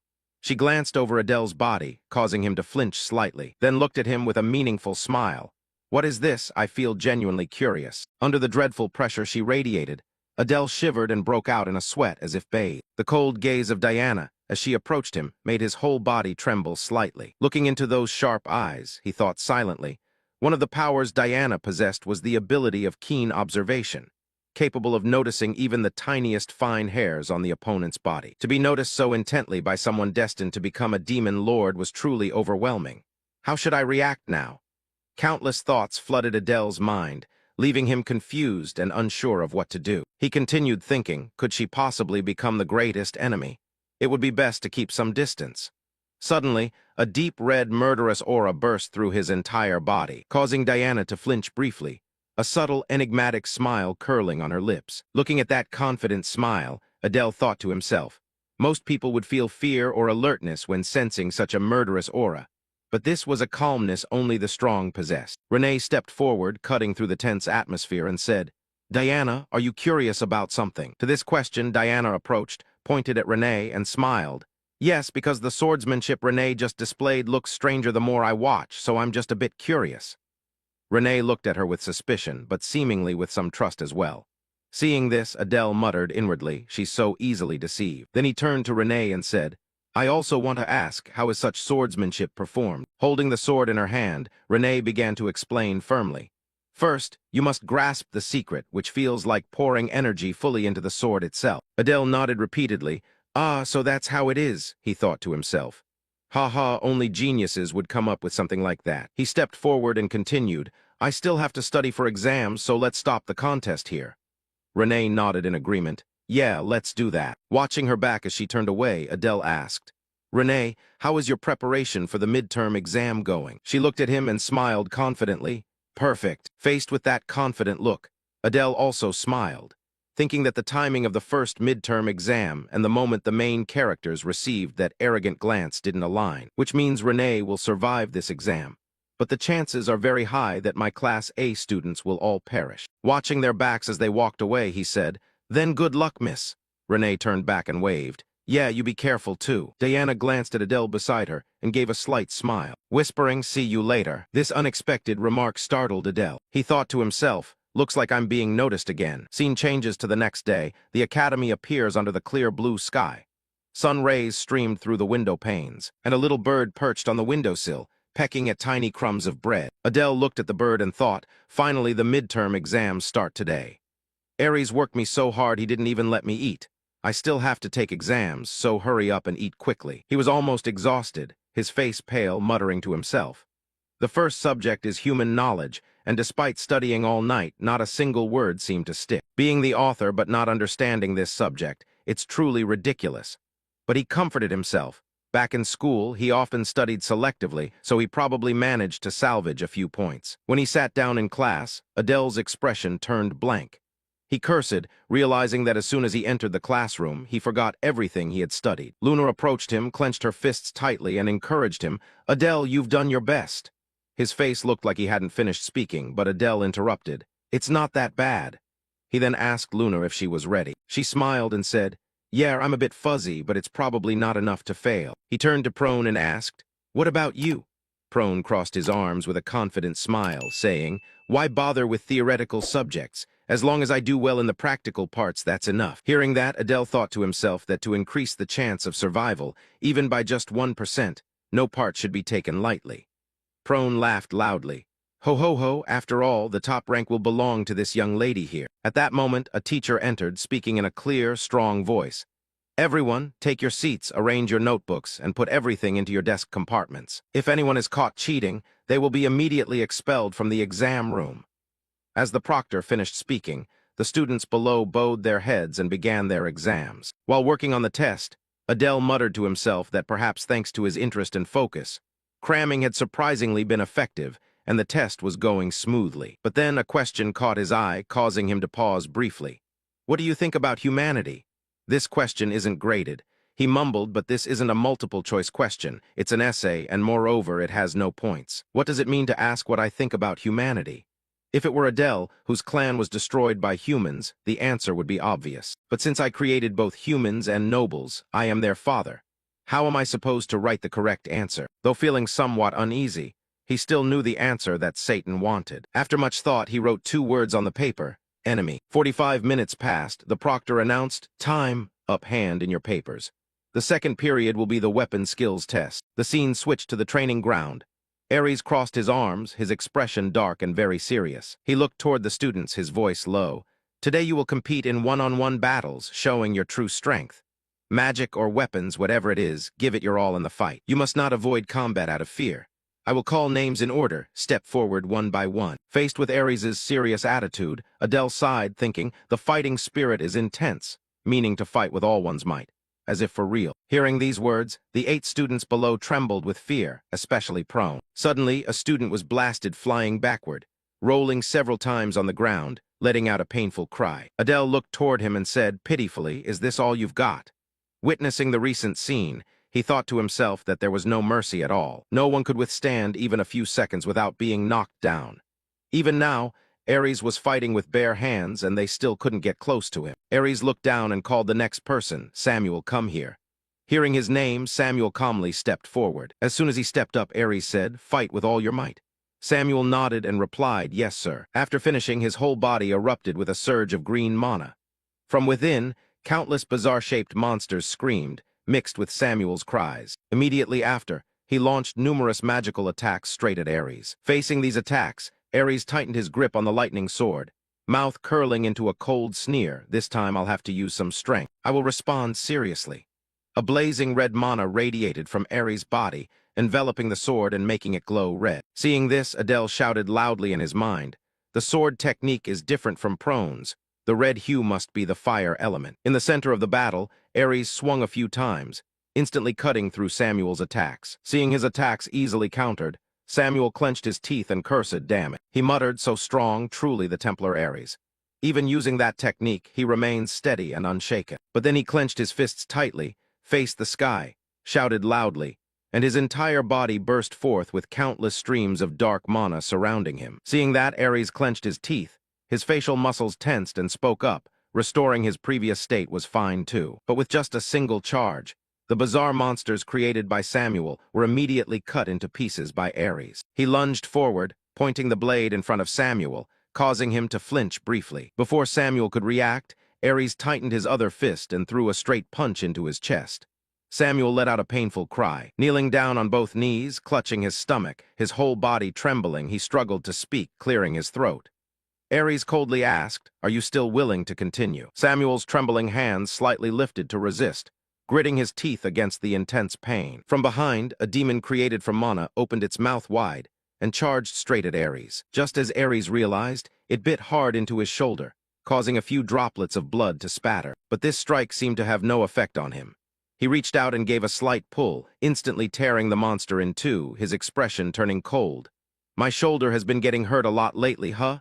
An unexpected counterattack, a wise decision. At this moment, Samuel was breathing heavily, and after a few seconds fell face down onto the ground. Seeing this, Ares turned back and spoke out, "Quickly take Samuel out of the exam room."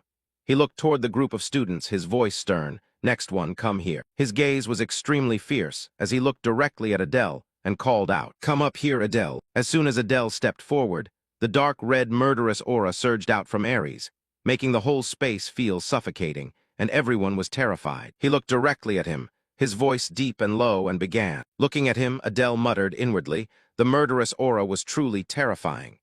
Even if he didn't kill him, the master intended to take at least an arm or a leg from him. Ares raised his sword forward and declared clearly, "Give it your all."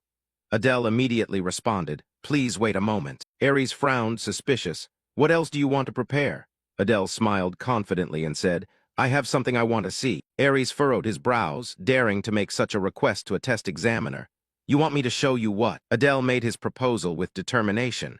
I want to see you envelop the blade with sword aura. From the start, Ares explained coldly. Sword aura isn't something you can imitate just by looking. You have to truly grasp it. Adele raised his hand and asserted, if you show me once, I believe I can feel it. Faced with this arrogant remark, Ares tightened his grip on the sword with both hands, his voice deepening. You've got some nerve. Fine, I'll show you once, watch closely. As soon as he finished speaking, a large amount of mana surged from the sword, gathering on the blade and radiating a brilliant red light.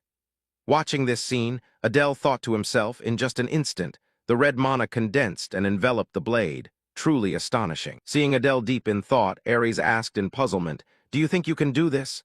Adele clenched his fist, eyes full of determination. Thank you for showing me. He smiled confidently, thinking to himself that this wasn't something you could learn by using just your brain.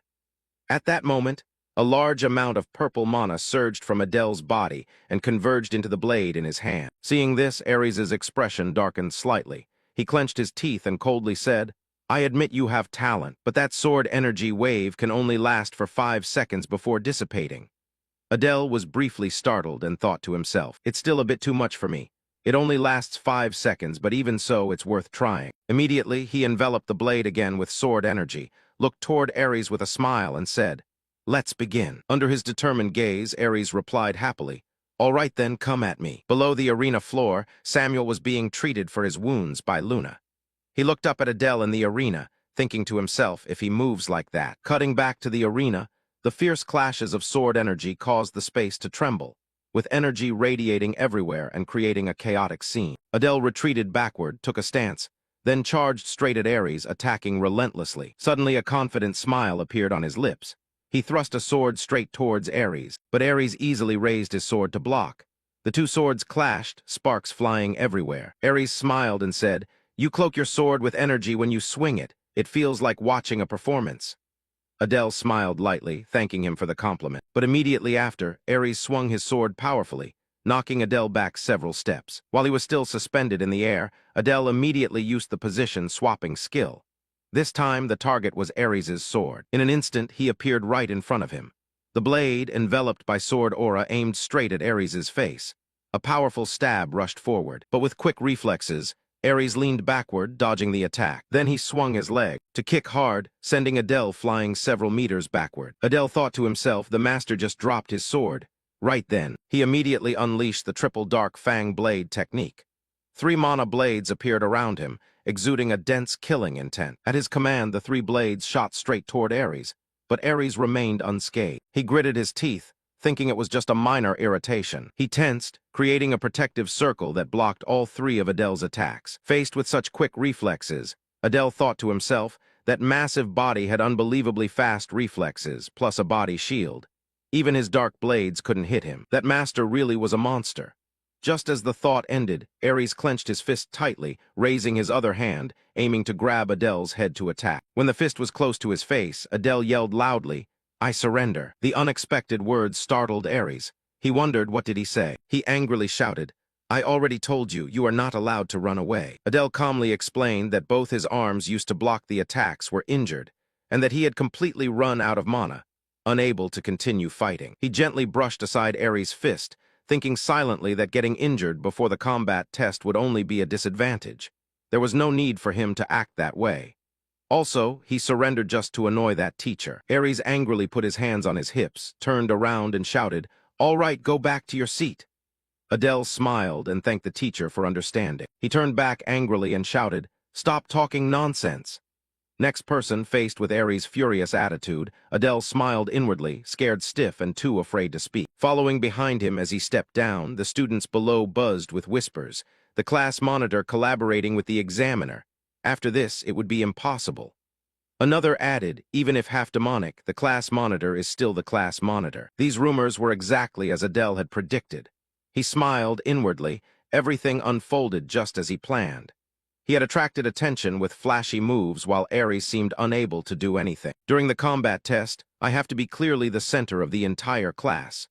If Prone led as in the original story, Class A would have been wiped out. After witnessing the recent fight, Samuel approached, clenched his fist tightly, and wondered, why did it end up like that? Adele turned back and replied, You recovered really fast, but what the heck are you talking about? Samuel shouted. I'm asking why. Adele adjusted his shirt and calmly explained. Well, I ran out of mana and energy, so I had no choice but to surrender. Samuel interrupted angrily. That's not what I'm asking. The question is, why are you so strong? His arm clenched into a fist, trembling slightly with anger. Adele looked at him with a smile. Oh, maybe it's just innate. Samuel angrily asked back, is that all? Adele replied, do I need any other reason? Samuel sneered mockingly. Ha, hard to believe that someone like you could be so strong. Adele responded calmly. Aren't you also born into a well-off family and possess that greedy power? At this slightly provocative remark, Samuel's expression darkened. He coldly said, you little trash, watch your mouth. One day I'll break your teeth. As words left his mouth, a dense, murderous aura radiated from him. Seeing Samuel's darkened gaze, Adele was puzzled, but he remained silent. After a moment of staring at each other, Samuel angrily turned and left, snorting coldly, what trash. Watching his retreating back, Adele thought to himself, suddenly appearing out of nowhere to pick a fight. I worry he won't obey orders during the midterm exam. Prone stepped forward, cutting off his thoughts, and said, so what's going on? Why are you acting like this? Adele turned and replied, Samuel was the one who started it.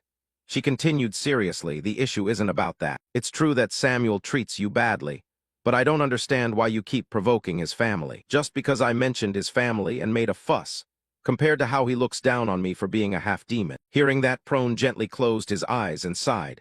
Turns out he really didn't know. She explained that Samuel is the head of the gluttonous clan. Watching Samuel's figure walk away, he murmured to himself, a first-year student who has just enrolled is already a clan head. As if understanding his thoughts, Prone spoke up to explain.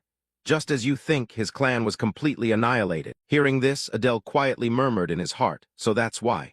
No wonder he reacts like that every time his clan is mentioned. She continued, during the Great War between humans and demons, all the bloodlines were wiped out by humanity.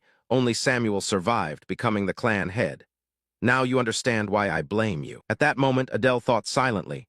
Originally, I was also in the same situation of clan annihilation, but since I merged with him, I didn't truly feel the rage or sorrow. Samuel is different. He witnessed and experienced that tragic scene firsthand. He once thought that things like clan or family exterminations were just plot setups, but never expected the characters in his novel to become this vivid. Then he turned to her with a smile and said, from now on, I'll be more cautious. She nodded in response, do that, I'm off now. Watching her back as she walked away, he said, good luck on your exam. She laughed loudly. Ha ha, even a servant worries about me. She looked back confidently and said, this is as easy as eating porridge. Just sit there and watch with your own eyes. Looking at her back, Adele smiled, thinking to himself that he thought it was all just bragging. But it turns out there's a serious side too. But then distant noises suddenly made him flinch. Prone, come here quickly. Then from over there, loud cries rang out, wake up for me. Prone, please spare me. Faced with this scene, he frowned slightly, thinking that he should start preparing for the next test. The third test was stealth techniques and magic theory, which were his strong suits, so there was nothing to worry about. The magic theory part mostly covered familiar knowledge, so it wasn't difficult. As soon as the test was finished, the proctor announced, all right, everyone has worked hard.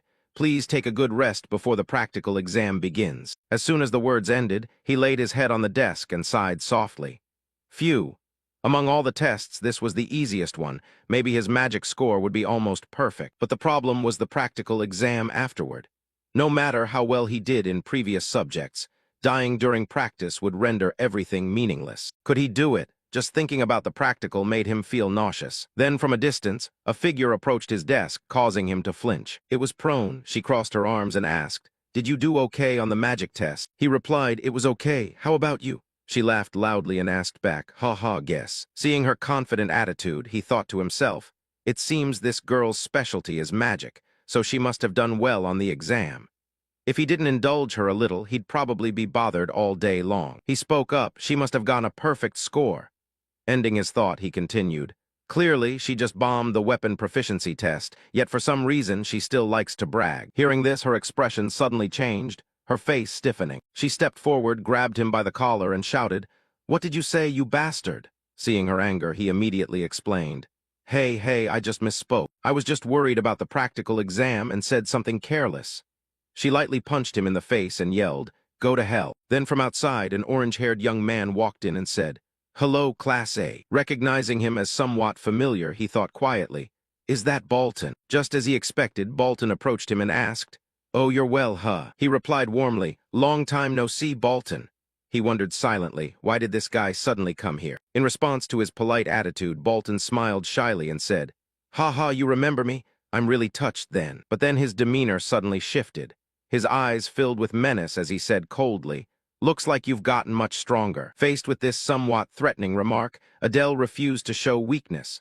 Purple magical auras radiated from him as he smiled and replied, "Thank you for the compliment." Feeling that Adele's attitude was a bit firm, Bolton sighed softly and spoke, "Actually, I wanted to have a match once, but today I have other matters." This statement made him slightly startled. Then Prone turned to ask Bolton, "You're the descendant of jealousy, right? I remember you from the entrance exam. Haven't met you since that day, huh?" Looking at the girl, Bolton replied, "And you are Prone, right?" Hearing this, she smiled with amusement and responded, "That's correct." Then he pointed toward the door and said, "I have something to do. Can you come with me?" The girl angrily spoke up, "How dare you order this young lady around?" He replied, "Ha ha, this time it's a meeting of the class presidents. The principal will also attend, so you have to be present." At this, Adele thought to himself, a meeting. Prone interrupted, "But I am not the class president." Hearing this, Bolton asked again, "Huh, you're not the class president?" She smiled, "Yes, though the class president is indeed my subordinate. But this guy here is the real class president." Saying this, she looked toward Adele, who was still sitting quietly there. This statement made Bolton momentarily startled. He glanced at him, puzzled, what? Then he changed his attitude completely, speaking with excitement, "You're the class president. I really want to have a match right now. Are you free?" Faced with this eager attitude, Adele thought to himself, he's truly crazy. Then he replied, "I have to attend the class president meeting. Let's leave it for later. Please lead the way ahead." Faced with this blunt refusal, Bolton was slightly angry, turned around and said, "Then let's go. And Prone, you should come along too." She curled her lips and replied, "I am the class president's master. Of course I have to follow him." Bolton walked ahead. Hearing this conversation, he laughed loudly. "Haha, you all seem to have a lot of fun playing together. All right then, let's go now." Prone's face was cheerful, excited as if reaping a good harvest, quickly speaking up, "Follow me, and you stay in the back." Slightly frowning, Adele cursed silently inside, "Oh God, what on earth is going on here?" Scene shifts to the hallway. Adele stepped up and asked, "By the way, why did you call the class president's meeting?" Bolton answered while walking, "Oh, it's to divide areas for the midterm exam. This time it's invading the human world, you all know that, right?" He in the back replied, "So that's it. Meaning the meeting is to determine which areas each class will attack." Hearing this, Bolton turned back and praised, "Very sharp indeed. No wonder you were chosen as class president. Even if you are a half-demon class president, it's still better than those big-headed, dull types like some grape-shaped brains." As he finished speaking, he pushed open the door and the three of them entered the room. At that moment, Renee, Diana, and the other class presidents were present in the room. Seeing his appearance, Renee wondered inwardly, why is he here? Beside them were the class president of Class D, Gu War, and the class president of Class B, Aaron. Bolton was the class president of Class E. He looked toward the person sitting directly opposite and said, "Everyone is here now, principal." Seeing the three people enter, the principal said, "Please come in quickly, class president of Class A, Adele." These words made Renee startle briefly, surprised to learn that Adele was the class president. Meanwhile, Aaron put on a look of frustration, asking again, "What, that guy is the class president?" Gu War next to him snorted coldly without responding. He stepped forward, smiling brightly, and said, "Yes, thank you for calling me." Diana was equally surprised and turned to tease Renee, "What's with your defender being so fierce?" These words made Renee's expression turn shy, and she didn't reply. Seeing that attitude, Adele thought to himself, "So I never told Renee that I was the class president. Explaining it later will probably be difficult." Seeing everyone was gathered, the principal spoke up, "If everyone is here, then let's begin now. Please take your seats." However, Gu War stepped forward, looked at Adele, and mocked, "How ridiculous, a half-demon as class president." Then he glanced at Prone behind him and continued, "And that fool back there who bore the notorious title of the 7 Deadly Sins has now been ousted from the class president seat. Sitting and studying with these scummy people. Even Cerberus passing by couldn't hold back laughter. Isn't that right?" Aaron, still with his head down on the table, added, "Ha, not wrong at all." At these words, Prone trembled slightly with anger but remained silent. Adele maintained a calm demeanor, but thoughts began surfacing in his mind. What is this? What kind of atmosphere is this? This isn't a meeting, it's a trap. Gu War looked up and threatened, "You'd better get out of my sight immediately, you damned hybrid bastard." In response to this threat, Adele did not falter at all. His eyes narrowed slightly, flashing a heavy killing intent, silently scoffing inside, surrounded by enemies on all sides. At this moment, Adele was being overwhelmed by Gu War's massive body. He thought to himself, just following Bolton to the meeting room, and yet such a thing happens. Even the principal tacitly allowed this situation to occur. Could it be that they deliberately arranged this to test if he was qualified or not? If so, I must show some real strength. Seeing Adele just standing there without saying a word, Gu War angrily shouted, "Are your ears deaf?" Then he stepped forward, grabbed his head with his hand, and continued, "Talking won't do any good." But immediately, Adele used his hand to push his arm away. His hand wrapped tightly, gripping the blade firmly, aiming straight for Gu War's throat in an incredibly fast instant. As the blade approached, Gu War instantly used his enhanced physical strength to toss aside his strike. But at that moment, countless blades created by dark magic appeared in the air, ready to plunge down. Seeing this, Gu War's whole body flared up with anger, veins bulging across his face. He shouted loudly, "You damned half-demon." Then he unleashed a series of punches to block the blades rushing straight at him. As soon as he finished defending, Adele gave him no chance, immediately rushing in close. In an instant, Gu War shouted loudly, "I will smash your head." His hands clenched tightly, radiating tremendous physical strength, striking straight towards Adele. He was no less formidable.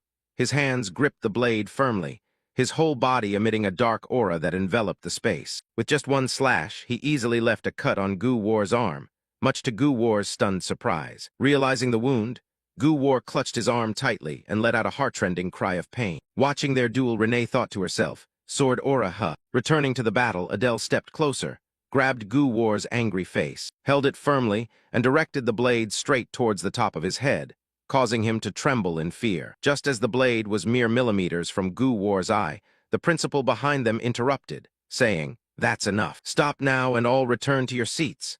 These words were like a lifeline to Gu War, who was trembling violently from what had just happened. Adele immediately changed his attitude completely, sheathed his blade and smiled, saying, "Are you satisfied now?" Gu War then collapsed to the ground, speechless. The principal looked at him, smiling, and said, "That's enough." Then she ordered Adele to sit next to Aaron. He nodded in agreement, "Yes." Gu War looked at his wounded arm and cursed silently, "Damn it." Watching the play from outside, Bolton spoke up, "Oh, turns out he's stronger than I thought."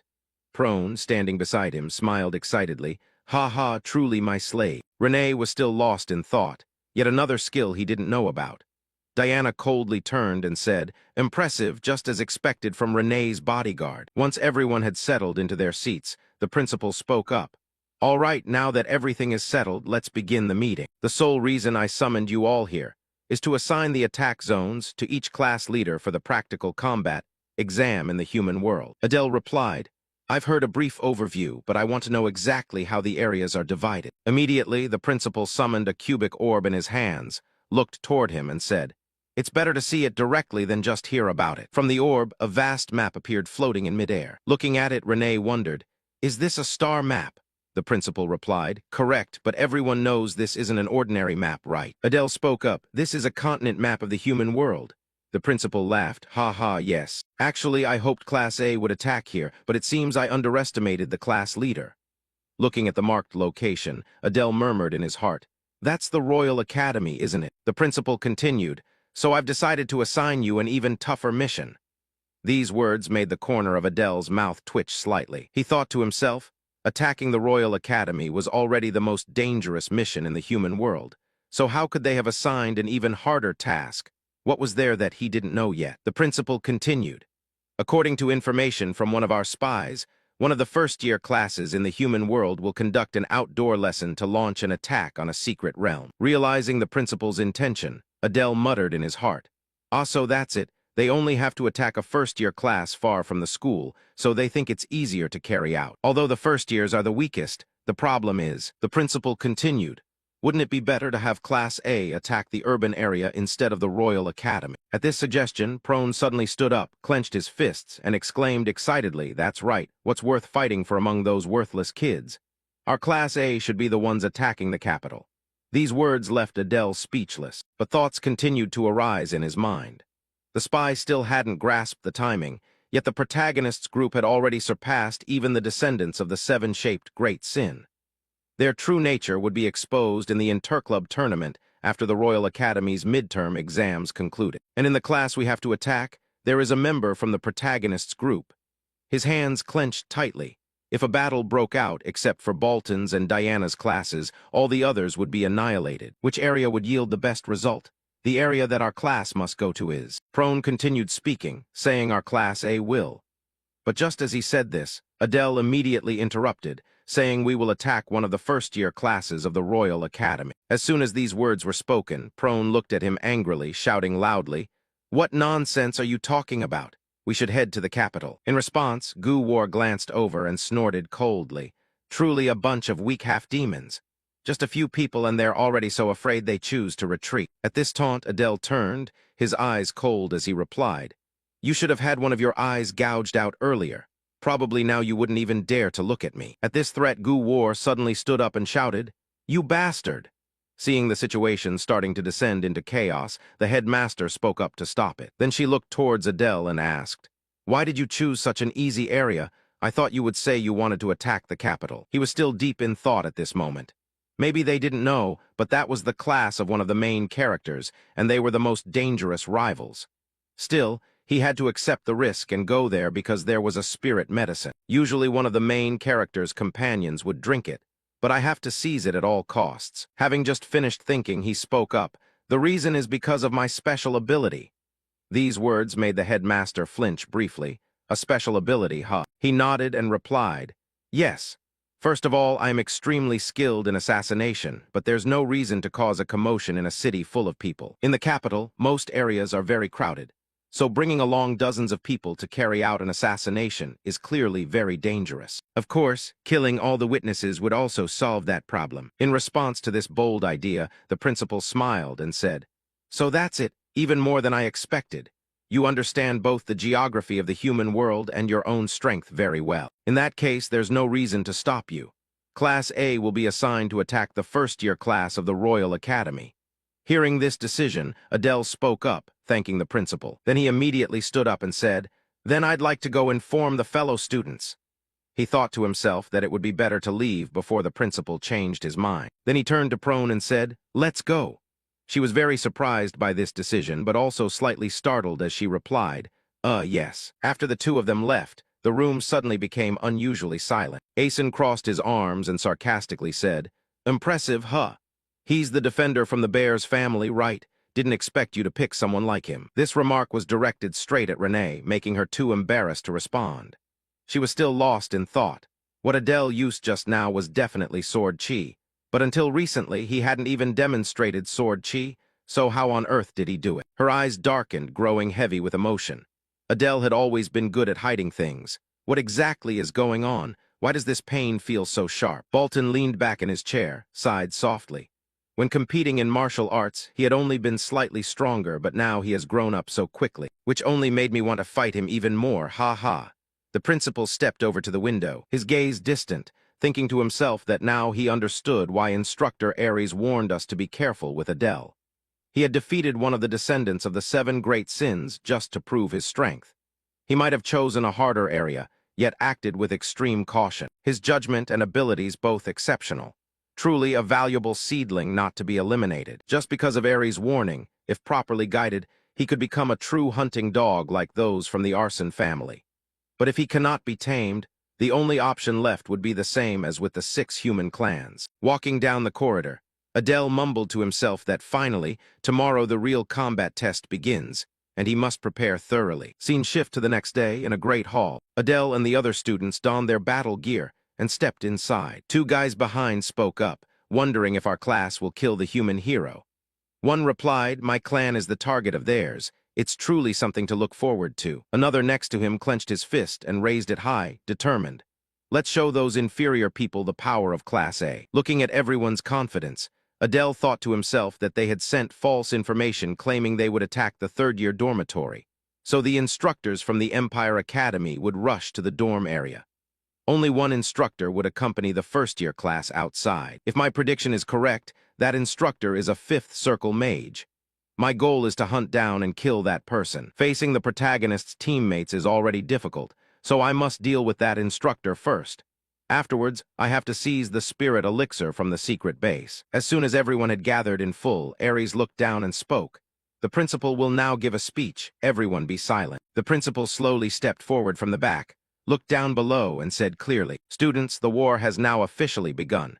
You will face the civilians who killed your parents, your brothers and friends among the lives lost in Satan. No one can escape that pain. All of you have surely witnessed the destruction of precious bonds, and have only been able to hold your families' bodies and wail in grief. Those cowardly and despicable people even desecrated our corpses. But now it's our turn to go hunting humans." In response to the principal's impassioned declaration, the students below shouted in unison to boost morale. Looking at the scene before him, Adele thought to himself that this spectacle was like a frenzy. The principal's speech raised everyone's morale to its peak. As soon as he finished speaking, the principal extended his hand to bless all the students below. Seeing this action, Adele thought to himself that being able to bless so many people at once, the principal is truly a monster, and it would be very frightening to face him. Then she turned to the instructors and said, "Hey instructors, please lead your students forward." Idea, standing beside her, added, "We will board the ship now. Please move in an orderly manner." The ship immediately began to move. At this time, all the students of Class A were already on board. The ship's speaker announced, "This is the vessel heading to the Otherworld station. Passengers, please prepare for the upcoming impact." Idea stepped forward cheerfully and said, "We will arrive in about an hour.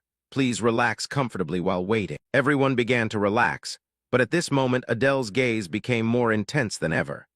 He thought, Otherworld station, it must have cost hundreds of holy stones to teleport so many students. However, later in the storyline, more and more portals appeared connecting to the human world, and eventually the two worlds merged into one. Noticing his contemplation, Luna looked down and offered a piece of jerky, saying, "Adele, do you want to eat some? It's jerky made from spiritual deer, very delicious." Taking the meat, he said, "Thanks, I'll eat it now." Watching him eat eagerly, she asked, "Is it tasty?" He nodded and replied, "Yeah, it's very good." Then he muttered, "Now let's check the current situation." A system panel appeared before him, showing race, half-demon, good and evil, temperate, talent, position swapping. Traits: interesting, focus, killing intent, darkness, magic control, arrogant eyes, conception. Mana 1381. Looking at the mana stat, he muttered that his magic was still too weak, even though he trained before sleep every night. The results remain just like this. He must obtain that elixir. Maybe then his conception will become stronger. Seeing him continue to brood, Luna called out, asking what he was thinking about so intently. Suddenly, a surge of energy surrounded her body, causing her to flinch and scream. "What is this? My body suddenly..." At this moment, not only was she, but Adele too was enveloped in a wave of energy. He looked on and muttered, lifting Luna only a few centimeters, but that was enough for practical combat application. Experimentation is paramount. He must not be careless and must keep evolving, because in the future, it would be regarded as a transcendent ability, like a distinct domain, since it allows him to manipulate gravity. All right, this check is fine, but he was still worried that the Knights of the Continent might encounter someone who had once tried to kill him. In the storyline, Leon reported to his superiors that he had fallen into a ravine and died.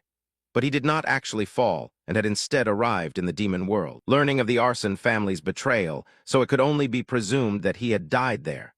Of course, Principal Lucian would think so too through the spy network. But being cautious is never excessive. It's best to find a mask to cover your face. Suddenly, the train car shook violently, startling the other trainees briefly. An announcement came over the loudspeaker: "We are about to arrive." After just a few minutes, the train officially came to a stop. As soon as everyone stepped out, what struck their eyes was a huge mass of magical stones. Adele stepped closer and quietly exclaimed that it was all magical stones. Selling just one would provide enough gold to live on for a whole year. It was really a waste to spend so much on a one-time use teleportation gate. If they had waited a bit longer, the price would have been much lower. Seeing everyone had gathered sufficiently, Idea stepped forward and said, "All right, surely everyone knows where this place is now." Then she came closer, placed her hand on a nearby box, and continued, "Before departure, each person should take one item for themselves." Someone stepped up and handed him a mask. He looked at it and muttered, "Is this really a mask?" Just in time, I was wondering where to find one. Idea took a mask and put it on, explaining that this mask was imbued with magic to reduce recognition ability. It would help them conceal their identities. Those who wear the masks could still recognize each other, so there's no need to worry too much. Then she looked at him and said, "Class leader, please try it on." He nodded and replied, "Yes." Then she turned to everyone and said, "Everyone else should try putting one on too." Having said that, he and the other trainees immediately put their masks on. The moment he put them on, his vision improved significantly, making him let out a slight "oh." seeing even better than usual. I'm starting to like these already. Idea approached and asked, "So how is it? Can you see more clearly?" He replied, "Yes, it's more effective than you expected." Then she took out some bars and said, "Ha ha, and also take this." He looked at the wooden-like bars in front of him and asked, "What are these?" She answered, "They're emergency rations. Eat one per day so you won't need any other meals. But don't eat too many when you're on the battlefield. Their taste is like dirt mixed with insect guts." This statement made Adele flinch slightly. She stepped over and continued, "Anyway, just one per day is enough. Got it?" He nodded and replied, "Yes." But inwardly he cursed, "Ha ha, that taste is really horrible." After finishing the instructions, Idea said, "Now, before entering the gate, I will explain the exam procedures. First, in this test, the instructors will not accompany you." As soon as she finished speaking, the students below started murmuring and speculating. "Not accompanying us? That can't be. Then who will guide us?" She immediately reassured them, saying, "After all, this test is exclusively for the students, so we've assigned targets suited to your level. If instructors were involved, it wouldn't be a real test anymore. And besides, afterward, the instructors would have to prepare to reopen the gate to bring you back." She continued, "Therefore, from this moment on, all instructor authority will be transferred to the class leader, and all students must first follow the class leader's orders." Then she stepped forward to pin a flower on his chest, explaining, "This is the Enzur flower, the symbol of Satan, representing the team leader. And take this map as well. I heard the principal say you know how to read maps." Then she turned her back and left, hoping it would help you. He nodded and said, "Thank you." As soon as everything was done, she said, "Now open the gate. Good luck to you all." As soon as her words ended, the pillar covered in magic stones radiated a huge energy. From behind, spatial gates began to gradually appear. Looking ahead, putting on his mask, Adele murmured to himself, "Everything is ready. To them this is a strange world, but to me this is hell. At all costs, I will survive and return." Right after, the entire class stepped through the gate together. As they stepped in, the other students seemed unable to bear the atmosphere here and held their noses. Seeing that, Adele thought to himself that because this is an alternate dimension, their bodies cannot adapt. Even I can't endure it for long. Suddenly he saw a light on the other side, making him suspect in his heart that is the exit. Luckily, it seems we just need to go a little further. Then he urged the whole class, "Everyone, we're almost out. You can see the end of the path, hurry up." Suddenly, the gate behind them gradually started to close. Seeing that, Adele shouted loudly, "The gate is starting to close, run fast." Seeing that, the whole group rushed forward as fast as they could. In the end, only Adele and Luna remained at the back. Seeing this, he grabbed her hand and forcefully pushed her toward the opening gate. Fortunately, she managed to get outside the gate in time. Finally, Adele leapt out just before the gate closed. Outside, before everyone's eyes, was the clear, bright scene of the human world. In front of them stood the Imperial Sky Island Academy. The entire class was quite surprised by this. Adele couldn't hide his amazement as he thought, "So this is the Imperial Academy." Seeing it in person, it's indeed much more magnificent. Truly worthy of being the pinnacle of human magic and technology. The other students also exclaimed in awe, "What is this? That island is a school? How could an entire island float in the sky? Compared to it, Satan is just like a sandcastle." Prone, seeing this, also stammered, what on earth is that?" Adele didn't hesitate to explain to them, "As you can see, that's a school. Unlike Satan, this is a school for humanity." Prone replied, "Even seeing it with my own eyes, I still can't believe it." Luna, standing beside him, asked anxiously, "Do we need to go inside?" Adele smiled and replied, "No need, and we can't either. That place is protected by a barrier so strong that even the dragon tribe cannot break through it." Hearing that, Prone shouted in astonishment, "Even the dragon tribe can't destroy it." Adele smiled, stroking his chin thoughtfully. "I could use the teleportation skill to get in alone, but the main party would immediately punish me." Breaking away from his train of thought, he clapped his hands once and commanded, "All right, everyone, gather around." He held up the map and described the plan to everyone. "According to the map, if we go around the other side of the academy, the target location will appear. We have to move immediately. Let's get going." Cut to a forest scene. Everyone was marching through there. Suddenly, Adele realized something and thought to himself, "But in this forest, I felt someone's gaze following us all along. Was it an enemy?" Behind him, Samuel was glaring at him angrily. Realizing this, he turned back and silently scolded himself. That guy is still acting like that in this situation. This is a life-or-death moment, yet he only makes me feel more irritated. But in the plan I laid out, Samuel's role is extremely important. His magical talents force me to acknowledge that. I will let it slide this time. Then Adele reached out his hand towards Samuel. Seeing this, Samuel shouted loudly, "What are you trying to do?" Adele quickly replied, exactly what you see. Adele continued explaining, I know you don't like me, Samuel, and I don't like you either. Samuel frowned and responded grumpily, why all of a sudden say that? Meanwhile, Adele patiently explained, but only this once we need to cooperate. Hearing that, Samuel expressed his displeasure and retorted, why should I cooperate with someone like you? Putting the bigger picture first, Adele responded, otherwise, everyone here will die because of the two of us. Humanity is not an opponent to be defeated without cooperation. And you, more than anyone, must understand that clearly. Hearing that, Samuel also calmed down more. He waved Adele's hand aside while walking and said, you annoying guy, just this once. Seeing that, Adele smiled in response. I take that as a compliment. You've made the right choice. After achieving his goal, he secretly thought to himself, good, now everything with Samuel is settled. We just need to find the entrance to the secret realm.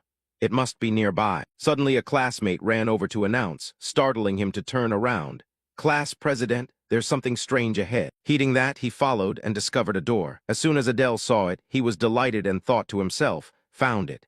The position on the map matches, and it looks exactly like the description. The other academies noticed the door and began to murmur, what's this now? First, it was the floating islands, now even doors can fly. Adele, hearing them, explained that this door is the entrance to a secret realm created by humanity. From here, we will enter inside. A student stepped forward and said, all right, I'll open it. Seeing this, Adele also cheerfully said, go ahead and try. Grasping the handle, the student thought, HMPH, no problem. Just as he pulled, he was fiercely attacked by a surge of red energy. Adele on the side looked at his friend, who was charred black, thinking secretly he got shocked. Actually, it only allows teachers of the Empire's Academy to open it. Then Adele turned to look at Samuel and gave a mischievous smile. Seeing that, Samuel asked confusedly, why are you looking at me again? Adele replied, Sir Samuel, you must take action. Hearing this, Samuel didn't understand and asked back, what did you say? Adele began to explain, you have to pump magical energy into the handle to force it open. Hearing this, Samuel disdainfully said, a half-demon can't even do this, and yet he's the class leader. Step aside. Adele heard this but still smiled, though inwardly he was angry, thinking, that mouth of his. Then Samuel stepped forward and infused magic into the door handle. After a while, he stopped. The door began to show signs of movement. Then it swung wide open. Seeing this, Adele reminded everyone, hurry, get inside. At the front, he turned back to reassure everyone.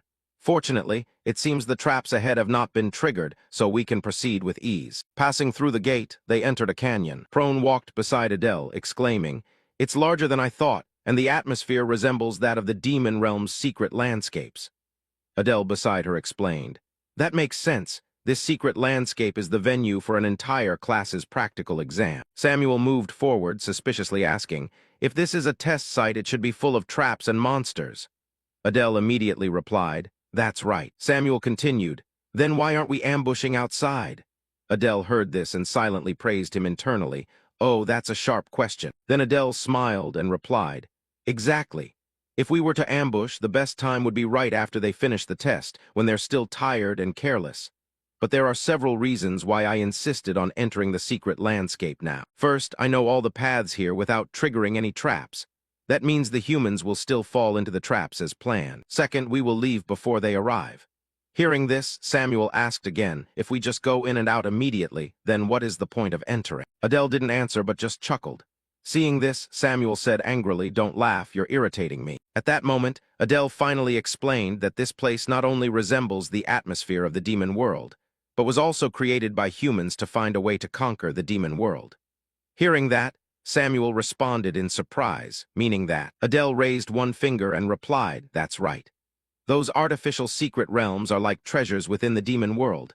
In other words, this place contains treasure. He continued, we are almost there. We've arrived. What lies ahead are 6 diverging paths. Looking at the several paths ahead, Samuel complained, oh my God, are there really 6 branches at this crossroads? Prone continued, which way should we go? Adele stood silently for a while, as if observing, searching for something. Then he stepped toward the cliff wall nearby to assess the situation. Seeing that, Prone spoke up to stop him. That's not the right path. Before she could finish her sentence, his hand had already touched a rock on the cliff face, causing the rock to sink inward and activate some mechanism. He cheerfully said, we must not take any of these 6 paths. No sooner had his arm left the stone than a door suddenly opened right next to where he was standing. He continued, if we take this way, we will arrive at our destination immediately. Everyone, follow me. Faced with his decisive action, Samuel asked, "How do you know about this path?" He didn't answer aloud but thought to himself, "How do I know? Of course, I know well because these are arrangements I myself have made." After some time moving forward, the sunset had faded gradually behind the mountain ranges. They arrived at a vast open space, where a chest sat lonely on the ground. He approached and said, "There is a chest here." Prone asked curiously, "What's inside?" He answered, "This is my first time here, so I don't really know." Hearing that, Prone nodded, "So it means you didn't set this up." Then he suggested, "Well, then let's open it." As soon as he finished speaking, he opened the chest, revealing only a water bottle and a bag of sand inside. Looking at these two seemingly useless items in his hands, Samuel spoke up, wondering what use this pile could have.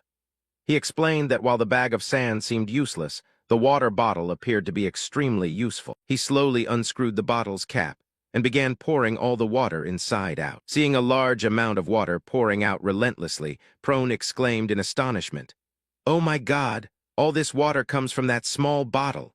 He nodded and explained that the bottle could hold enough water for dozens of people, so they wouldn't need to risk searching for water anymore. Faced with this interesting discovery, Samuel next to him commented chidingly, "How embarrassing to hide such a simple water bottle in such a secret place." He thought silently to himself that, in fact, strangers would be the ones to come and bring tools to kill. Snapping out of his thoughts, he put away the two items and turned to the group, saying, "I've taken everything. Let's go. A battle is about to take place here, so be sure to check the surroundings carefully." After a while of moving, they had now exited the cave. The group found themselves in a vast forest. Adele spoke up, "Now I will assign tasks to you all." He looked toward Samuel and said, "You will take on the reconnaissance mission." Samuel questioned, "Why do I have to do that?" He smiled and replied that you are the most suitable person for this mission. Samuel argued back, "Isn't it your role as class president to do this work?" He chuckled and answered, "No, the only person who can carry out this mission is you. I am certain that you are the best in stealth magic and magical energy, so that is why I trust you with this task." Seeing his talents recognized by others, Samuel looked delighted, then shyly looked away, letting out a slight cold snort but still agreed to accept the mission. All right. Seeing this attitude from him, Adele thought to himself, he seems happy. Could it be that from the start he wanted to take on the reconnaissance mission? I feel reassured because Samuel will take on this mission, since I can't leave this position. I will command and monitor the situation from the beginning. Samuel turned toward him and said, "All right then, there's no other way but to agree if you plead with me like that." Before he could finish speaking, he interrupted, "You won't be scouting alone." Hearing that, Samuel's attitude immediately changed. Happily, he asked again, "So will another student accompany me?" He directed his gaze behind himself and shook his head to deny. "No, it won't be a student." Immediately after, he took out a small bird that surprised both Samuel and Prone. Prone approached, repeatedly wondering, "Isn't this a hawk? Moreover, a hawk that's excellent at reconnaissance and gathering information." Looking at the small bird in front of him, he thought to himself, "It looks like a sparrow, but in the demon realm, they call it a hawk." He continued to explain, "It's a bird raised by Master Aries, and this time I borrowed it. We have become very close. I even named it Seja." Samuel reached out to take the small bird, questioning, "Master Aries, did you intend to kill him? I don't think there's any reason for him to treat you well now." Seeing Samuel's words made sense, but thinking back, he had become close to it after feeding it for a while. He wasn't sure if it would side with him as much as with Master Aries, so he decided to try. Immediately from his body, a dense dark energy emanated, enveloping the small bird, causing its eyes to glow red. He wanted to control the bird according to his will, but it instantly flew up into the sky, turned abruptly, and looked directly at him with a probing gaze. This startled him briefly, thinking, "Why won't you come back to me?" But then something appeared before his eyes that made him flinch. At that moment, a small screen appeared in the sky, showing his image through the eyes of the small bird. He looked at it and questioned, "That's my face." Then he glanced up at the little bird and continued speaking. "So that's it. It shares information through its eyes." After gaining a loyal disciple, he immediately gave an order. "Now you have to accompany this person for a while." As soon as it received the order, the little bird instantly chirped a few times as if it understood its master's meaning. Then it flew over and perched on Samuel's head, much to his astonishment. This startled Samuel briefly. He flailed his hands a few times, angrily shouting, "Get down! Don't sit on my head from now on, you inferior creature." It seemed to understand his words and immediately flew away, only to then dart back and peck repeatedly at his head, causing Samuel to yelp a few times. Standing beside him, he explained, Seijo can share information with me, so you must protect it well. Samuel nodded in response, all right. Then he turned to Prone and said, as for you, I want you to lead the trainees while I'm away. Your ability is seduction, isn't it? Prone nodded and replied, that's correct. It helps allies become stronger for a short time, but for some reason it has no effect on you. He raised his hand teasingly and said, this is likely because Miss Prone lacks enough charm. Hearing this, Prone shouted angrily, that's impossible. Then she returned to the main issue. But why are you leaving? He explained, when trainees from the Royal Academy arrive here, their instructors come along as well, and I will be the one facing off against that instructor. Before his somewhat reckless action, Samuel, standing beside him, voiced his concern. What? No matter how strong he was, it would be really difficult to face a lecturer alone. Seeing Samuel worried about him, he teased, are you worried about me now? I never thought I'd live to see today. Feeling mocked about his concern, Samuel angrily shouted, then go die. Adele immediately changed his tone and said, I was just joking. I'm only going out to be on guard in case that lecturer shows up, but if he doesn't come, I'll come right back to escort everyone immediately. He thought to himself that the guy would definitely come. More precisely, he had to come, at least to increase his mana. After assigning the tasks, he spoke up. Now that everyone's duties have been assigned, Samuel will scout ahead, Miss Prone will stay behind to command, and I will confront the human lecturer. Prone questioned, so what should we do now? Faced with this unexpected question, he pondered silently for a few seconds. This also caused the other two to show a few question marks on their faces. After some thought, he said, I'm hungry now, let's go eat first, and it's best if we camp here for a day. Faced with these somewhat cliched words, Samuel, standing nearby, angrily shouted, is that all you want to say? He smiled and replied, Samuel, you must leave immediately. Please check if any classes from the Royal Academy are heading out for a field lesson. Feeling dismissed, Samuel questioned, well, will I get to eat too? He waved his hand and said, hello, goodbye, and good luck. Then he looked toward Prone and said, let's go. So it turns out I get to eat a meal, but my comrades will starve to death.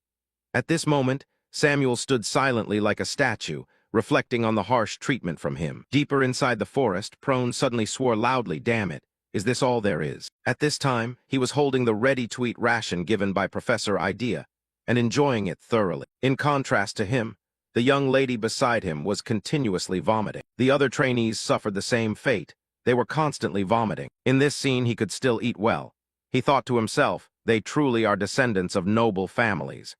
The taste is disgusting, but in this situation, there is no choice but to eat it because nutrition is essential for fighting. But the flavor resembles the corpse of dried worms. Then he turned his gaze toward Luna beside him, who was still enjoying the dried worms deliciously. Under Adele's gaze directed at him, the girl turned around puzzled, asking why he was staring at her like that.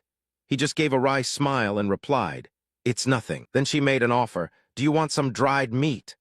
He didn't want to relive the experience of eating dried worms, so he immediately stood up and declined.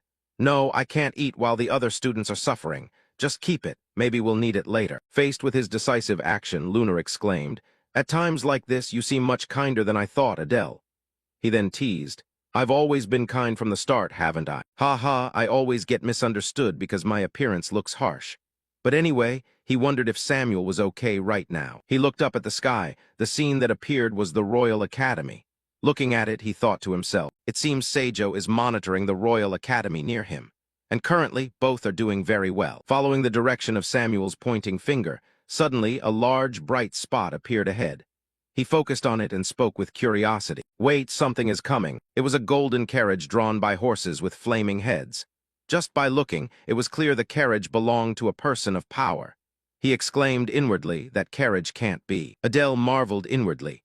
How could that carriage travel back and forth between the Royal Academy and the ground? Such overwhelming power seems only found in legends. Samuel also mumbled something, but Adele couldn't hear clearly. He thought to himself, unable to communicate, truly maddening. Now all he could do was hope that he got the hint and would retreat. In just a few seconds of movement, the carriage safely descended to the ground. Looking at it, Adele whispered inside, this time it's troublesome. They've arrived faster than I expected. Someone stepped out of the carriage. A golden eagle emblem cast in gold displayed on his chest. From the memories he had, this person was Basaha, and he was the first target that Adele was determined to kill. He was a Wind Element Magic System Education Officer, a powerful expert at the five-cycle realm, but specialized in theory like Robolt and not skilled in combat.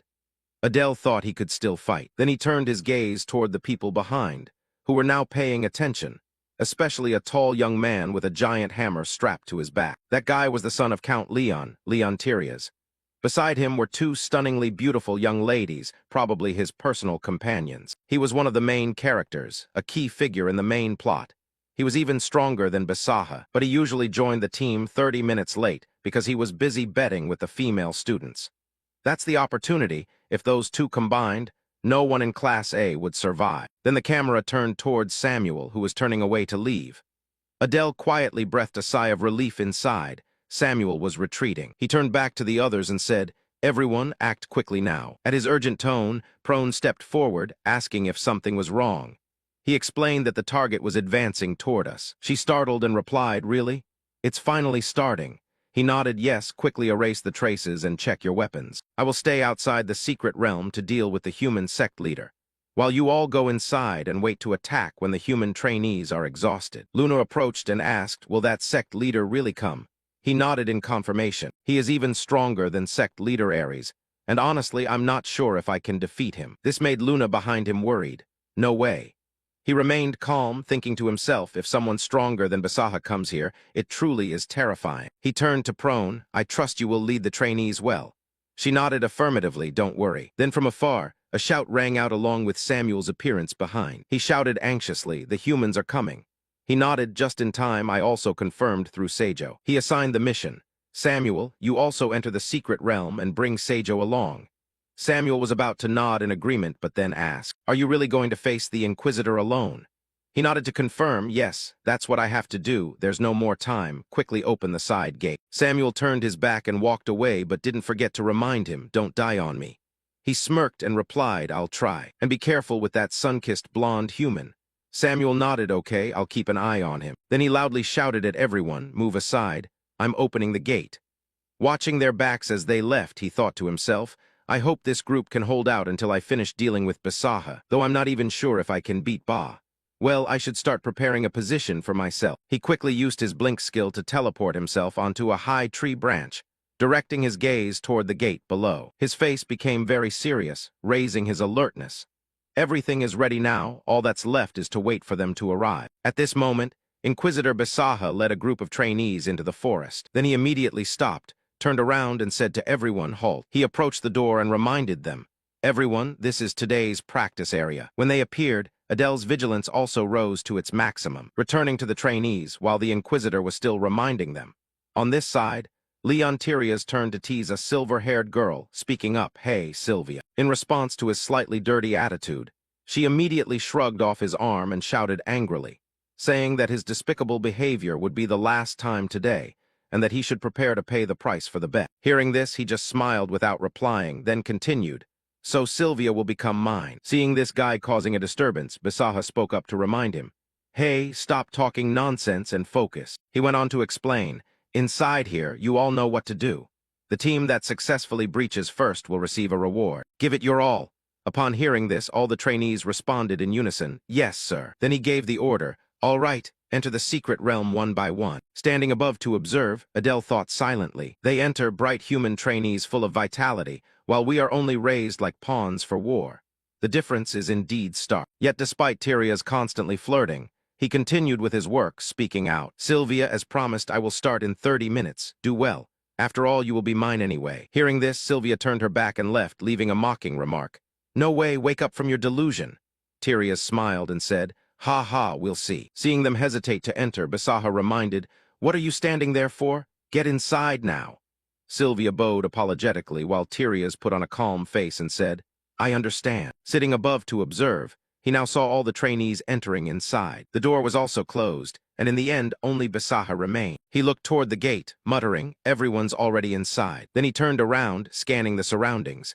Adele thought to himself from above. He even checked around, truly careful. After observing with his naked eyes, Basaha suddenly emitted a green mana aura that spread throughout the surrounding area. It created a circular beam of light. Immediately after, the entire forest was illuminated by the energy just unleashed. In front of the dazzling light, Adele luckily grabbed a branch, barely keeping himself from falling to the ground. He sighed softly inside. "Ha, dispersing his power again to confirm if I blink any more I'd be detected. After finding nothing, Basaha spoke. As expected, no one's there, now let's go. He then headed toward the secret chamber.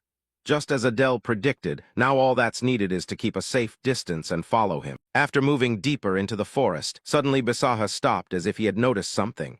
Behind a tree, Adele had also blinked into position. He only made a very slight noise, but this time it reached Basaha's ears. He startled and spoke up, clearly sensing someone, or was it just a hallucination? He continued moving and approached a tree trunk. Touching it, he muttered, "What kind of terror is this demon clan planning, making me come all the way here? They should have just wiped me out." In response to his strange action, Adele observed from above, thinking to himself, "What is he doing in front of that tree?" Below, Basaha channeled magical power into the opposite tree, murmuring, "Never mind, as long as it serves my great experiment." Then from a small tree, suddenly a swirl of magic appeared around it, causing the tree to shake violently. In just a few seconds, the small tree had transformed into a towering giant tree. This made Adele flinch momentarily.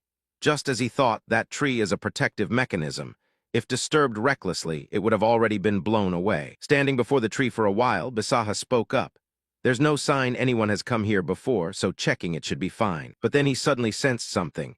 His entire body was enveloped by a flow of mana. When he turned back to look behind him, his protective mana layer was being attacked by the blade that Adele had thrown. Looking at it, he wondered, what the hell is that? As soon as the words left his mouth, Adele appeared before him, looking at him with eyes cold as bullets. Adele spoke coldly, "What a pity, I almost had you." Basaha growled angrily, his cold gaze sweeping across the forest.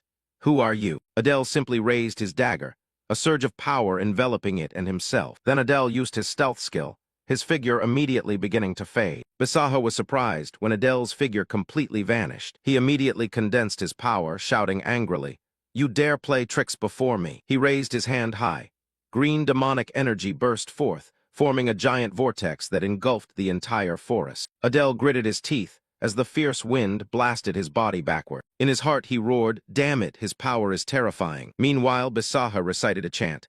"Wandering wind of the forest, find him." Strong demonic energy radiated from Basaha, searching for Adele. As the surge of power neared him, Adele quickly used Swap 2 to teleport. Instantly, his body shifted to a high tree branch, temporarily evading Basaha's attack. But the pressure from that massive mana still made cold sweat pour down his forehead. At this moment, Adele began to plan, thinking that if he kept being cornered like this, he was done for. He had to close in at all costs. After failing to locate Adele for some time, Basaha began chanting another spell. Seizing the opportunity, Adele leapt down with firm resolve. At this very moment, Basaha was casting a new spell. While Basaha was still chanting, Adele used Swap 2, exchanging positions. Immediately, he appeared before Basaha, raising his dagger ready to strike. Basaha was shocked when he saw Adele appear right before him. Without giving him time to react, he used the skill Dark Fang, Sword Pierce. He gathered strength to strike down, but was blocked by Basaha's barrier. Two streams of power collided, creating a terrible pressure that shook the entire forest. Adele cursed silently in his heart, "Damn it, it's a barrier again." Basaha was also angry at this moment and shouted loudly, "You insect!" Then he unleashed his power, a stream of mana surrounding him. It was so strong that it pierced straight up into the blue sky. Fortunately, Adele used displacement to retreat far away. But the trees around him were not so lucky. They were knocked down and scattered everywhere by Basaha's power. Looking at Basaha, Adele thought to himself, "Piercing straight into the blade reveals that the magical shield Basaha covers himself with has about 10 layers. Basaha, furious at missing his hit, shouted loudly, "Don't hide like a rat, come out here." At this time, Adele had retreated to a corner, thinking inwardly that if it weren't for his sword stance, his body would have been shredded by the recoil like a rag. Luckily, it was Basaha. If it were a mage specializing in melee combat, they would have likely covered themselves with dozens of layers of shields. I've broken through 2, leaving 8 more. While he was still calculating, Basaha had already started deploying his skill. He unleashed 3 tornado columns, 3 times stronger than his previous attack. Wherever they went, they swallowed up everything. Seeing this, Adele cursed silently in his heart, "That madman." He immediately lay down on the ground and used the kinetic thought skill. Adele thought to himself that he had to use the thought-driven power to press his body down as much as possible to hold on.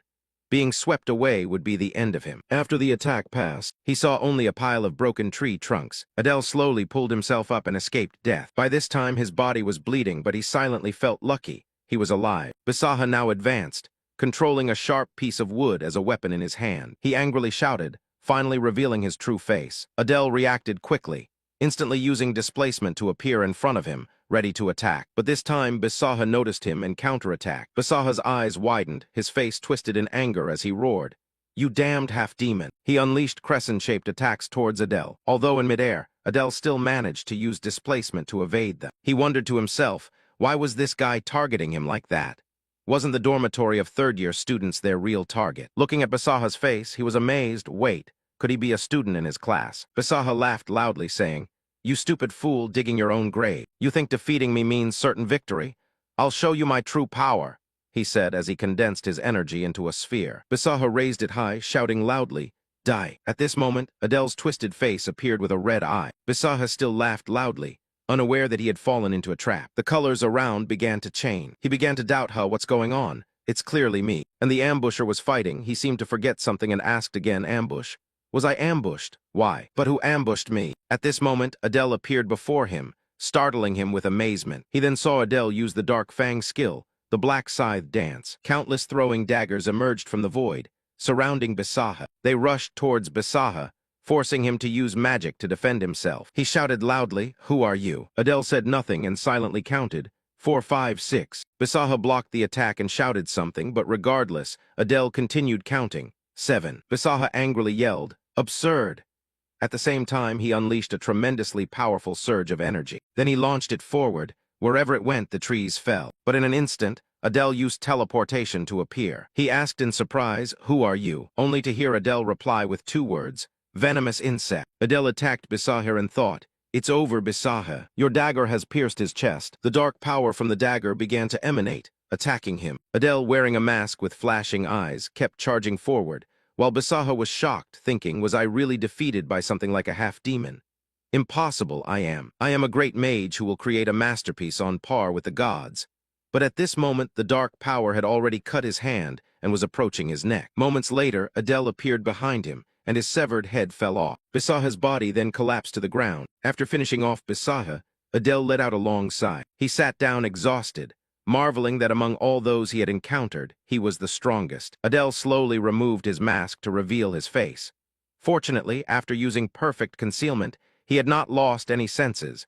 The mere thought of losing sight sent chills down his spine. Adele took out a small bottle of potion, thinking to himself, "First, recover the mana. I already drank the intermediate mana recovery potion right after perfect concealment.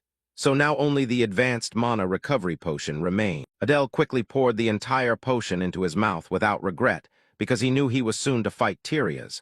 So there was no reason to be stingy, drinking it with no taste. Adele realized he had probably lost his sense of taste due to using perfect concealment earlier. After recovering, Adele went to the gate, preparing to search for the spiritual herb. He looked at Bisaha's corpse there and thought, but first, he picked up the eagle-shaped badge. With this, they would finally believe he had dealt with Bisaha. Entering inside is a dark space. In his hand, he held a lantern. As he stepped down the stairs, he marveled. Luckily, there was a magic lantern right at the entrance, very kind. I must bring one along next time. As he stepped down, Adele sensed a certain smell and immediately became suspicious. Why did the scent become stronger the further down he went? His feet had reached the very bottom. What struck his eyes was the image of a demon inside the experimental chamber. This place contained many separated parts of demon tribes. Not only that, there were also skeletons that had long since dried out. Adele approached a table where a demon had been dissected. He immediately realized that this was a biological laboratory used for demon subjects. Looking at the corpse below, he assessed that he hadn't expected things to be so tragic. I wrote that the demon tribe is absolutely evil, so using them for biological experiments is justified. A doubtful question arose in his mind. But after all, if people are good and demons are evil, then even in his own novel he was no longer sure. However, humans also had their reasons for conducting the experiments. Looking at the test tube before him, Adele recognized what Bisaha had once tried to create. The homunculus crushed countless demons to form itself. Inside the test tube was something purple. Looking at the object floating before him, Adele inferred that having a homunculus would help its owner avoid the imminent death. Hence, Bisaha wanted to create it at all costs, but ultimately the research failed. At this moment, Adele immediately thought of Robolt. Although it was unfinished, Robolt would probably like it. In return, he should demand some intermediate-level mana restoration potion, right? The bag he carried now had something moving inside, causing it to shake as if it wanted to jump out. It turned out to be the lone venomous creature. It jumped out with bright eyes staring at the homunculus. Before Adele could react, the venomous creature broke the test tube and lunged toward the homunculus. Immediately after it swallowed the homunculus whole, Adele beside only knew to shout, "What are you doing?" At this time, a source of red energy from his neck shone directly onto the venomous creature. Looking at the glowing amulet, Adele wondered if it was the pendant. The moment the venomous creature swallowed the homunculus, half of the pendant lit up. It seemed not to react to the creature itself. Could there be some connection between the homunculus and the mana god? Or perhaps it was related to a completely different existence. Maybe consulting the mana scripture on homunculus creation would clarify. At this moment, he suddenly remembered that Basaha had already memorized the secret technique and had burned it. Looking at the venomous creature before him, Adele sensed something strange and asked, "You look a bit different now. You used to look like a dragon, but now more like a snake." He seemed to realize something. Could it be? He tried using permutation 2 on it, but it had no effect. Holding it in his hand, he wondered. Clearly, it was previously an inanimate object, yet after swallowing the homunculus, it resurrected as a living creature, and the homunculus successfully operated inside the venomous creature instead of a person. Images of Crete appeared within you. Wait, if this transformation transmits to Crete then, you just ignore it and put the small snake in your pocket. For the sake of your spiritual health, just let it be. Quickly consume the elixir and move on. Then you found something that looked like a mountain ginseng. As you absorbed it and manipulated your magic power, your entire body was enveloped by a light blue magic aura. While chewing, Adele sighed in admiration, swallowing as the intense heat surged through his body, feeling his veins expanding. The whole room was now surrounded by the light emitted from him. After finishing the absorption, Adele exhaled deeply. The status board appeared. Race, half-demon alignment, chaos talent, transposition 2 traits, interest, focus, sword coat, killing intent 2, darkness 2, mana manipulation, eye of superbia, telekinesis, mana. 1381 increased to 2072. Looking at the status board, Adele smiled quietly. Finally, his magic power surpassed 2,000. The once unstable sword energy became a stable trait, and both killing intent and darkness increased by 1 level. Adele sat down and focused the magic power in his hands. Looking at the magic power he generated, Adele happily thought that all the magic he emitted could be transformed into darkness. Now all he needed was some shadow to completely erase his presence. He stood up, absorbed all the magic power, having collected everything, then returned to his classmates. There should still be about 10 minutes left. A screen appeared through the connection between him and Sage. Displayed on the screen is the scene of Samuel fighting. Looking at the girl confronting Samuel, Adele immediately recognizes that girl as Sylvia. Fortunately, Tyria's hasn't appeared yet. Watching Samuel fight fiercely, Adele silently admires. Indeed, Samuel shows no sign of weakness and is pressing his advantage well. Suddenly, the pendant around his neck glowed once more. This surprised Adele. What could it be that the pendant is reacting again? Inside, a piece of paper appeared faintly. Adele exclaimed in astonishment. It was a purchase slip this time. The paper displayed clearly that it allowed viewing the recent past. Looking at it, Adele wondered aloud. The recent past. Previously, it only repeated matters of offering to the gods. What exactly is this about? Both reacted in unison, certain something was going on. Adele then took out a small knife and drew some blood from himself. Without a pen, blood would have to suffice temporarily. He carved the words, "Please reveal the truth of this pendant." However, the response was the familiar phrase, "Offer to the gods." Seeing this, he said irritably, "Again with offering to the gods, do I have to break into the human temple to steal the sacred artifact?" These answers are all impossible, so frustrating. At this moment, Samuel's image reappeared on the screen. Adele thought to himself, "It's connecting again." Adele was facing Samuel through the screen. Suddenly, the necklace emitted fierce energy. A voice appeared in his mind, instructing him to use the pendant. He immediately thought, "The pendant is reacting intensely." At that moment, a stream of dark energy surrounded his body. A pitch-black darkness enveloped the space, and a faint sound rang out as if tearing the silence apart. Adele moaned softly, bringing his hand up to clasp his head.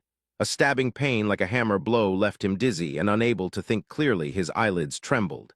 He murmured, exhausted, "My head. It hurts so much. What the hell just happened?" A weak light gradually filtered in as Adele forced his eyes open. His blurred vision revealed the view outside the window. Blazing red flames everywhere and cries echoing through the air. A man collapsed to the ground, hands shaking as he begged. Have mercy on me, please, have mercy. Samuel stood motionless, eyes wide, whispering in bewilderment. What is this? The scene outside became clearer. Waves of fire ravenously consumed the mansion, the harsh clash of steel rang out, and human soldiers laughed like madmen. Kill all those damned demons! A scream rose and stretched across the ashes. Adele stood stunned, his hands clenched tight, the firelight reflecting in his trembling eyes. Adele's face went ashen, his pupils contracting. He stepped back, breathing heavily, unsure of what was happening. A bead of sweat slid down his cheek. A chill so cold it made his whole body shudder. He turned and, almost without thinking, looked into the mirror beside him. The reflected image made his heart seize. A youthful face, bright brown eyes, slightly disheveled hair. Looking like a child of about 10. Wait. Hold on, this face. He stepped closer, his fingers trembling as they touched the surface of the mirror. His heart pounded in his chest, sweat beating on his forehead. This was Samuel, and he looked about 10 years younger. He whispered softly, his eyes full of confusion and doubt, feeling as if he were dreaming, though everything was terrifyingly real. Adele glanced around the room, debris and ash drifted down, the light from outside casting a golden wash across the floor. His breathing quickened, his voice faltering. 10 years ago. This was the time of the war between humans and the demon clans. He clenched his hands, his heart racing. So then, an image flashed through his mind. Screams and burning merged into a horrific symphony. The scene outside came into view, the flames devouring roofs and the sky glowing red. He murmured that this place was Samuel's past, the massacre where Samuel's family had been exterminated by humans. His throat tightened, his heart heavy. The back door suddenly creaked, and Samuel started, turning around. The silhouette of a woman appeared in the doorway, the light from outside forming a bright outline around her. His breath caught, his eyes wide with disbelief. Tears sprang to his eyes. He rushed forward, his hands trembling as he wrapped his arms tightly around her. "Mother!" He choked, the word breaking in his throat. He buried his face in her chest, his whole body shaking like a frightened child finding refuge. In that moment, pain and memory became one. Adele finally understood that he was witnessing his friend's past. The woman bent over, her face drained of color in the weak firelight spilling through the doorway. Her eyes shone with panic mixed with determination, her voice hoarse from holding back tears. "Samuel," she said carefully, "no matter what happens, do not leave this place." The boy lifted his head.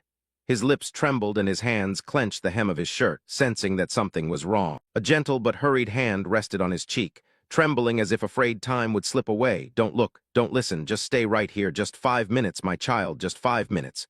Do you understand?" Her voice faltered amid the screams outside, and he could only nod, his eyes brimming with tears. "Yes, I understand, mother." In that moment, a sad smile blossomed on her lips, her lashes trembling before tears fell. "You must live, okay?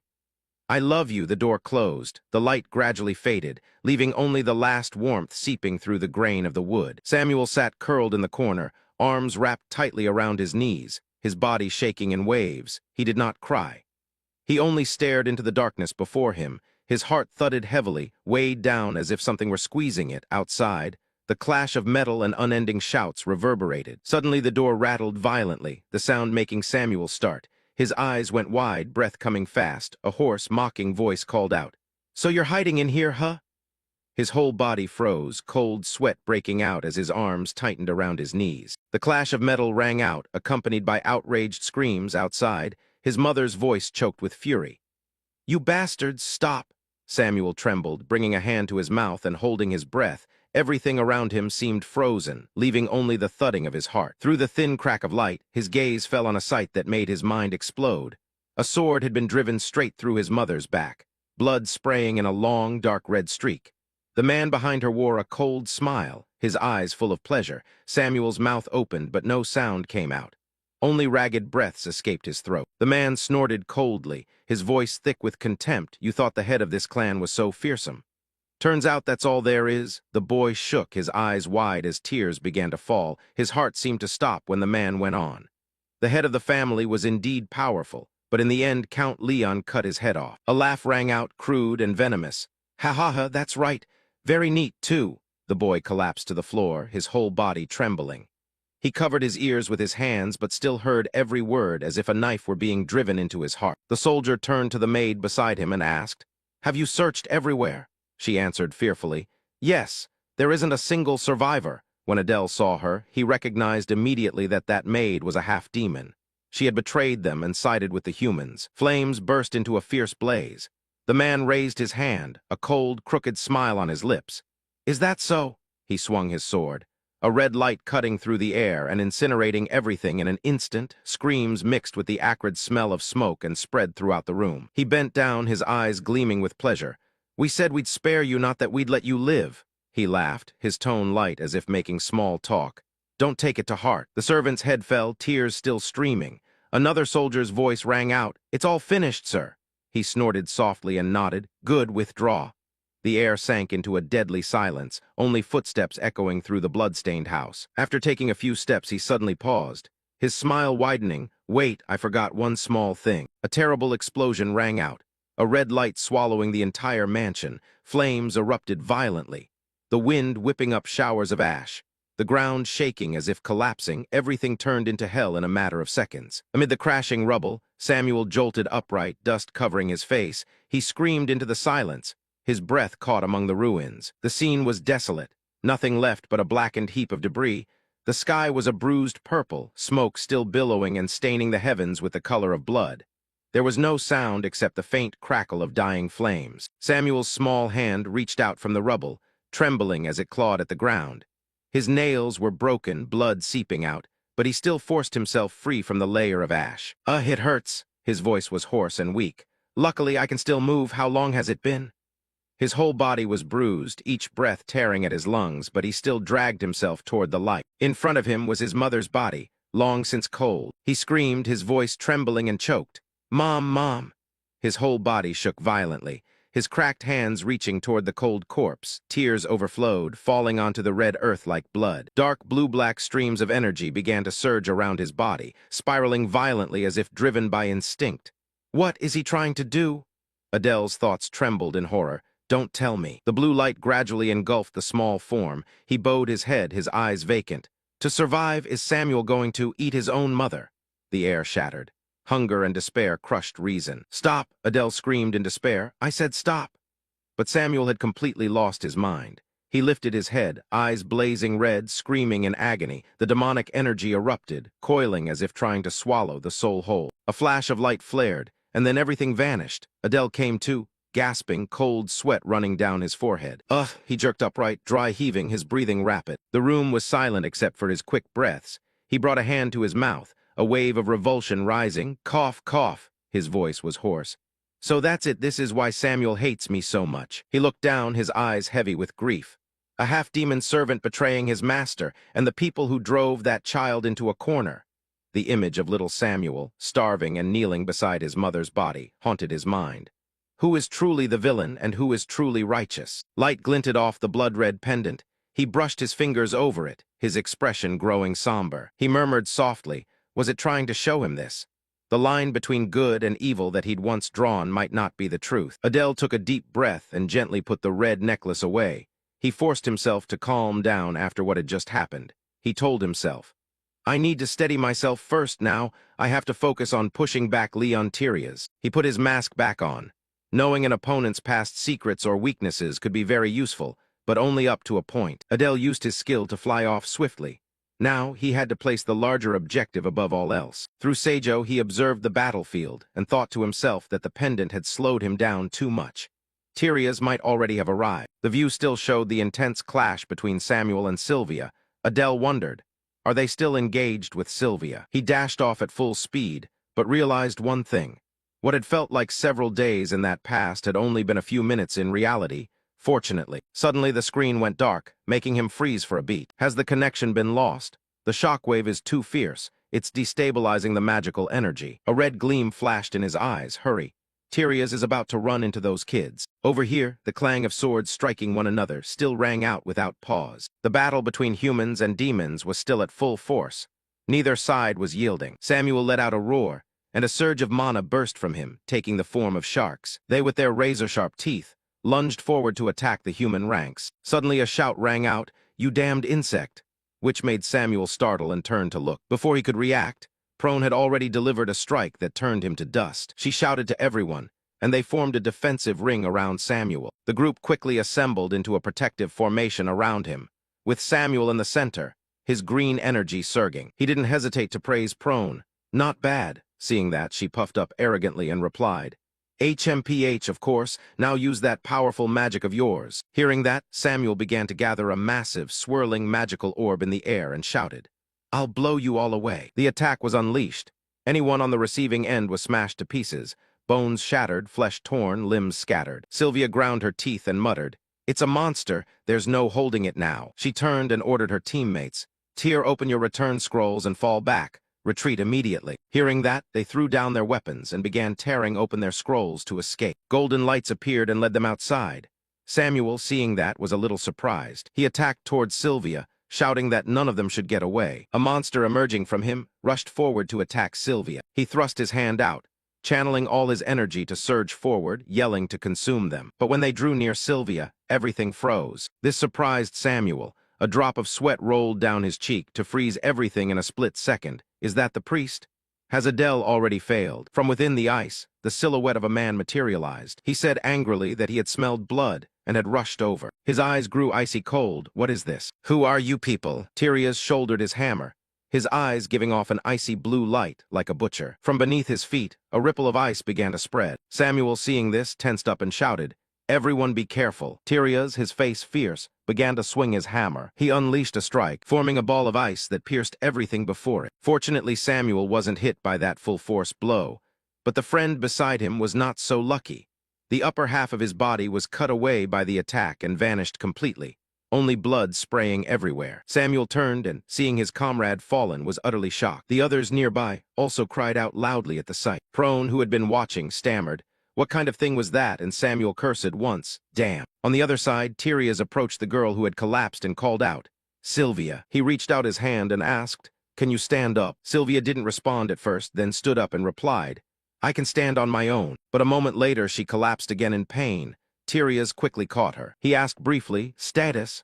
Sylvia shot him a resentful glance and answered. In total, 8 people were dead. The remaining trainees were either wounded or still alive. She trembled slightly and continued, "We have returned to the Royal Academy." She was on the verge of tears, but a firm hand was gently placed on her head to comfort her. "You've worked hard, leave the rest to me. You go back first." As Tyrius turned to leave, Sylvia shouted for him to wait. "No, I'll stay here too. I may become a burden. But even so, I'll fight by your side." He laughed loudly at that. "That's the woman for me." Sylvia huffed, holding her wounded arm as for that. Before she could finish, the demon ranks surged forward to attack. Someone shouted, "Madmen!" Everyone charged in, "Kill them all." Seeing this, Samuel yelled a warning to his comrades, "Don't, fall back quickly." But his warning seemed too late. Tyrius had already spun around and launched a hammer blow. The attack generated an icy blast. It sent flying all the approaching demon clan members. Not stopping there, he snorted coldly and swung the hammer again. The blow came down, shaking the entire space. Ice spikes erupted from it, piercing the chests of the demon clan and sending them flying past Samuel. Seeing this, Samuel began to channel his mana to defend and turned to give orders. "Everyone run, quickly." He used all his power to summon countless monsters rushing forward. Seeing this, Tyrius smiled faintly and let out a small oath. While holding them off, Samuel instructed Prone at the rear. Prone quickly led the trainees away. "Find that one and run until the gate opens." Hearing that, Prone asked anxiously, "What about you? Are you planning to hold that monster off by yourself?" Not sure how long he could hold out, Samuel shouted, "We can only all die here. In this situation, this is the optimal choice. I'll try to find a way to follow." She also understood the current situation, turned to warn those who were leaving. While Samuel bought time, they had to retreat, hurry and carry the wounded first. Luna, still worried about the man before her, called out to Samuel, but he only answered, "Luna, you should go quickly too." Samuel's voice deepened, "Asking you to look after the wounded." As Luna left, she reassured Samuel inwardly, "You must return there." Turning back to Tyrius, he was now visibly excited. He unleashed an extremely powerful blow at the monsters Samuel had created, ripping them to pieces. Samuel was also stunned and stepped back a few paces. The smoke slowly cleared. The silhouettes of Tyrius and Sylvia gradually appeared. With a hammer slung over his shoulder, Tyrius sneered. How disappointing to be troubled by such trash. Seeing Samuel standing alone before him, he was slightly surprised. "What happened? Did they all vanish?" Sylvia remarked. "It seems there's another entrance we didn't know about, since they suddenly appeared in that area." Hearing that, Tyrius snorted. A cruel glint in his eyes, he said, "No matter where they go, they cannot escape me." Looking at Samuel, straining his strength before him, he taunted, "Come on, show me what you can do. Don't disappoint me." Hearing that, Samuel angrily shouted, "Enough already." "I'll show you," he said. then slammed his hand into the ground, creating 3 attack lines studded with sharp spikes that rushed toward Tyria's. The attack drew near, but he paid it little heed. Seconds later he smiled. His eyes had turned blue. Magical energy began to radiate around. He stamped his foot on the ground, and a ring of magical energy began to spread around. It formed sharp stakes that blocked Samuel's attack, causing it to start cracking. Seeing that he sneered, "Is that all?" Samuel gritted his teeth in response. Someone who's bleeding shouldn't be saying that. Tyria's, hearing this, glanced down and, seeing his arm was bleeding, was somewhat surprised. He laughed loudly, "As if you were underestimating me." Then a blue gleam flashed from his eye. Seconds later, he and his thunder-charged hammer appeared right beside Samuel. The strike came down, shaking the entire area. Sylvia next to them was also a little frightened by the power. When the dust cleared, only Samuel lay collapsed there. He struggled to sit up and spat out a mouthful of blood, silently thinking, "Thanks to the greed ability, I managed to survive." Bracing his hammer against the ground, Tyria said, "Well, it didn't land fully. Don't go pretending to be hurt." Samuel's whole body ached. He silently assessed the situation. All his ribs seemed broken, making it hard to breathe. He forced himself to stand up, he thought, but, "I will not let anyone die right before my eyes." He shouted, "Don't come any closer." Before he could finish the sentence, one of his legs was severed from his body. Sylvia was a little startled at the sight. Tyria sneered, "Truly like vermin, so persistent. Isn't that right, Sylvia?" She reminded him to hurry and clean up, then chase after them. They probably haven't fully withdrawn yet. Another hammer was swung. Samuel's arm flew out with it. Tyria's hesitated. "Ah, that's right. If you dared lay a hand on my woman, don't expect to die peacefully." Samuel was now writhing in pain and lay collapsed. But Tyria's showed no mercy. He brought the hammer down while shouting, "I'll turn the rest into the same, just wait." Samuel lay sprawled on the dusty ground, blood running down his cheek and mingling with his shallow breaths, his eyes half open, vision fading as if about to go out. "Ah, is this the end?" he whispered, voice trembling in the daze. Consciousness blurred, but a question still echoed in his mind. If it were him, if that person were in this situation, what would he do? Samuel's gaze trembled, a flash of light passing through his memory. A stranger's silhouette appeared in the darkness, blue light writhing around his body like something alive, making the space itself tremble. Him? Samuel thought silently, a feeling both familiar and terrifying rising inside. The image in his memory grew clearer, a man with blazing red hair and a white mask, a faint smile curving on his lips. Who is he? Why does he feel so familiar? Samuel murmured, eyes wide with bewilderment. In an instant, the blue light erupted violently. 2 figures streaking through the air. Samuel briefly startled. Amid the lingering light, Adele bent down and caught Samuel, who had collapsed, his voice calm but deep. "Still alive, looks like you're stubborn after all."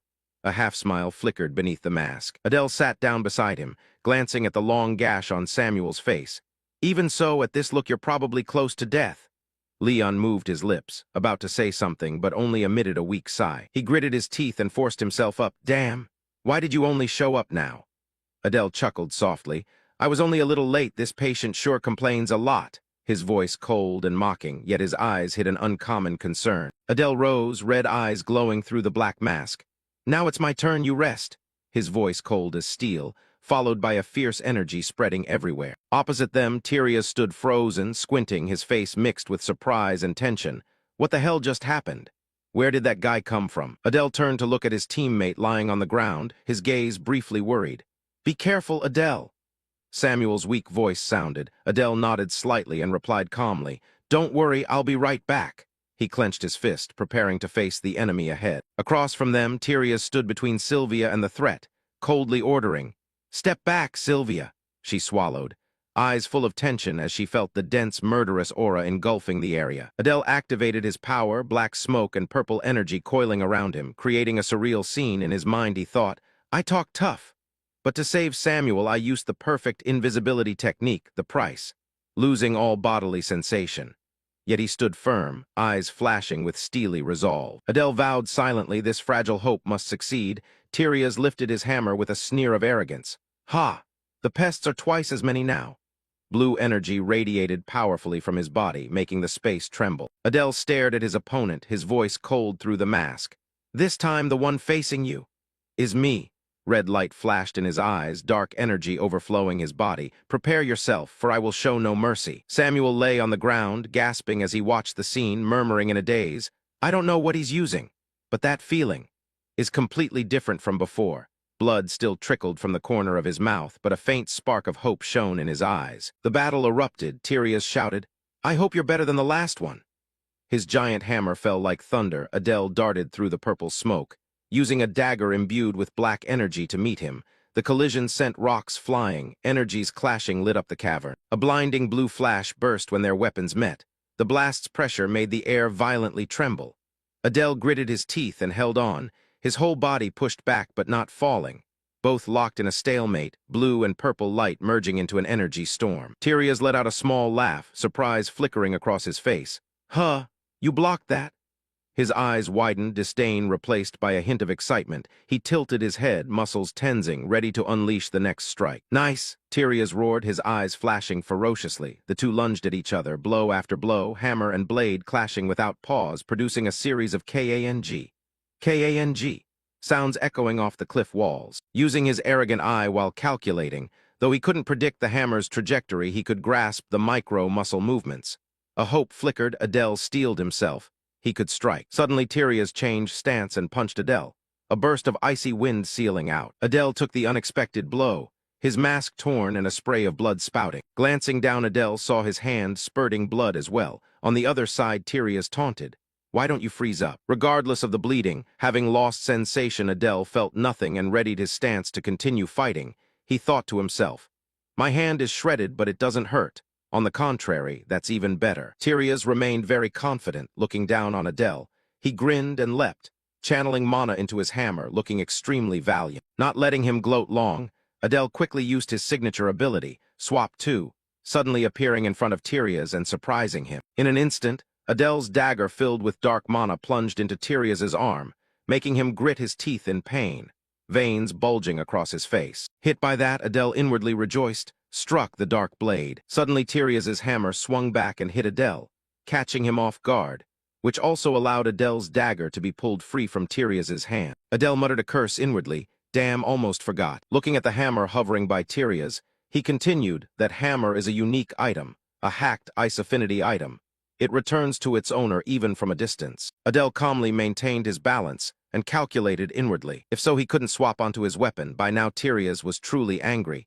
He swung the hammer, charging mana, a cold energy radiating everywhere. Tyrius swung the hammer back with both hands and leapt toward Adele to attack, shouting filthy vermin. He gritted his teeth, eyes flashing as he roared, "How dare you startle me!" A storm-like strike came down that forced Adele to brace and withstand, two sources of energy radiating and shaking the entire space. But the disadvantage still fell on Adele. His arm was mangled, blood spraying everywhere. Even so, he felt no pain, truly a king of endurance. He only swore once, "Damn, my right arm is ruined if that's the case then." A multitude of knives appeared from the void. He had used the skill Dark Fang, Dark Blade Storm. Tyrius wasn't just for show. He sneered with contempt, trivial tricks. Then he swung the hammer in a whirlwind, blasting away all the blade images Adele had created flying toward him. Not stopping there, Adele continued to cast that skill once more. Tyrius shouted, "That leeching thing." Then he launched an electric ice strike straight at Adele. Taking the full hit, Adele rolled away several times before coming to a stop. Tyrius showed no mercy, his lightning power enveloping his whole body. Then he growled, "Now it's over, vermin." Lying on the ground, unable to move, Adele thought inwardly, "Could my bones be shattered all over?" Unable to move, he screamed at himself to stand up. "I told you to stand up." But life isn't so simple. Meanwhile, Tyrius's sheet of ice was steadily approaching him. He was like a butcher demanding a life, raising the hammer without mercy, shouting, "I will crush your skull." Adele could only lie there and take it. He cursed inwardly once, "Damn, am I really going to die here?" Suddenly a flash of light sparked. Adele suddenly appeared in another place. Looking at this unfamiliar space, he was slightly surprised. He sat up dazed and asked, "Where is this heaven?" Beside him, there was also a mirror. Looking at his face in the mirror, Adele couldn't help but be skeptical. Where did the mask go? Wait, more importantly, the wound has healed. Suddenly the image in the mirror spoke. "Have you been well lately, creator? This is the second time we've met directly." Witnessing this made Adele startle and step back. He asked again, "Adele, are you all right?" The other replied, "Sorry for startling you." The image in the mirror responded solemnly, "It seemed the situation was urgent, so I brought you into this space." Adele outside the mirror said angrily, "I'm not pleased at all.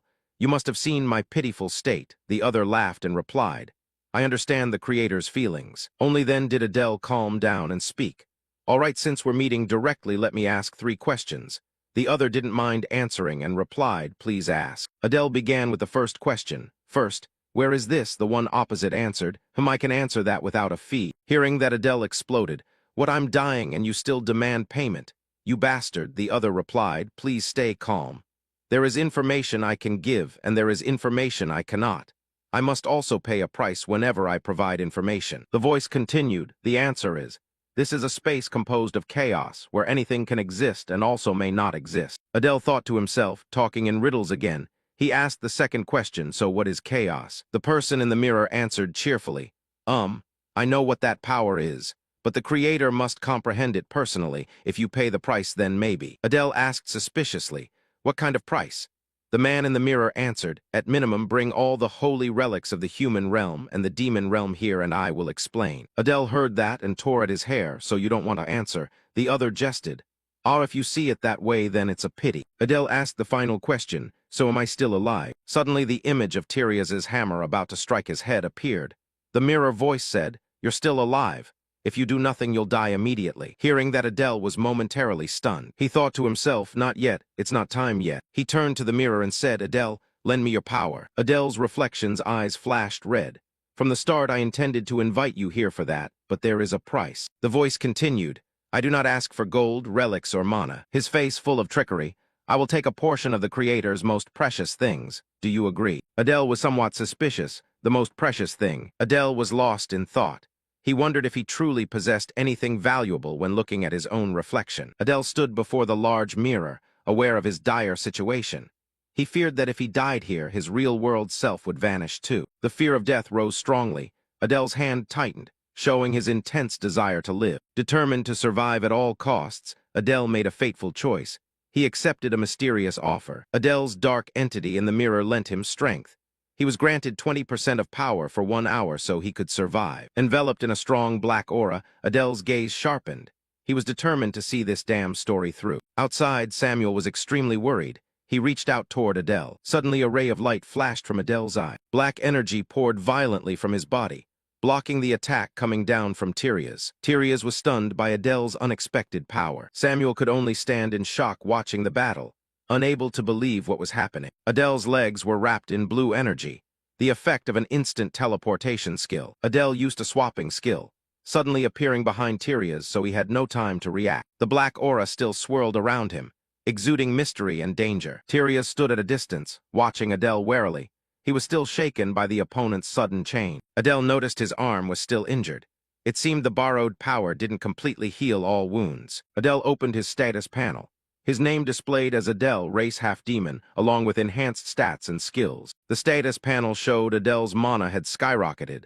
The swapping skill and killing intent had increased by 2 levels, and his darkness had become a distinct attribute. Adele was pleased with his new power. Although some skills hadn't improved, overall it was a significant boost. Adele looked toward Tyrius, wondering if with this power he could truly defeat him. Tyrius was surrounded by a blue aura.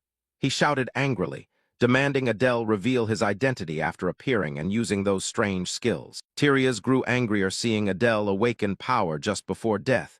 He couldn't understand what was happening. He flinched when he felt a black aura binding his body. Tyrius froze when he realized the image before him was just an illusion created by Adele. The illusion dissolved into darkness, leaving Tyrius more confused and furious. Suddenly, Adele appeared right beside him. Wearing a half-mask, he calmly mocked, saying he didn't understand why Tyrius kept asking redundant questions when he already knew who Adele was. Tyrius roared in anger, refusing to accept that Adele knew him. He didn't understand what Adele was talking about. Adele, hidden behind the mask and black aura, mocked Tyrius, pointing out that Tyrius had repeated the insult vermin 3 times. Tyrius snorted, seeming to realize something. He had understood Adele was ridiculing him. With his hammer on his shoulder, Tyrius charged, declaring he would crush Adele to death once more. Tyrius unleashed a powerful attack, creating a blizzard with sharp ice crystals. Adele noted that Tyrius seemed serious now. The real fight was just beginning. Tyrius, eyes glowing, mocked Adele not to think he was the only one who could use tricks. Tyrius challenged Adele, asking if he wanted to see his true power, then swung his hammer to create a massive ice vortex. Adele recognized Tyrius's skill as a blizzard, a powerful wide area attack. The blizzard crashed in. Adele only managed a startled cry at its terrifying force. To counter it, Adele unleashed his own skill, Black Fang, a rain of dark blades that produced countless shadowed edges. Adele's dark blades collided with Tyrius's blizzard, producing numerous small explosions. Adele activated another skill, Kinetic Chant, determined to weaken the attack's power. Thanks to the combination of the two skills, Adele successfully dispelled Tyrius's blizzard. Tyrius was astonished to see his strongest attack undone so easily. Tyrius pressed the assault, but Adele, with his eyes glowing red, quickly evaded. Tyrius angrily shouted "Hello!" as a taunt while Adele merely dodged. Tyrius swung his hammer down. A barrage of sharp ice spikes shot up toward Adele, forcing him to struggle to dodge. The clash sent rocks and earth flying everywhere. Adele continued to nimbly avoid Tyrius's attacks amid the hail of ice. Tyrius sneered, mocking that Adele only knew how to dodge like a cockroach. Adele retorted that there was no reason for him to endure such slow attacks, and that it was because Tyrius was too weak. Tyrius admitted that despite his anger, he had to concede Adele's attack, though simple, had no openings. Adele smirked beneath his mask, thinking that just one more chance would be enough to finish his opponent. As the battle reached its climax, a voice shouted, "Adele!"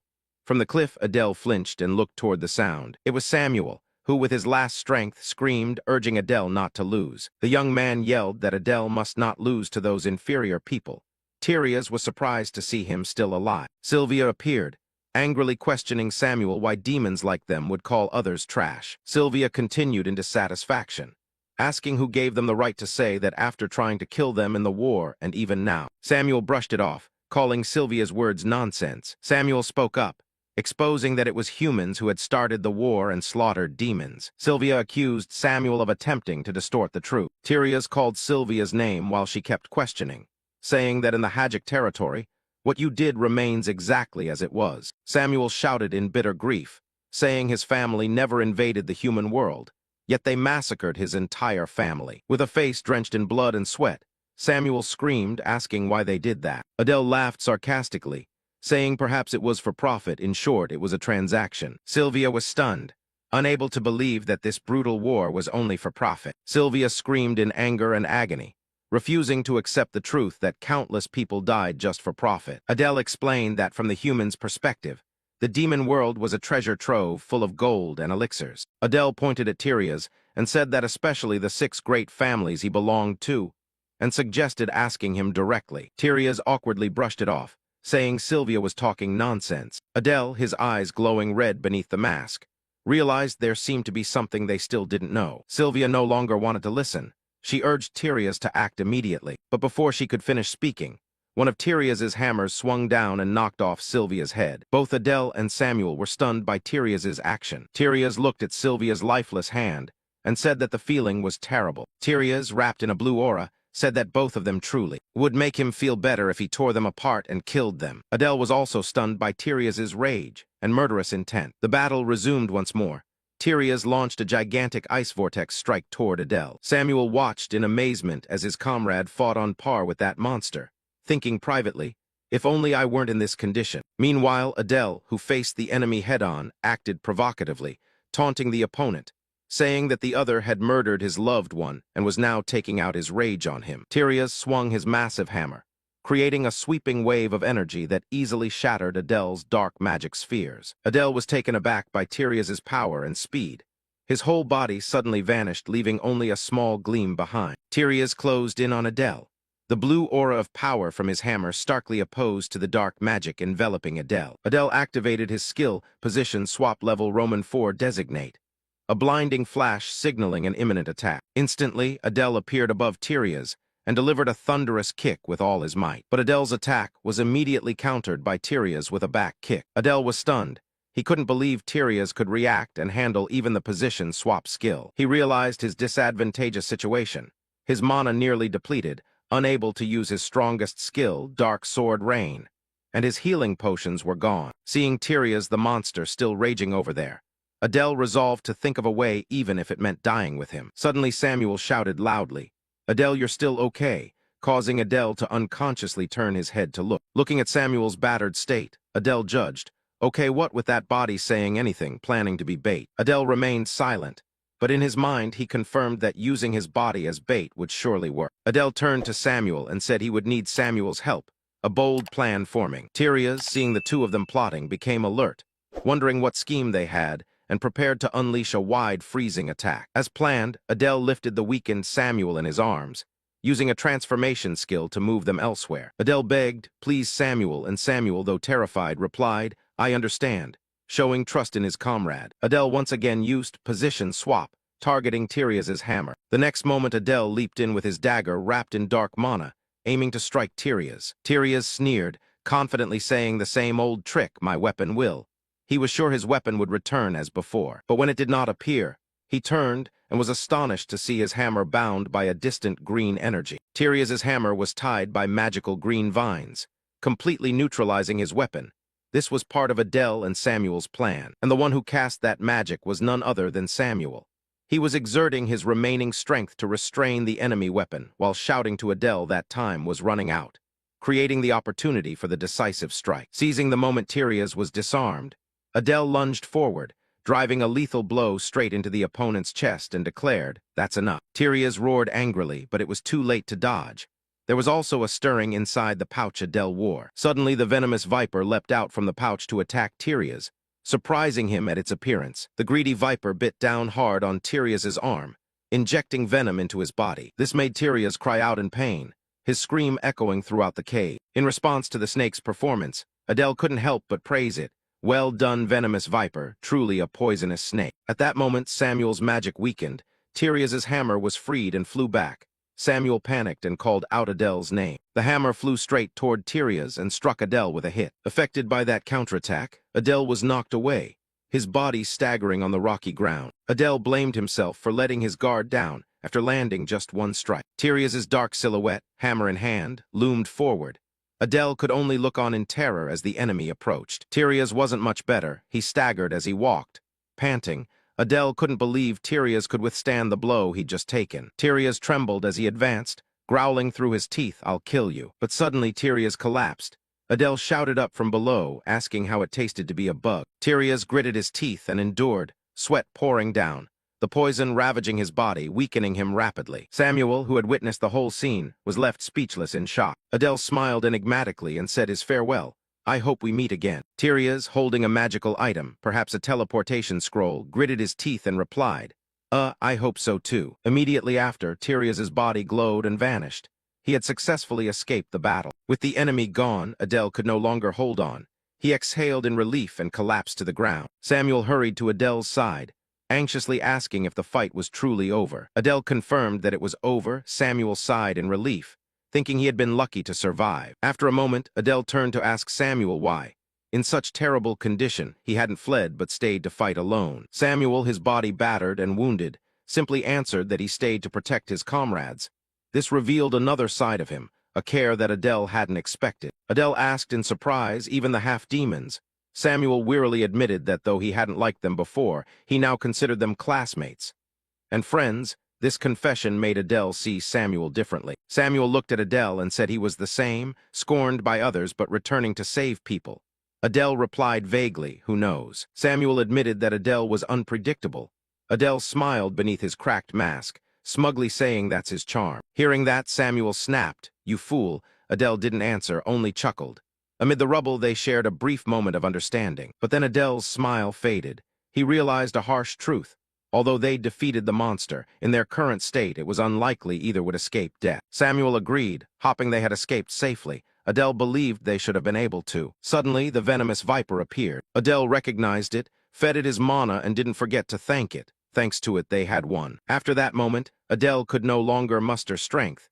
He felt exhausted and wondered if this was his end. Suddenly, the sound of footsteps made Adele startle. He hadn't expected someone to arrive so quickly, fearing the enemy had returned. But it was their teammates, led by Prone and Luna. They had returned to find Samuel and Adele. Samuel angrily called them idiots for coming back to a dangerous place. Meanwhile, the others rushed over worriedly to check on the two. Luna immediately used healing magic, a stream of green light wrapping around Adele. She told him not to say anything. Luna, desperate and tearful, said Adele cannot die if you die. Adele thanked Luna but told her to stop. He said his wound had stopped bleeding and urged her to go treat Samuel. At that moment, Samuel spoke coldly. "No need." A terrifying surge of green-black energy erupted from his body. A dark entity in the shape of writhing snakes coiled around Samuel, causing everyone present to recoil in horror. Prone and the others panicked, She cried out asking what Samuel was doing, whether he was trying to kill himself. Within the dark energy, Samuel denied it. He looked toward Adele and revealed his true intent. "Adele, let me borrow your body for a moment." Adele, lying on the ground, could only blurt out in confusion, "Huh, what are you talking about?" Samuel gave Adele no chance to react. He unilaterally declared, "Then I'll take that as permission." The dark entity immediately lunged at Adele. It lunged forward with its sharp, greedy teeth and bit Adele's hand. Slowly it coiled around Adele's arm, making him flinch once. Prone also didn't understand what was happening and shouted. "What's this?" Luna, frightened, covered her face. Enveloped by that horrific energy, Adele realized in terror that this was the greed that had once swallowed Samuel. He panicked, wondering if it intended to devour him alive. But strangely, Adele felt no pain at all. On the contrary, that energy began to crystallize, turning into sharp azure spikes around his body. In a moment, the whole mass of greedy energy contracted and absorbed into Adele's arm, leaving him astonished. Adele stared at his arm in shock. The greed had crawled into his arm, leaving a sharp horn that made him wonder, "What is this horn?" Suddenly, a magical parchment appeared before Adele, emitting a mysterious purple glow. The contract announced that the price had exceeded the agreement by more than 20%. Therefore, part of the power would be transferred to its creator. Adele was surprised, not understanding what overpriced meant. Adele opened his status panel. His name was Asan Adele, half-demon race, along with a list of stats and abilities displayed clearly. Adele noticed some of his stats had changed. His mana had increased.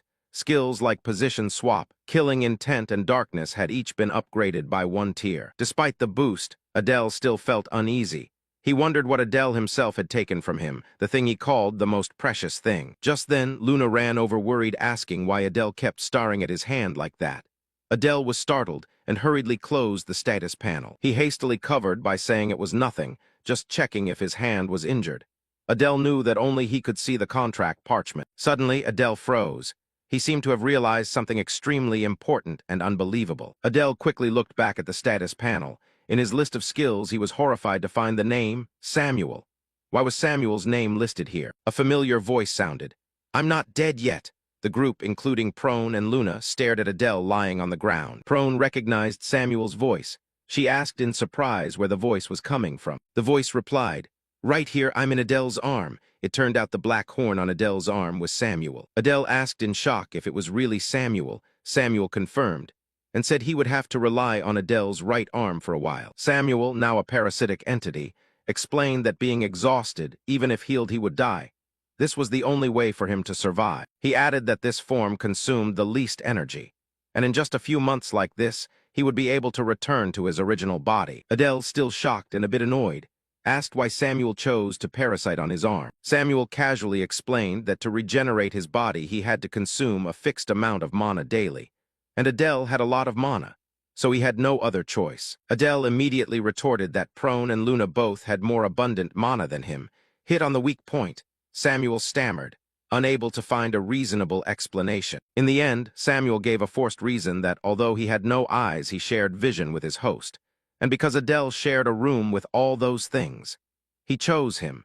This explanation instantly made the atmosphere awkward. Upon hearing about shared vision, the others began to whisper and gossip.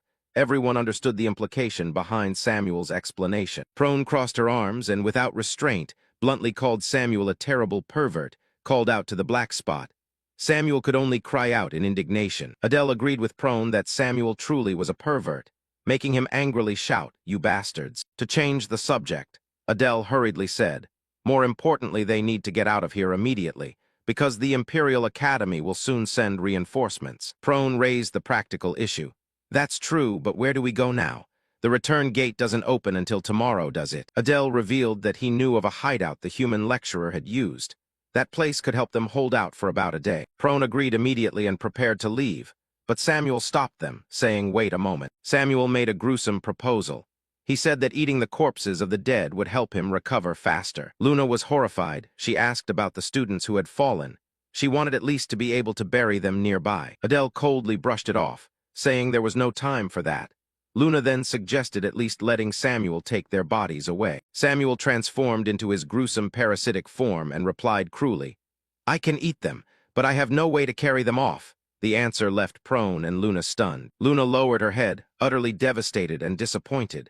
She mourned deeply for the fallen comrades. Though heartbroken, Luna understood they had no other choice.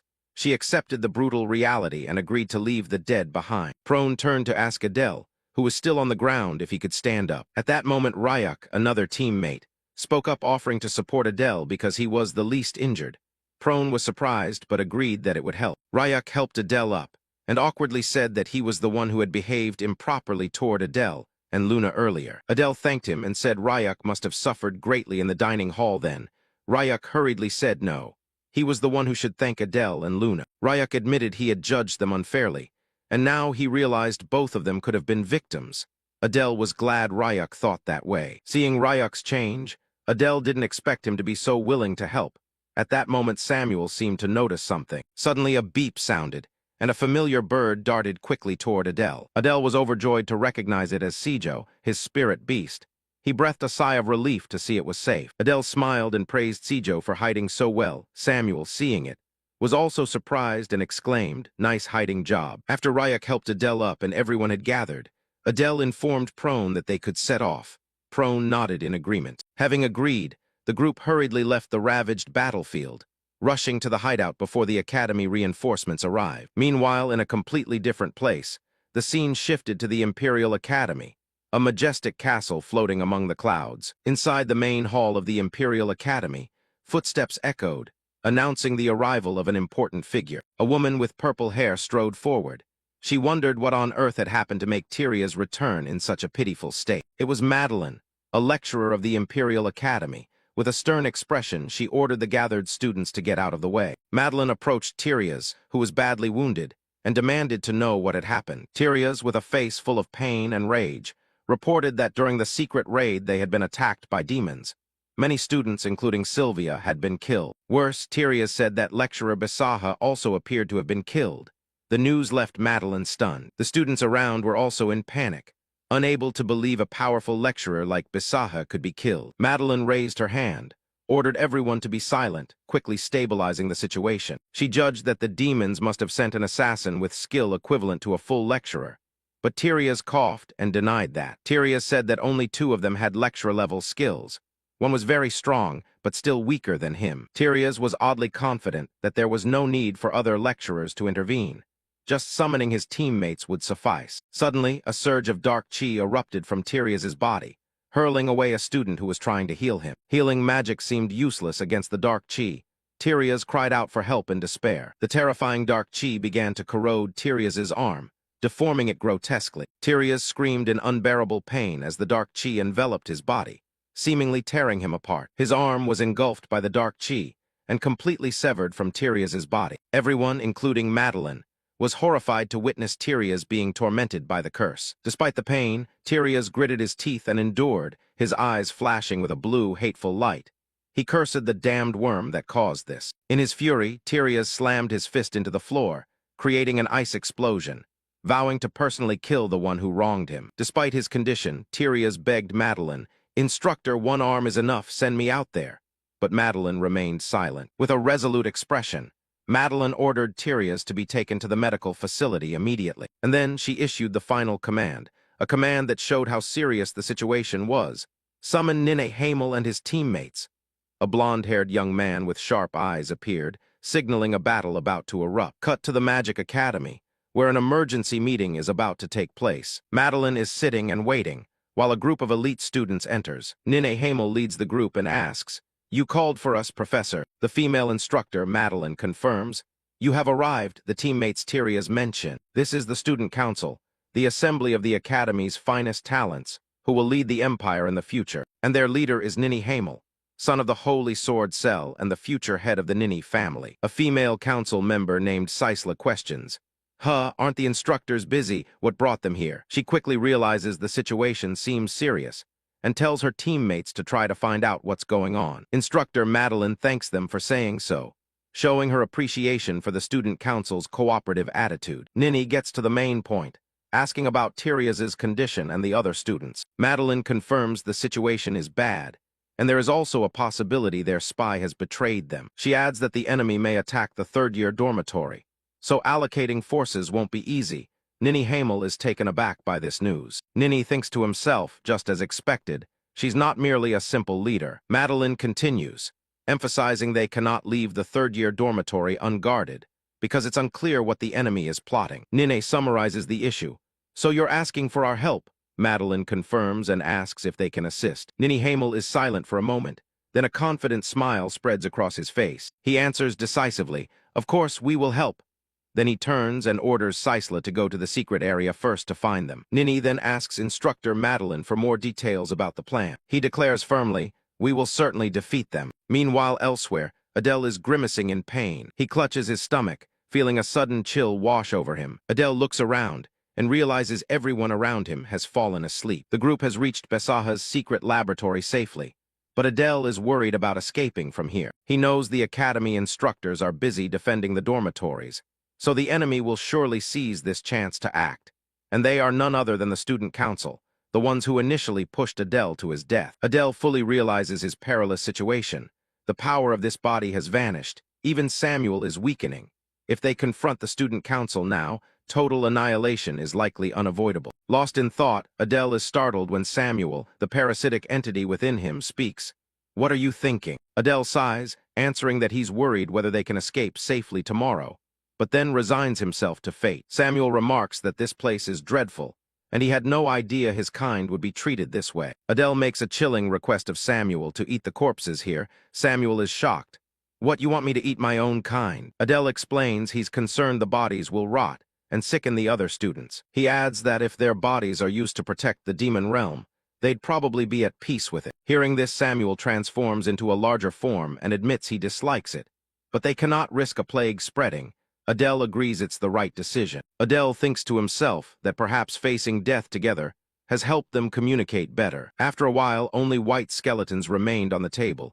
Samuel announced he had finished eating, and Adele thanked him for his effort. Samuel said it was exhausted and needed to sleep, telling Adele to channel a little mana into the flame to wake it. After dealing with the disturbing task, Adele thought he should go to sleep, but soon after, he realized he probably wouldn't be able to sleep after what had just happened. Just then, a soft voice called his name, "Adele," surprising him. The caller was Luna. She asked worriedly, "Adele, are you okay? You don't look well." Adele was a little embarrassed when Luna moved close, thinking to himself, "She's too close," while still answering that he was fine. Luna noticed he was sweating heavily, took out a handkerchief to wipe him, and said if he was struggling, he should tell her. She added awkwardly, because we're friends after all." Adele was silent, seeming to ponder Luna's words and actions. He knew Luna's feelings well, but he could not return them. Luna suddenly collapsed beside Adele, unable to contain her emotions any longer. She began to cry and confessed in fear, "I'm so scared." Adele gently asked, "Are you afraid of people?" Luna only shook her head and buried her face in him. He continued, "Or that monstrous-looking guy." And then he asked bluntly, "Don't tell me.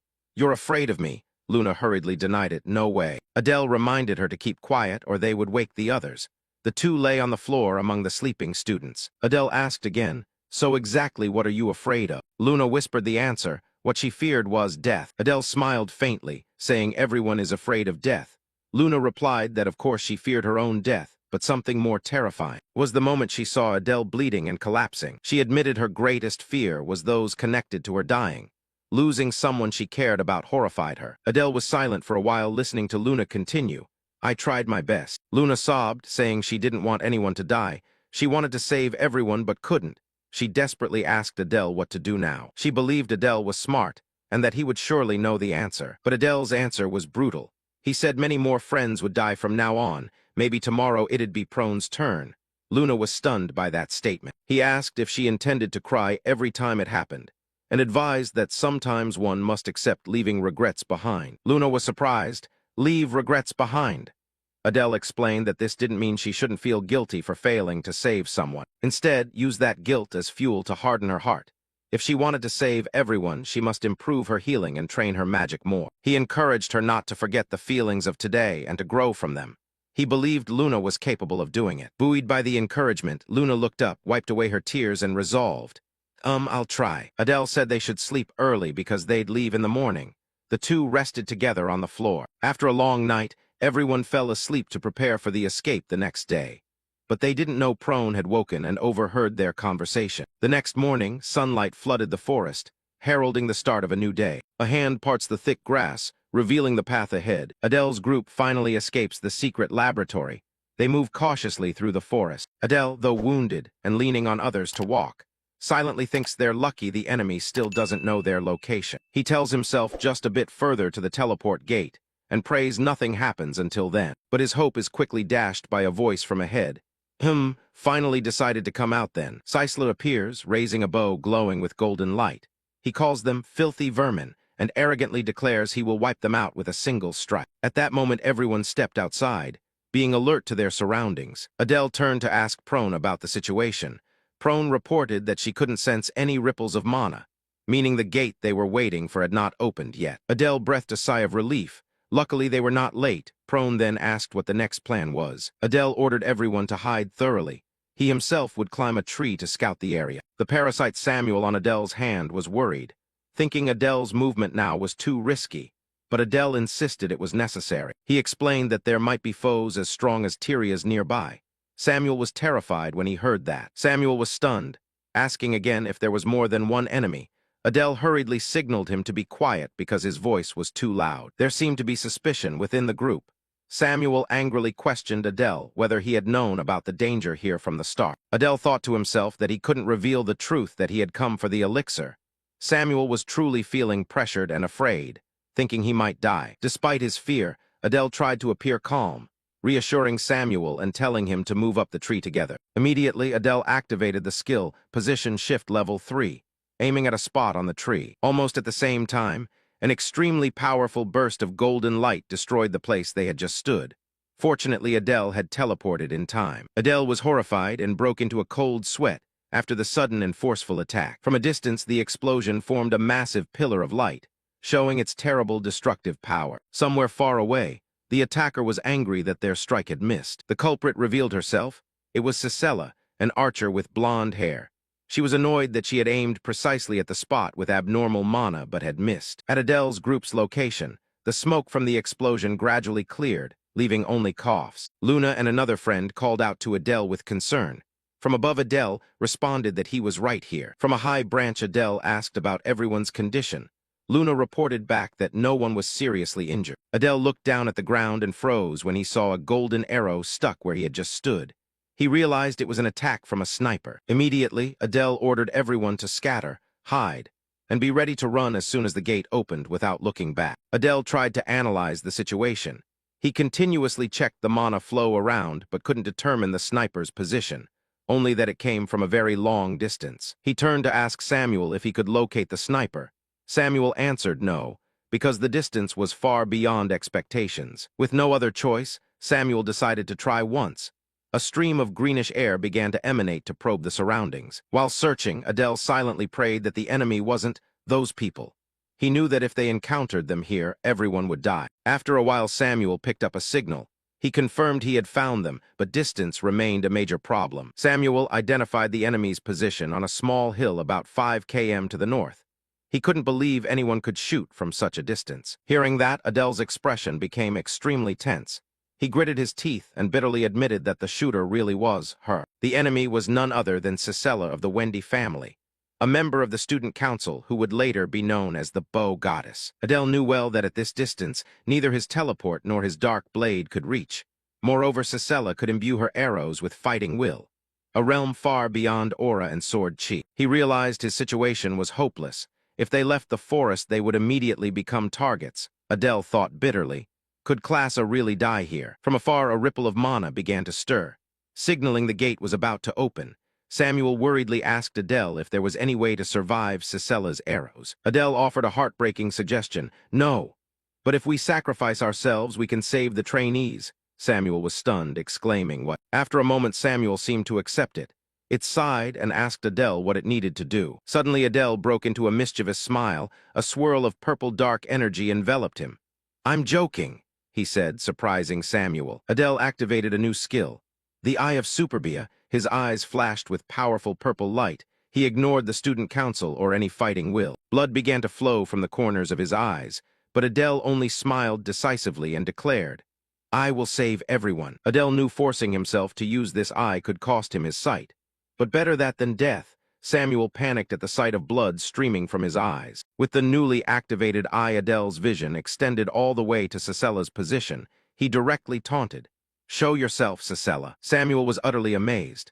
Under the power of the superbia, everything around seemed to slow, even each falling leaf. Adele's sight locked onto Cicella, who stood on a rock far away. Cicella raised her bow, a flaming arrow charged with mana ready to be loosed. Without hesitation, Cicella fired the arrow with terrifying force toward Adele's group. Adele realized in horror that Cicella had infused the arrow with earth mana and fighting will. She intended to level this whole area. Adele knew he had to act as bait for that arrow. He gathered his strength, a blue aura enveloping his body. Cicella curled her lips in a confident smile, certain this time she could not miss. The destructive arrow hurtled forward at horrific speed, leaving a blazing streak across the sky. At that moment, a purple spatial vortex suddenly appeared, signaling the gate they had been waiting for it open. Prone shouted, urging everyone, "The gate's open, everyone run." While everyone evacuated, Adele, with bloodshot eyes, ordered Samuel. "Samuel, we must stop that arrow. Use a mana storm." Samuel immediately responded, a green energy coiling up from his arm. A massive green mana tornado, the mana storm, was created, forming a solid defensive wall. But Adele declared something crazy. "Now we have to go into that storm," Samuel screamed in astonishment. Without hesitation, Adele plunged straight into the center of the mana storm. "You're crazy," Samuel yelled in despair. Inside the storm, Adele continued to activate another skill. Darkness. A stream of black energy enveloping his arm. The dark energy merged with the mana storm, turning it pitch black. Adele confidently said, "It's successful." Samuel could not believe his eyes. The storm had completely turned black.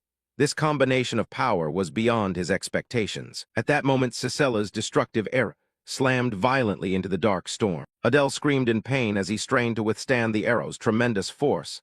"It's coming," he shouted. The blazing golden arrow pounded relentlessly, trying to pierce Adele's defenses. Samuel also cried out from the immense pressure. The power of this attack was truly unbelievable. From the gate, Luna and Prone looked back in horror.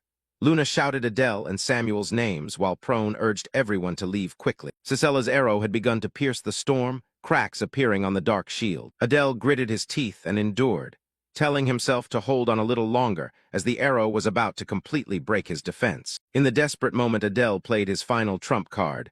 Object teleportation. He poured all his strength and hope into this move. Cicella's arrow collided with the mana storm, and suddenly began to tremble violently. Unbelievably, the teleportation technique completely diverted Cicella's destructive arrow. Cicella froze. She couldn't believe what she had just witnessed. Her strongest attack had been nullified. After successfully diverting the arrow, Adele quickly dashed toward the gate to escape. Prone and Luna shouted loudly, urging Adele to hurry because the gate was closing. Cicella was furious to the point of boiling blood. She gritted her teeth and cursed, "Filthy vermin." In her rage, Cicella launched one final attack, faster and more lethal, shouting, "Die." The attack charged straight at the running Adele. Seeing this, Adele could only curse once, "Damn." At that moment, Adele was rushing forward. From ahead, Luna and Prone shouted Adele and Samuel's names in desperation. Adele shouted that he knew, as Samuel warned that an arrow was flying from behind. Immediately, Adele used the skill level 3 position swap. He pointed toward the gate where one of his teammates with hair was standing there looking anxious. A terrible explosion of blazing golden light occurred, tearing apart a stretch of forest. It seemed the skill use caused severe damage. Adele screamed in pain as blood began flowing from both eyes. Adele lost consciousness and fell freely from the sky. His squadmates watched in horror as their captain was injured. They shouted his name in chaos. Despite being seriously wounded, Adele forced himself to speak. "I'm fine. Have you all entered yet?" Luna, standing beside him, worriedly replied, We're all in." Hearing this answer made Adele breathe a sigh of relief, but he quickly regained composure. Then Adele announced that the gate was about to close and the dimensional space would start collapsing, urging everyone to hurry to the entrance. Prone, hearing this, also understood the situation. Soon after, Prone urged everyone, "Not long now this space will collapse. Run quickly to the exit." Meanwhile, Adele was aided by Luna. Adele silently thanked Luna for her help. The scene shifted to another space with a clear blue sky. The team had successfully escaped that dangerous dimension. Idea was standing ready. She smiled and said the team arrived a bit late. Idea praised Class A for doing very well. All members breathed a sigh of relief, their faces showing exhaustion after the life and death battle. Adele and Luna looked at each other, smiling with relief. Adele, despite blood still on his face, happily said they had returned alive. Afterwards, the team returned to the academy. Adele, as Class A captain, entered the Great Hall and reported their return. Standing before the instructors, Adele reported the team's losses. Of the 21 members in total, 4 could not return. Instructor Idea went silent upon hearing the report. Adele added with regret that they could not bring back the bodies of the fallen cadets. Adele clenched his fists, his eyes showing hatred and determination. He said he would remember the names of the teammates who fell. Idea placed a hand on Adele's shoulder, comforting him that she and the other instructors would not forget the sacrificed students. Adele silently agreed. Then Idea took the Enzur flower from Adele's coat and said she needed it to evaluate this mission. From afar, 2 other students began to mock. They said Class A was pathetic, and that a class led by a half-demon suffering such losses was to be expected. Adele heard those words, his face darkened with anger. He contemptuously thought if it were those two's class, they'd probably have been completely wiped out. At that moment, 2 beautiful girls appeared. Renee called Adele's name. Meanwhile, Diana bluntly asked, "Bodyguard, you're not dead yet." Adele turned, smiled at Renee, and confirmed that his lady was fine. Instead, Renee looked at Adele with a worried expression, asking if he was badly injured. Adele tried to act okay, saying his wound was not life-threatening, but Renee would not let it pass. She insisted he looked severely hurt and demanded he be taken to the infirmary. Seconds later, Renee's gaze fell on Luna behind Adele. Seeing Renee stare at her, Luna shyly greeted. Renee did not reply. Instead, she emitted a dark, murderous aura, her eyes glowing as she glared at Luna, making her scream in fear. Terrified, Luna hurriedly hid behind Adele, stammering and asking why Renee was so scary. Renee growled, asserting ownership. "Adele is mine. Stay away." Luna was flustered, only clinging to Adele's coat, not understanding why she was being treated like that. The situation grew tenser when Renee drew her sword. Ready to attack, Adele panicked and asked why she suddenly drew her blade. Adele hurriedly explained to Renee that it was just a misunderstanding. Luna was only helping him because he was injured. Fortunately, Diana, who was with Renee, laughed and restrained her, advising Renee to calm down. Renee snorted coldly and sheathed her sword. Adele and Luna could finally breathe a sigh of relief. Before leaving, Renee urged Adele to go get treated carefully and said she would visit later. Adele obediently agreed. After Renee had gone, Luna was still frightened. Admitting that she was even scarier than humans, Adele sighed in agreement. Suddenly, an announcement asked all students to pay attention, because the headmaster would give a speech. Standing above, Lucien said the students must have been through a lot during the exam, and she understood the pain of losing comrades. However, the headmaster said it was still too early to shed tears.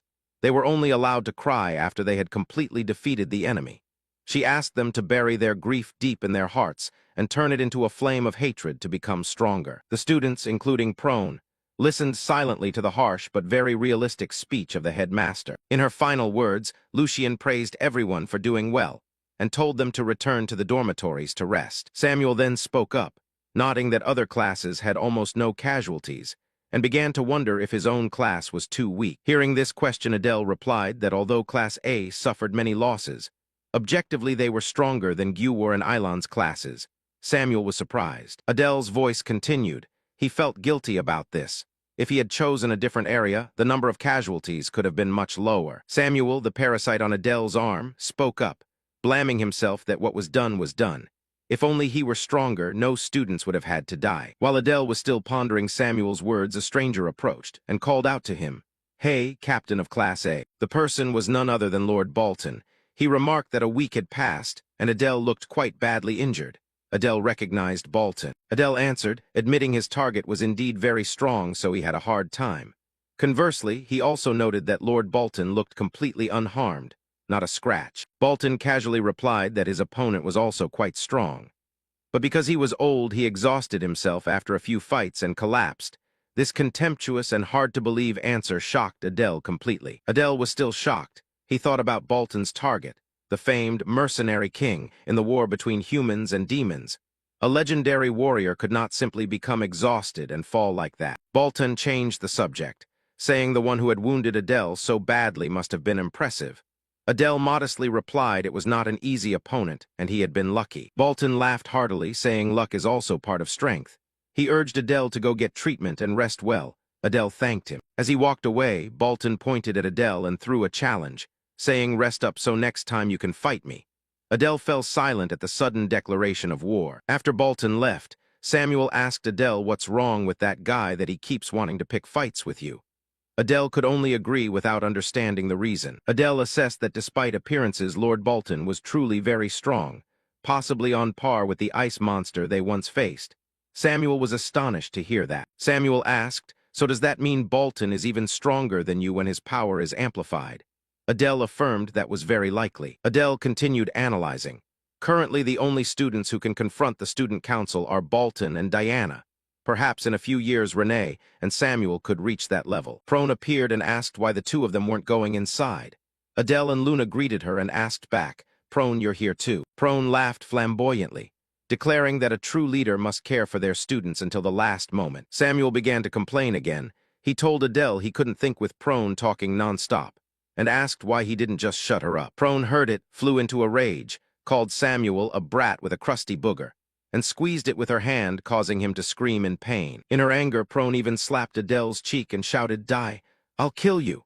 Poor Adele was collateral, not understanding why he was dragged into this. Luna had to run over to intervene, reminding them that Adele needed urgent treatment. Prone then snapped back to her senses, realizing she had overreacted and released Adele. Finally, they reached the medical building. Adele, with Luna's help, walked down the corridor.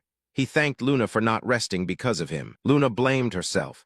She felt bad for not being able to use her healing ability better to help Adele. Adele spoke up to encourage her, saying it was a good thought. But she shouldn't blame herself and should keep moving forward, encouraged. Luna promised next time she would heal Adele's wounds perfectly. They arrived at the medical room door.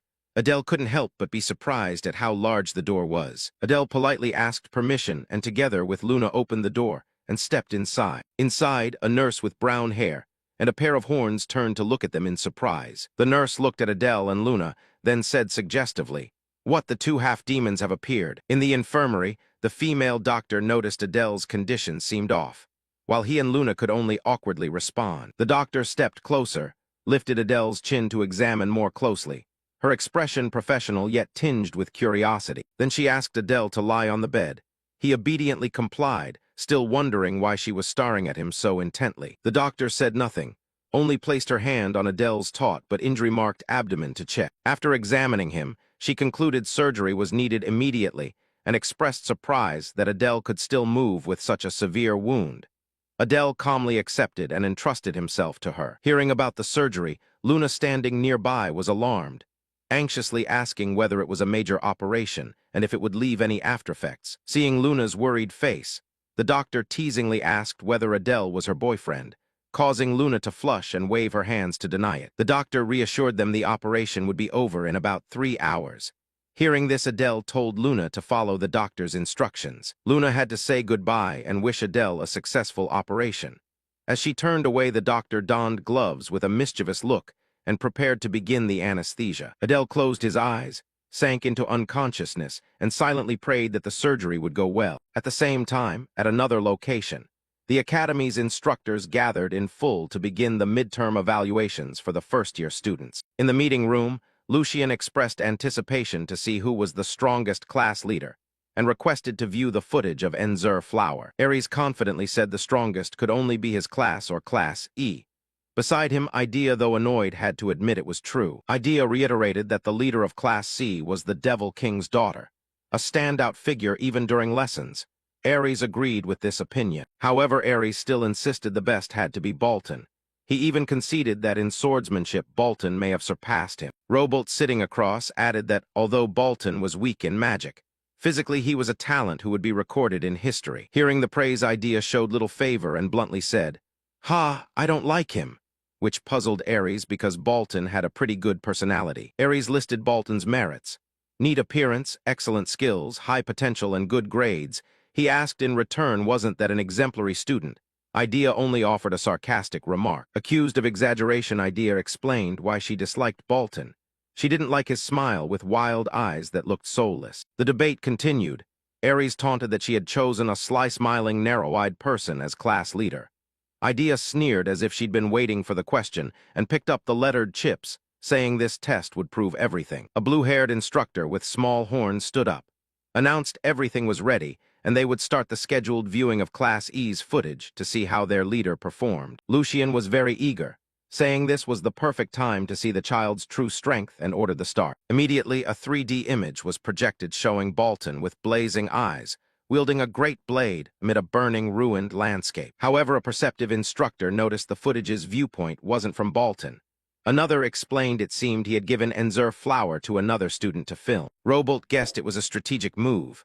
Bolton wanted an objective assessment of his power.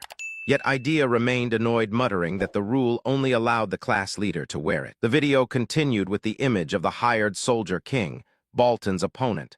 Though just an image, his presence was impressive, leaving the instructors regretting they couldn't hear the sound. Then came the spectacular scene when Bolton and the hired soldier king charged at each other, creating a terrifying explosion of energy. The instructors watched open-mouthed in astonishment. Even Idea gasped in amazement. The notion that a freshman could match the hired soldier king in strength was unthinkable. On the screen, the hired soldier king began channeling battle chi into his sword, preparing to deliver the finishing blow. Meanwhile, Bolton looked disadvantaged, having only channeled blade energy into the spear's edge. An instructor quickly denied it, believing Bolton hadn't used battle chi yet. But no, Bolton could also channel battle chi into his weapon. In fact, he had mastered it just before the midterms, a progress none of the instructors knew about. Robolt broke out in a cold sweat, unable to believe his eyes. A freshman reaching such a level of battle chi was impossible. Bolton's attack produced a horrifying explosion, completely engulfing the hired soldier king in a sea of fire. Witnessing the overwhelming display, Ares curled his lip in satisfied grin and declared, "Perfect score." Robolt was still stunned, arguing this was no longer the caliber of a student. Ares smugly boasted that, aside from combat instructors like himself, no one could defeat Bolton. Hearing that, Idea mocked him, saying he was too proud of someone who wasn't even in his class. The evaluation continued. The footage switched to Class D, with the recording item being a small flower. The instructors began commenting. The leader of Class D was Aaron.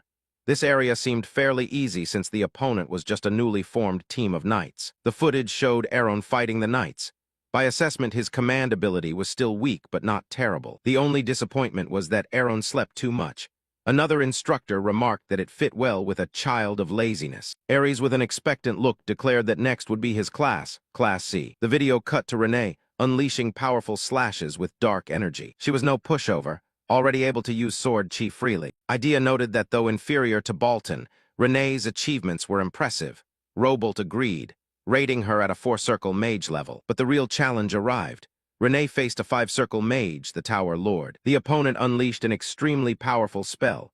The instructors were astonished, wondering if it was a 5-circle spell and suspecting he had advanced to level 6. A gigantic magical explosion engulfed the battlefield, leaving all witnesses reeling. The blinding light from the blast made the watching instructors fall silent for a moment in astonishment. When the blinding light faded, Diana's silhouette appeared. With no wasted movement, Diana raised a hand to the sky to block the massive bolts of magical lightning, a display of power far beyond expectations that left everyone speechless. The instructors realized Diana's crown was actually a power-suppressing item, yet she still appeared to be in pain using such enormous energy. Diana's power erupted, creating a pink vortex of energy that devoured enemies, their souls screaming in agony. The mage, the Tower Lord, only managed a cry before being crushed by Diana's power.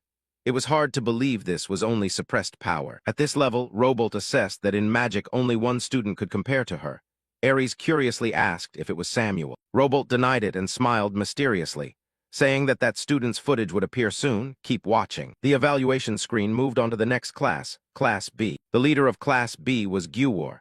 Contrary to his appearance, he had very good leadership skills. Sometimes that somewhat forceful style of command was necessary. Idea remarked that although Guwar was overshadowed by other leaders, she would still give him a fairly high score. Ares agreed. Finally, it was Class A's turn. The class Idea was in charge of.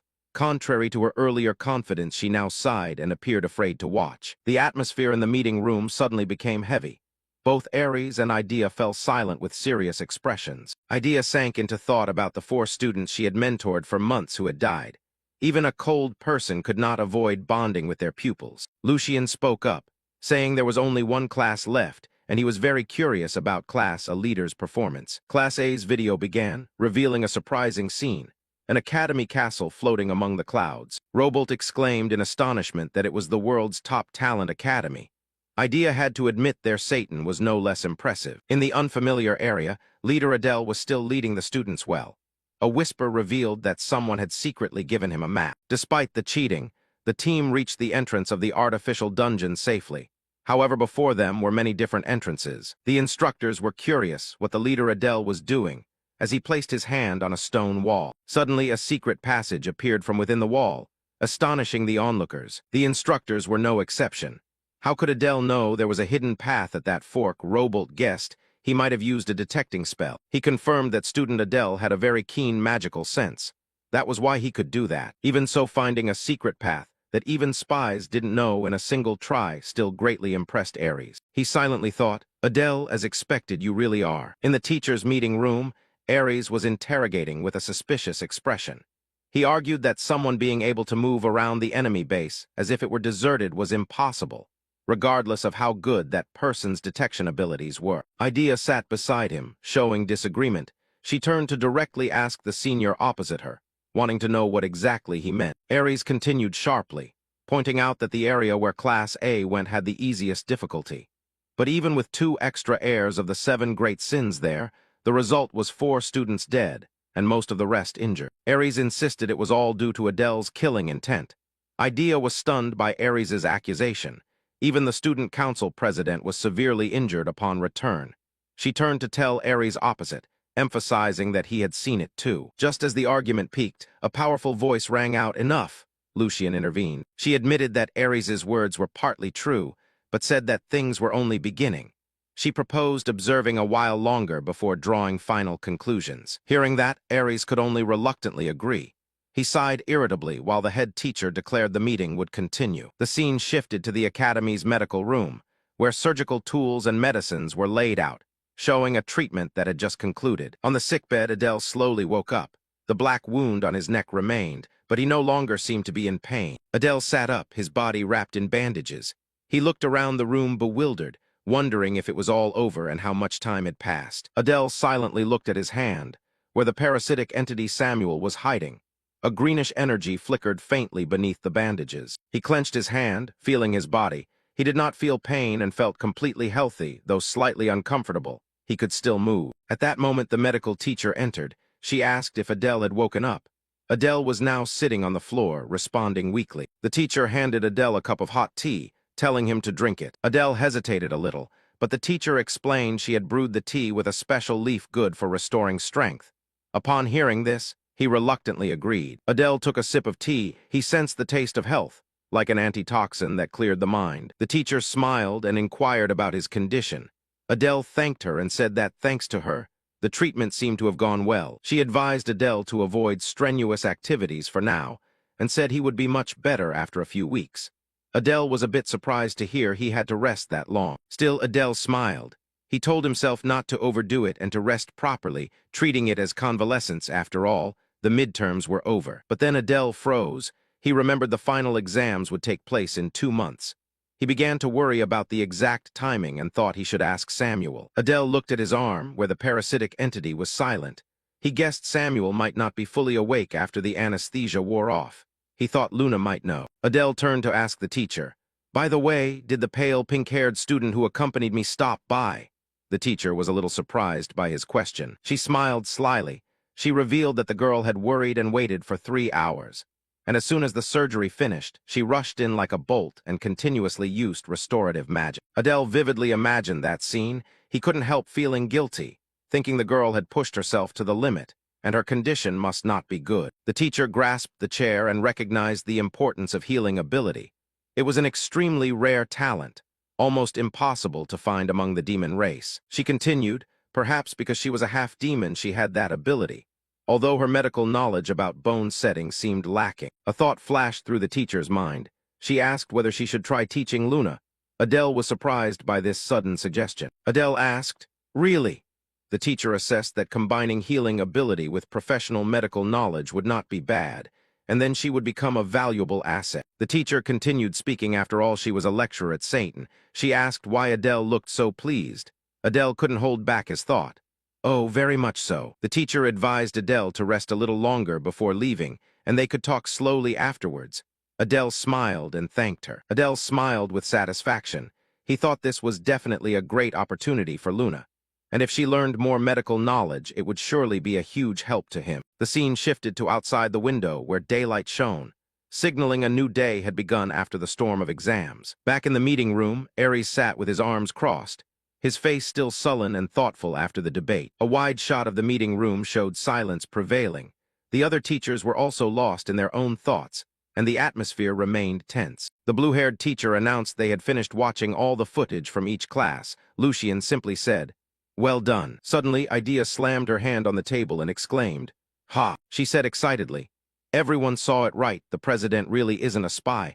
I told you there's a reason the Bears family backs him." Robolt had to admit he hadn't expected student Adele to be so strong, able to defeat a level 5 mage alone, and from the Empire at that. Ares brushed it off, saying it was just luck, but Idea immediately retorted that luck was also part of skill. Idea turned to tease Robolt, saying Professor Robolt should be careful about the fate that awaits if he focuses only on theory. Robolt just chuckled and said it was a rather cutting joke. However, Ares remained suspicious. He said the sudden increase in power and the deliberate concealment of the Enzur flower troubled him. Still, Ares had to acknowledge Adele's self-sacrifice to save other students deserved recognition, especially when he fought the ice hammer wielder afterwards. That scene made Ares shudder. Idea concluded Tyria's truly was a monstrous student. She couldn't believe someone like that existed at the Imperial Academy. Robolt opposite agreed, saying it seemed to toy with the president. Ares added that even the person who fired the finishing arrow exceeded expectations. He concluded they had underestimated the Imperial Academy. Lucian, who had been silent until now, finally spoke. She judged that the student who directly fought Adele seemed even stronger than the mercenary king. But this information had been missed during the briefing. She propped her chin and made a frightening comparison. That one might be a bit stronger than the kid Bolton. Professor Robolt asked in surprise.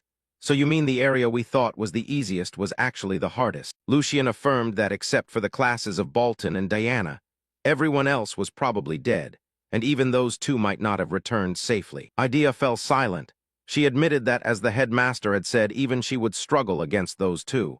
And despite witnessing it, she still couldn't explain how the president achieved victory. Ares agreed decisively. This was certainly not a difficulty for ordinary students, but a campaign requiring Satan's instructor-level warriors to risk their lives. Professor Robolt pushed up his glasses and continued analyzing. The perfect coordination with Prone and Samuel, combined with quick judgment, and ultimately ensuring the student's safe retreat.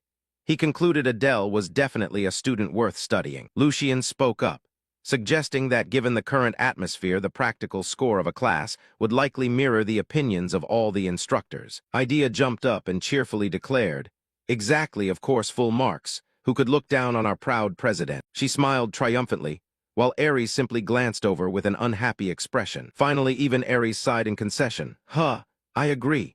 Idea cheered, of course, when she saw her rival accept. Lucian declared the meeting closed, asking each class's instructors to compile and submit their final evaluation scores. Everyone replied in unison, "Yes." The scene returned to the medical room. Adele had put his clothes back on and bowed to the teacher. She asked, "Are you about to go home?" Adele replied, "Yes, thank you so much for everything." She cheerfully said she was finishing work too and urged Adele to head home. She reminded him to take his recovery medicine. Adele obediently answered, "I understand." As Adele prepared to leave, the teacher suddenly remembered and added, "Oh, and there's an instructor outside looking for you." Adele was a little surprised but responded. Adele walked down the corridor thinking to himself, "Who could it be? Could homeroom teacher Idea be visiting me? Maybe they're worried because I was seriously injured." He stepped out of the building, enjoying the fresh air outside. Adele smiled, refreshed. "Nice weather. I want to get back to the dorm and take a bath right away." Suddenly a cheep sounded. A small bird circled in the sky and swooped down toward Adele. Adele happily recognized the familiar bird. "Oh, it's Shijo. When did you go out?" He put out his hand, and the little bird perched on it. Adele cheerfully let it sit on his hand and said, "If Ares sees the image from the Enzur flower, he'll know I brought you along." But he had no idea the person he mentioned was right behind him. Adele startled in terror, his whole body frozen as he sensed killing intent behind him. He turned around and Ares's face, radiating murderous intent, appeared, his eyes bloodshot as he stared at Adele. "Ares," Adele whispered in despair. Without hesitation, Adele immediately activated his skill. "Position shift, I move." A blue light enveloped him. Ares roared angrily, "Stop right there," when he realized Adele was trying to flee, causing Adele to falter. Adele turned back with a panicked face, stammering, What's going on? Aries stood there, his face cold as stone, looking straight at Adele and saying, I have something to tell you. Something to tell. Adele broke out in a cold sweat, a bad premonition rising in his chest. Don't tell me. After the recent chaotic events, Adele sank into thought with a complex expression. He wondered whether what happened was because of Shijo and Godok, or if there was another reason. Suddenly a hoarse voice sounded. Aries cleared his throat, drawing Adele's attention. Aries stepped forward and said he had reviewed the entire footage of what Adele had done. He acknowledged that Adele had risked his life to fight for his teammates. Adele blushed slightly and replied that he hadn't entirely fought just for the other trainees. But the teacher still affirmed that it couldn't be denied he had saved them. After speaking, the teacher unexpectedly reached out his hand toward Adele, a gesture the boy hadn't anticipated. Adele was completely flustered by the action. He stared blankly, wondering what was happening, not understanding the teacher's intention. Seeing Adele hesitate, Aries cleared his throat once more, urging him. Finally, Adele understood and extended his hand. Two hands, one large and one small.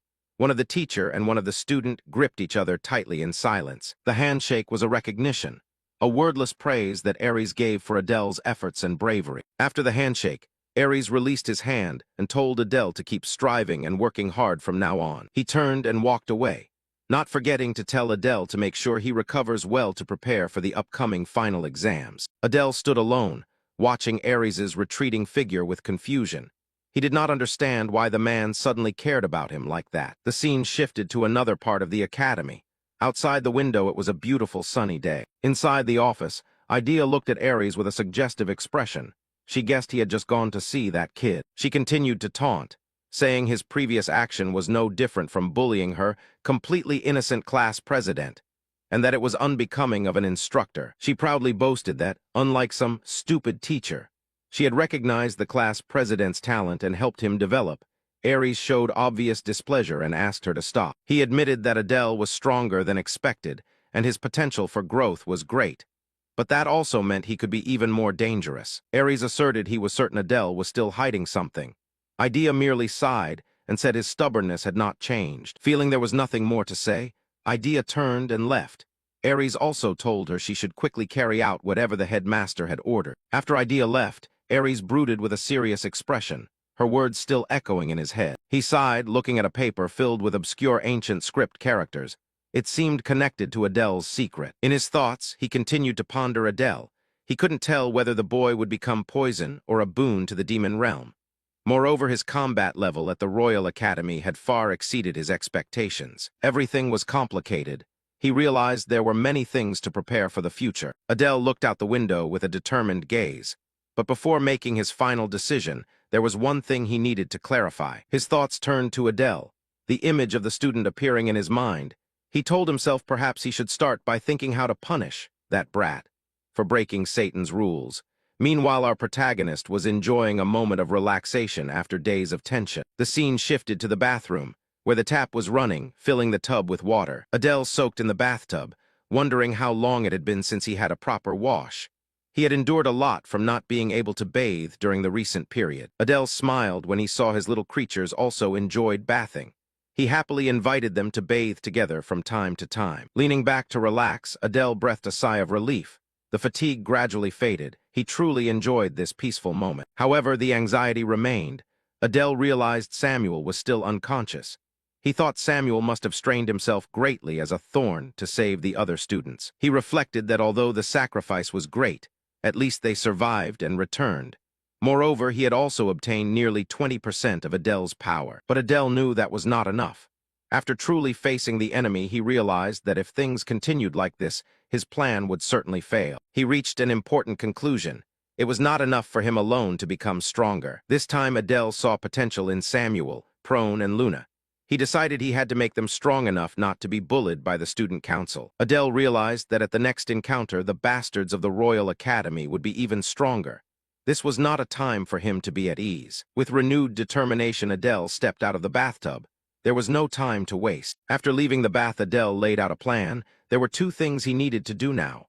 First, regain his original Adele power. Second, raise the overall strength of the students in the class. And to do that, he needed one thing above all else: Adele's unique mana cultivation technique. Adele sat at the table and interfaced with the system. He knew the bear's family's monocultivation method was excellent, but because he was not of that clan, his development was slower. He requested the system to provide steps and methods to use the mana technique suited to his body. The system responded. It was information that demanded a price, payment with a legendary-grade artifact or at least 10,000 gold coins. Adele was stunned. A legendary item or 10,000 gold. He had not expected the cost to be so high, far beyond his imagination. But immediately Adele calmed himself. He realized it was not impossible to obtain if he scored high on the midterm exam. A confident smile spread across Adele's face. He could enter Satan's armory. This time it might be filled with mythic treasures or even higher. However, the only question was whether Ares would give him a high score. Adele recalled Ares's sudden handshake. He was unsure of the man's intentions, but decided he would have to wait and see how things unfolded. The scene cut to the outside of the academy building, signaling a new school day. In class, Idea announced that after today's lesson the midterm results would be released. She asked everyone to check their results themselves. Adele, in his neat uniform, thought to himself that finally the scores were released. He wondered what rank he had achieved. Suddenly, a tinkling laugh full of challenge rang out, cutting across Adele's thoughts. It was Prone, accompanied by Luna. Adele saw them cheerfully approach and asked, "What's going on?" Prone mischievously replied, "Are you really asking because you don't know?" Without hesitation, Prone issued a blunt challenge. "Bet with me." Adele was surprised and asked why she suddenly wanted to bet like that. Luna, standing beside, explained that perhaps it was because the midterm results would be announced this afternoon. Adele then uttered an "ah" as he understood the matter. Prone laughed loudly, praising Luna as expected. Then the sly girl said Luna was also qualified to become her slave. Luna blushed and felt embarrassed at the remark. Seeing Luna worried, Adele reassured her that Prone was only joking. But Prone immediately retorted, asserting she was completely serious. Adele smiled confidently and replied decisively. "All right." He asked Prone what she would wager. Prone seemed delighted to see Adele take interest in the offer. Adele did not hesitate to respond. He was not the type to shy away from a challenge. Prone declared the prize she was wagering was an invitation ticket. Adele was curious. Prone explained it was an invitation that would allow him into her family's mansion. Adele pondered. He remembered the bear's family mansion was quite large and was also curious about where Prone lived. Seeing Adele hesitate, Prone taunted that if he didn't want to, she could invite someone else. Adele hurriedly interrupted, affirming he accepted the offer. It was Adele's turn to set the stake. With a sly smile, he declared he would wager the right to make him a slave, calling it a one-day slave ticket. Prone was surprised. Adele explained that the winner could command the loser to do anything for one day. Prone became extremely excited. She laughed loudly and declared she would turn Adele into her loyal slave for an entire day. Adele thought to himself that his victory was obvious anyway. He planned to go to Prone's house and eat lots of delicious food, then meet them again in the auditorium. As Prone and Luna left, Luna exclaimed that Adele was lucky to be invited to Prone's house. Prone immediately brushed it off, insisting she was the winner. Adele turned to Luna and offered to invite her too, which made Luna very surprised and delighted. The three's cheerful conversation was cut short by the appearance of Teacher Idea. She remarked that they looked like they were having a very good time. The teacher called Adele class president and asked him to speak with her privately for a moment. Adele was a bit surprised but agreed. The teacher led Adele out of the class to a secluded area outside the schoolyard. Adele wondered why they had to go all the way outside just to talk. He felt something was amiss. The teacher suddenly stopped, called out "Student Adele," her serious tone startling Adele. With a sharp gaze, the teacher looked directly at Adele and demanded he be honest about what he was hiding. The unexpected question made Adele break into a cold sweat. He panicked and wondered, what I'm hiding could she possibly know? Frozen by Idea's questioning, the two stood silent on a trail, the atmosphere tense. Adele looked flustered, knowing he had been caught on a recorded clip, weighing whether to deny it. In the end, Adele chose to confess, though he didn't intend to tell the whole truth, and Idea urged him to admit everything quickly. Adele scratched his head and smiled awkwardly, admitting he had thrown away the emergency rations Idea gave him because they were too unpalatable. Hearing this, Idea was angry that her sincerity had been ignored.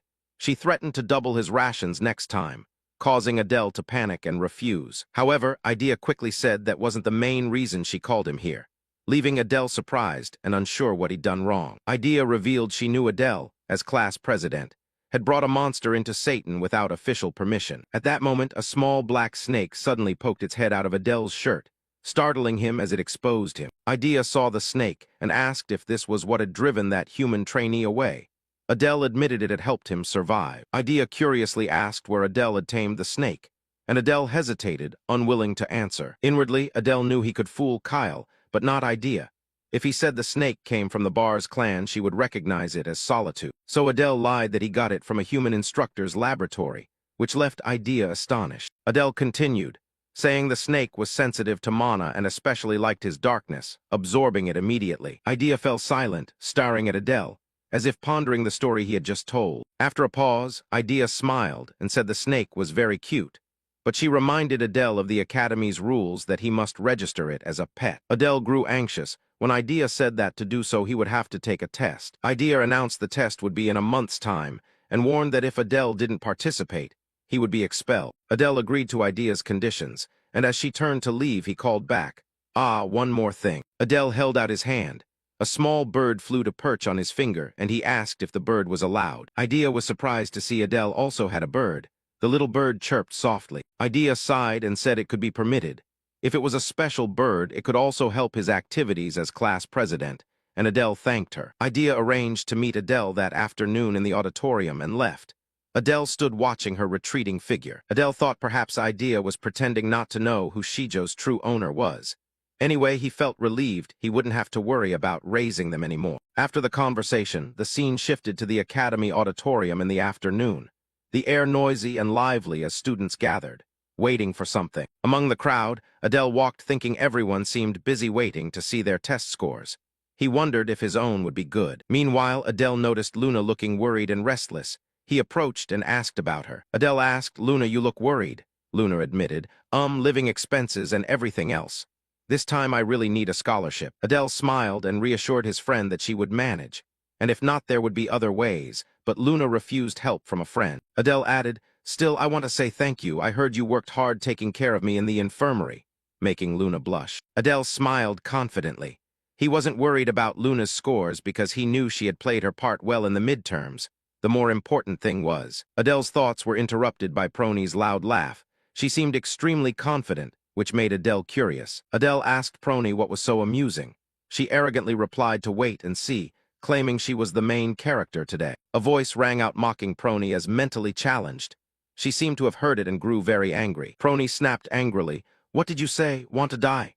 Adele hurriedly waved his hand, saying it wasn't him who said that. Adele turned to the parasite in his hand. "Samuel, are you awake?" Samuel replied that the noise had woken him, and he had to hear nonsense as soon as he woke. Prone was still not satisfied. Threatening to give Samuel a beating, Adele quickly intervened, saying the scores were about to be announced. At that moment, an announcement declared the midterm results were posted, and everyone was instructed to check the bulletin board. All the students focused their attention. Finally, the awaited moment arrived. Students gathered before the bulletin board to see their results. Adele explained that there were 120 freshmen in total, and they would start checking from rank 50 onward, because scholarships were only for those ranked 40 and above. They began scanning the board from rank 50, 46, then 41, but still couldn't find Luna's name. She grew very anxious. As the list continued to be announced to rank 40, 39, finally Luna's name appeared at 38. Luna was overjoyed, shouting, "Ay, I did it." Adele shared in her happiness and congratulated his friend. Meanwhile, Prone grew impatient, wondering why her name hadn't appeared. Adele teased that perhaps she had been knocked out of the top 100. Prony angrily punched Adele in the face and yelled, "Don't be stupid." Adele held his face and said, "Let's keep watching." He noticed familiar names starting to appear as they reached the top 10. Rank 8 was Iron. The guy seemed displeased with his result and just clicked his tongue. Next, rank 7 was announced as Samuel. The Samuel in Adele's hand flashed, and he thought rank 7 seemed fitting. Rank 6 was Gewar. The big guy seemed pleased with his result, murmuring, "Not bad." Rank 5 belonged to Renee. The girl with black hair and small horns remained silent when her name was called. Adele thought to himself that if even Renee, whom he called young lady, was only 5th, what would his own ranking be? He began to feel a bit nervous. And then the next name called was Adele at rank 4. He was completely stunned, not expecting to rank so highly. Adele was still in disbelief. He couldn't believe he had even beaten Renee. This was a result he truly hadn't expected. Adele realized the remaining top contenders were Bolton, Diana, and Prony. The race for the top spot had become a battle among the three of them. Rank 3 was announced as Diana. The girl with white hair and a spiked crown appeared calm, merely muttering third place when she heard her name. Next, rank 2 was Bolton. Adele was surprised and wondered if there was some other strong person he didn't know about. And so the top spot was no one else but Prone. Everyone was stunned by the result. Prone smiled triumphantly and turned to ask everyone, "Did you see that?" While Adele and the others fell silent. Prone grabbed Adele's hair and declared, "Now you are my slave, prepare yourself." Adele was left bewildered, not understanding what was happening. Samuel screamed in panic, "Impossible, I won't accept this. Why is Prone first?" Prone stood on the high platform, ordering the losers to kneel and call her Prone first. However, Samuel remained surprisingly calm.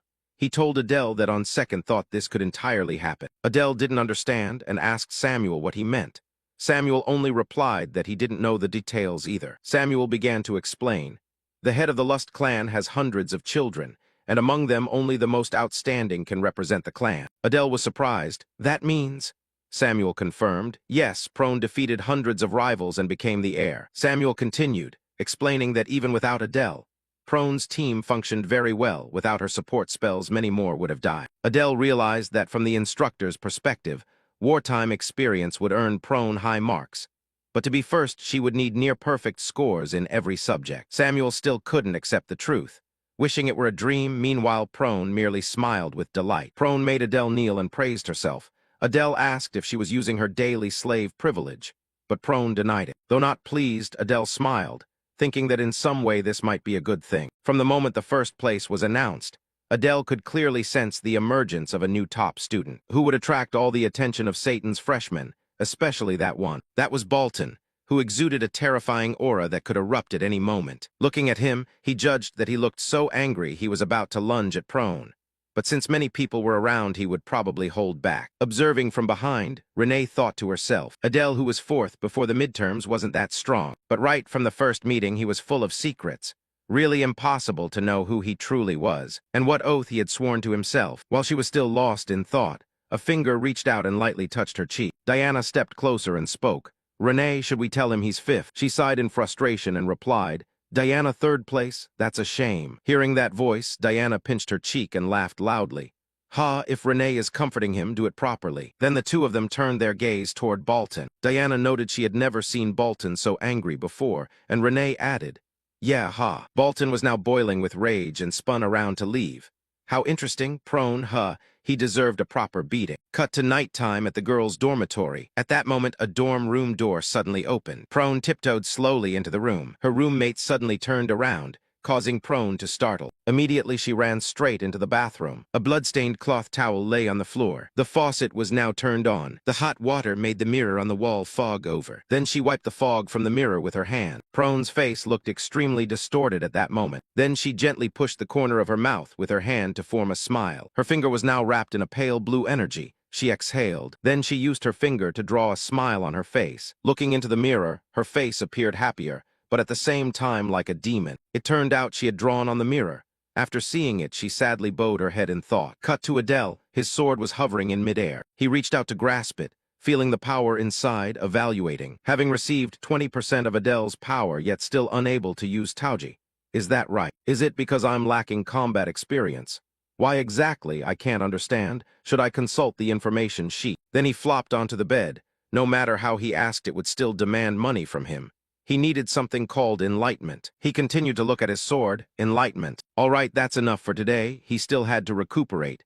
There was extra time, so take it slow. While he was thinking, Samuel's voice suddenly rang out.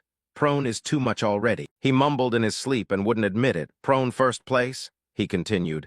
That thing is such a scam. He smiled to himself. In a few days, a vault of mistakes would open. What would finally be inside this time? He really looked forward to it. Cut to the next day at the academy. He, along with several other students, was already present here. He smiled to himself. Finally, the vault opens today. Ares suddenly summoned the top 8. It must be so. Moreover, I can take 2 items, since Samuel currently can't use the holy relic either. He looked down and asked him, "How do you feel, Samuel?" He replied, "Of course I'm looking forward to it." "So why haven't you departed for the great lecture hall yet? Didn't you tell me you'd come right after class?" He answered, "That's because Class A alone already has 3 outstanding performers. With that authority, it's still better to go together. That way Samuel can understand the situation. Then what is he still waiting for? I hate seeing that girl's face. Just go. It's the time and Prone still hasn't arrived. He told himself, sure enough she's late again. I saw her there when leaving class. Then let's go ahead. Samuel nodded. Yeah, let's depart quickly. From the upper classroom, watching his retreating back go, Prone thought to herself. Cut to the vault. Looking around, there were only a few people. Aries spoke. A-level students are late, aren't they? I clearly said don't be late. Iron put on an angry face. Instructor, I'm getting sleepy. When will class arrive? Gu-War agreed, daring to be so disorderly with timing altogether. It's like a tracks like. Horses with horses, so being with a mongrel and a racer is to be expected. Thinking that, Iron laughed with pleasure. Ha ha, is that so? Their words made the two seated beside them furious.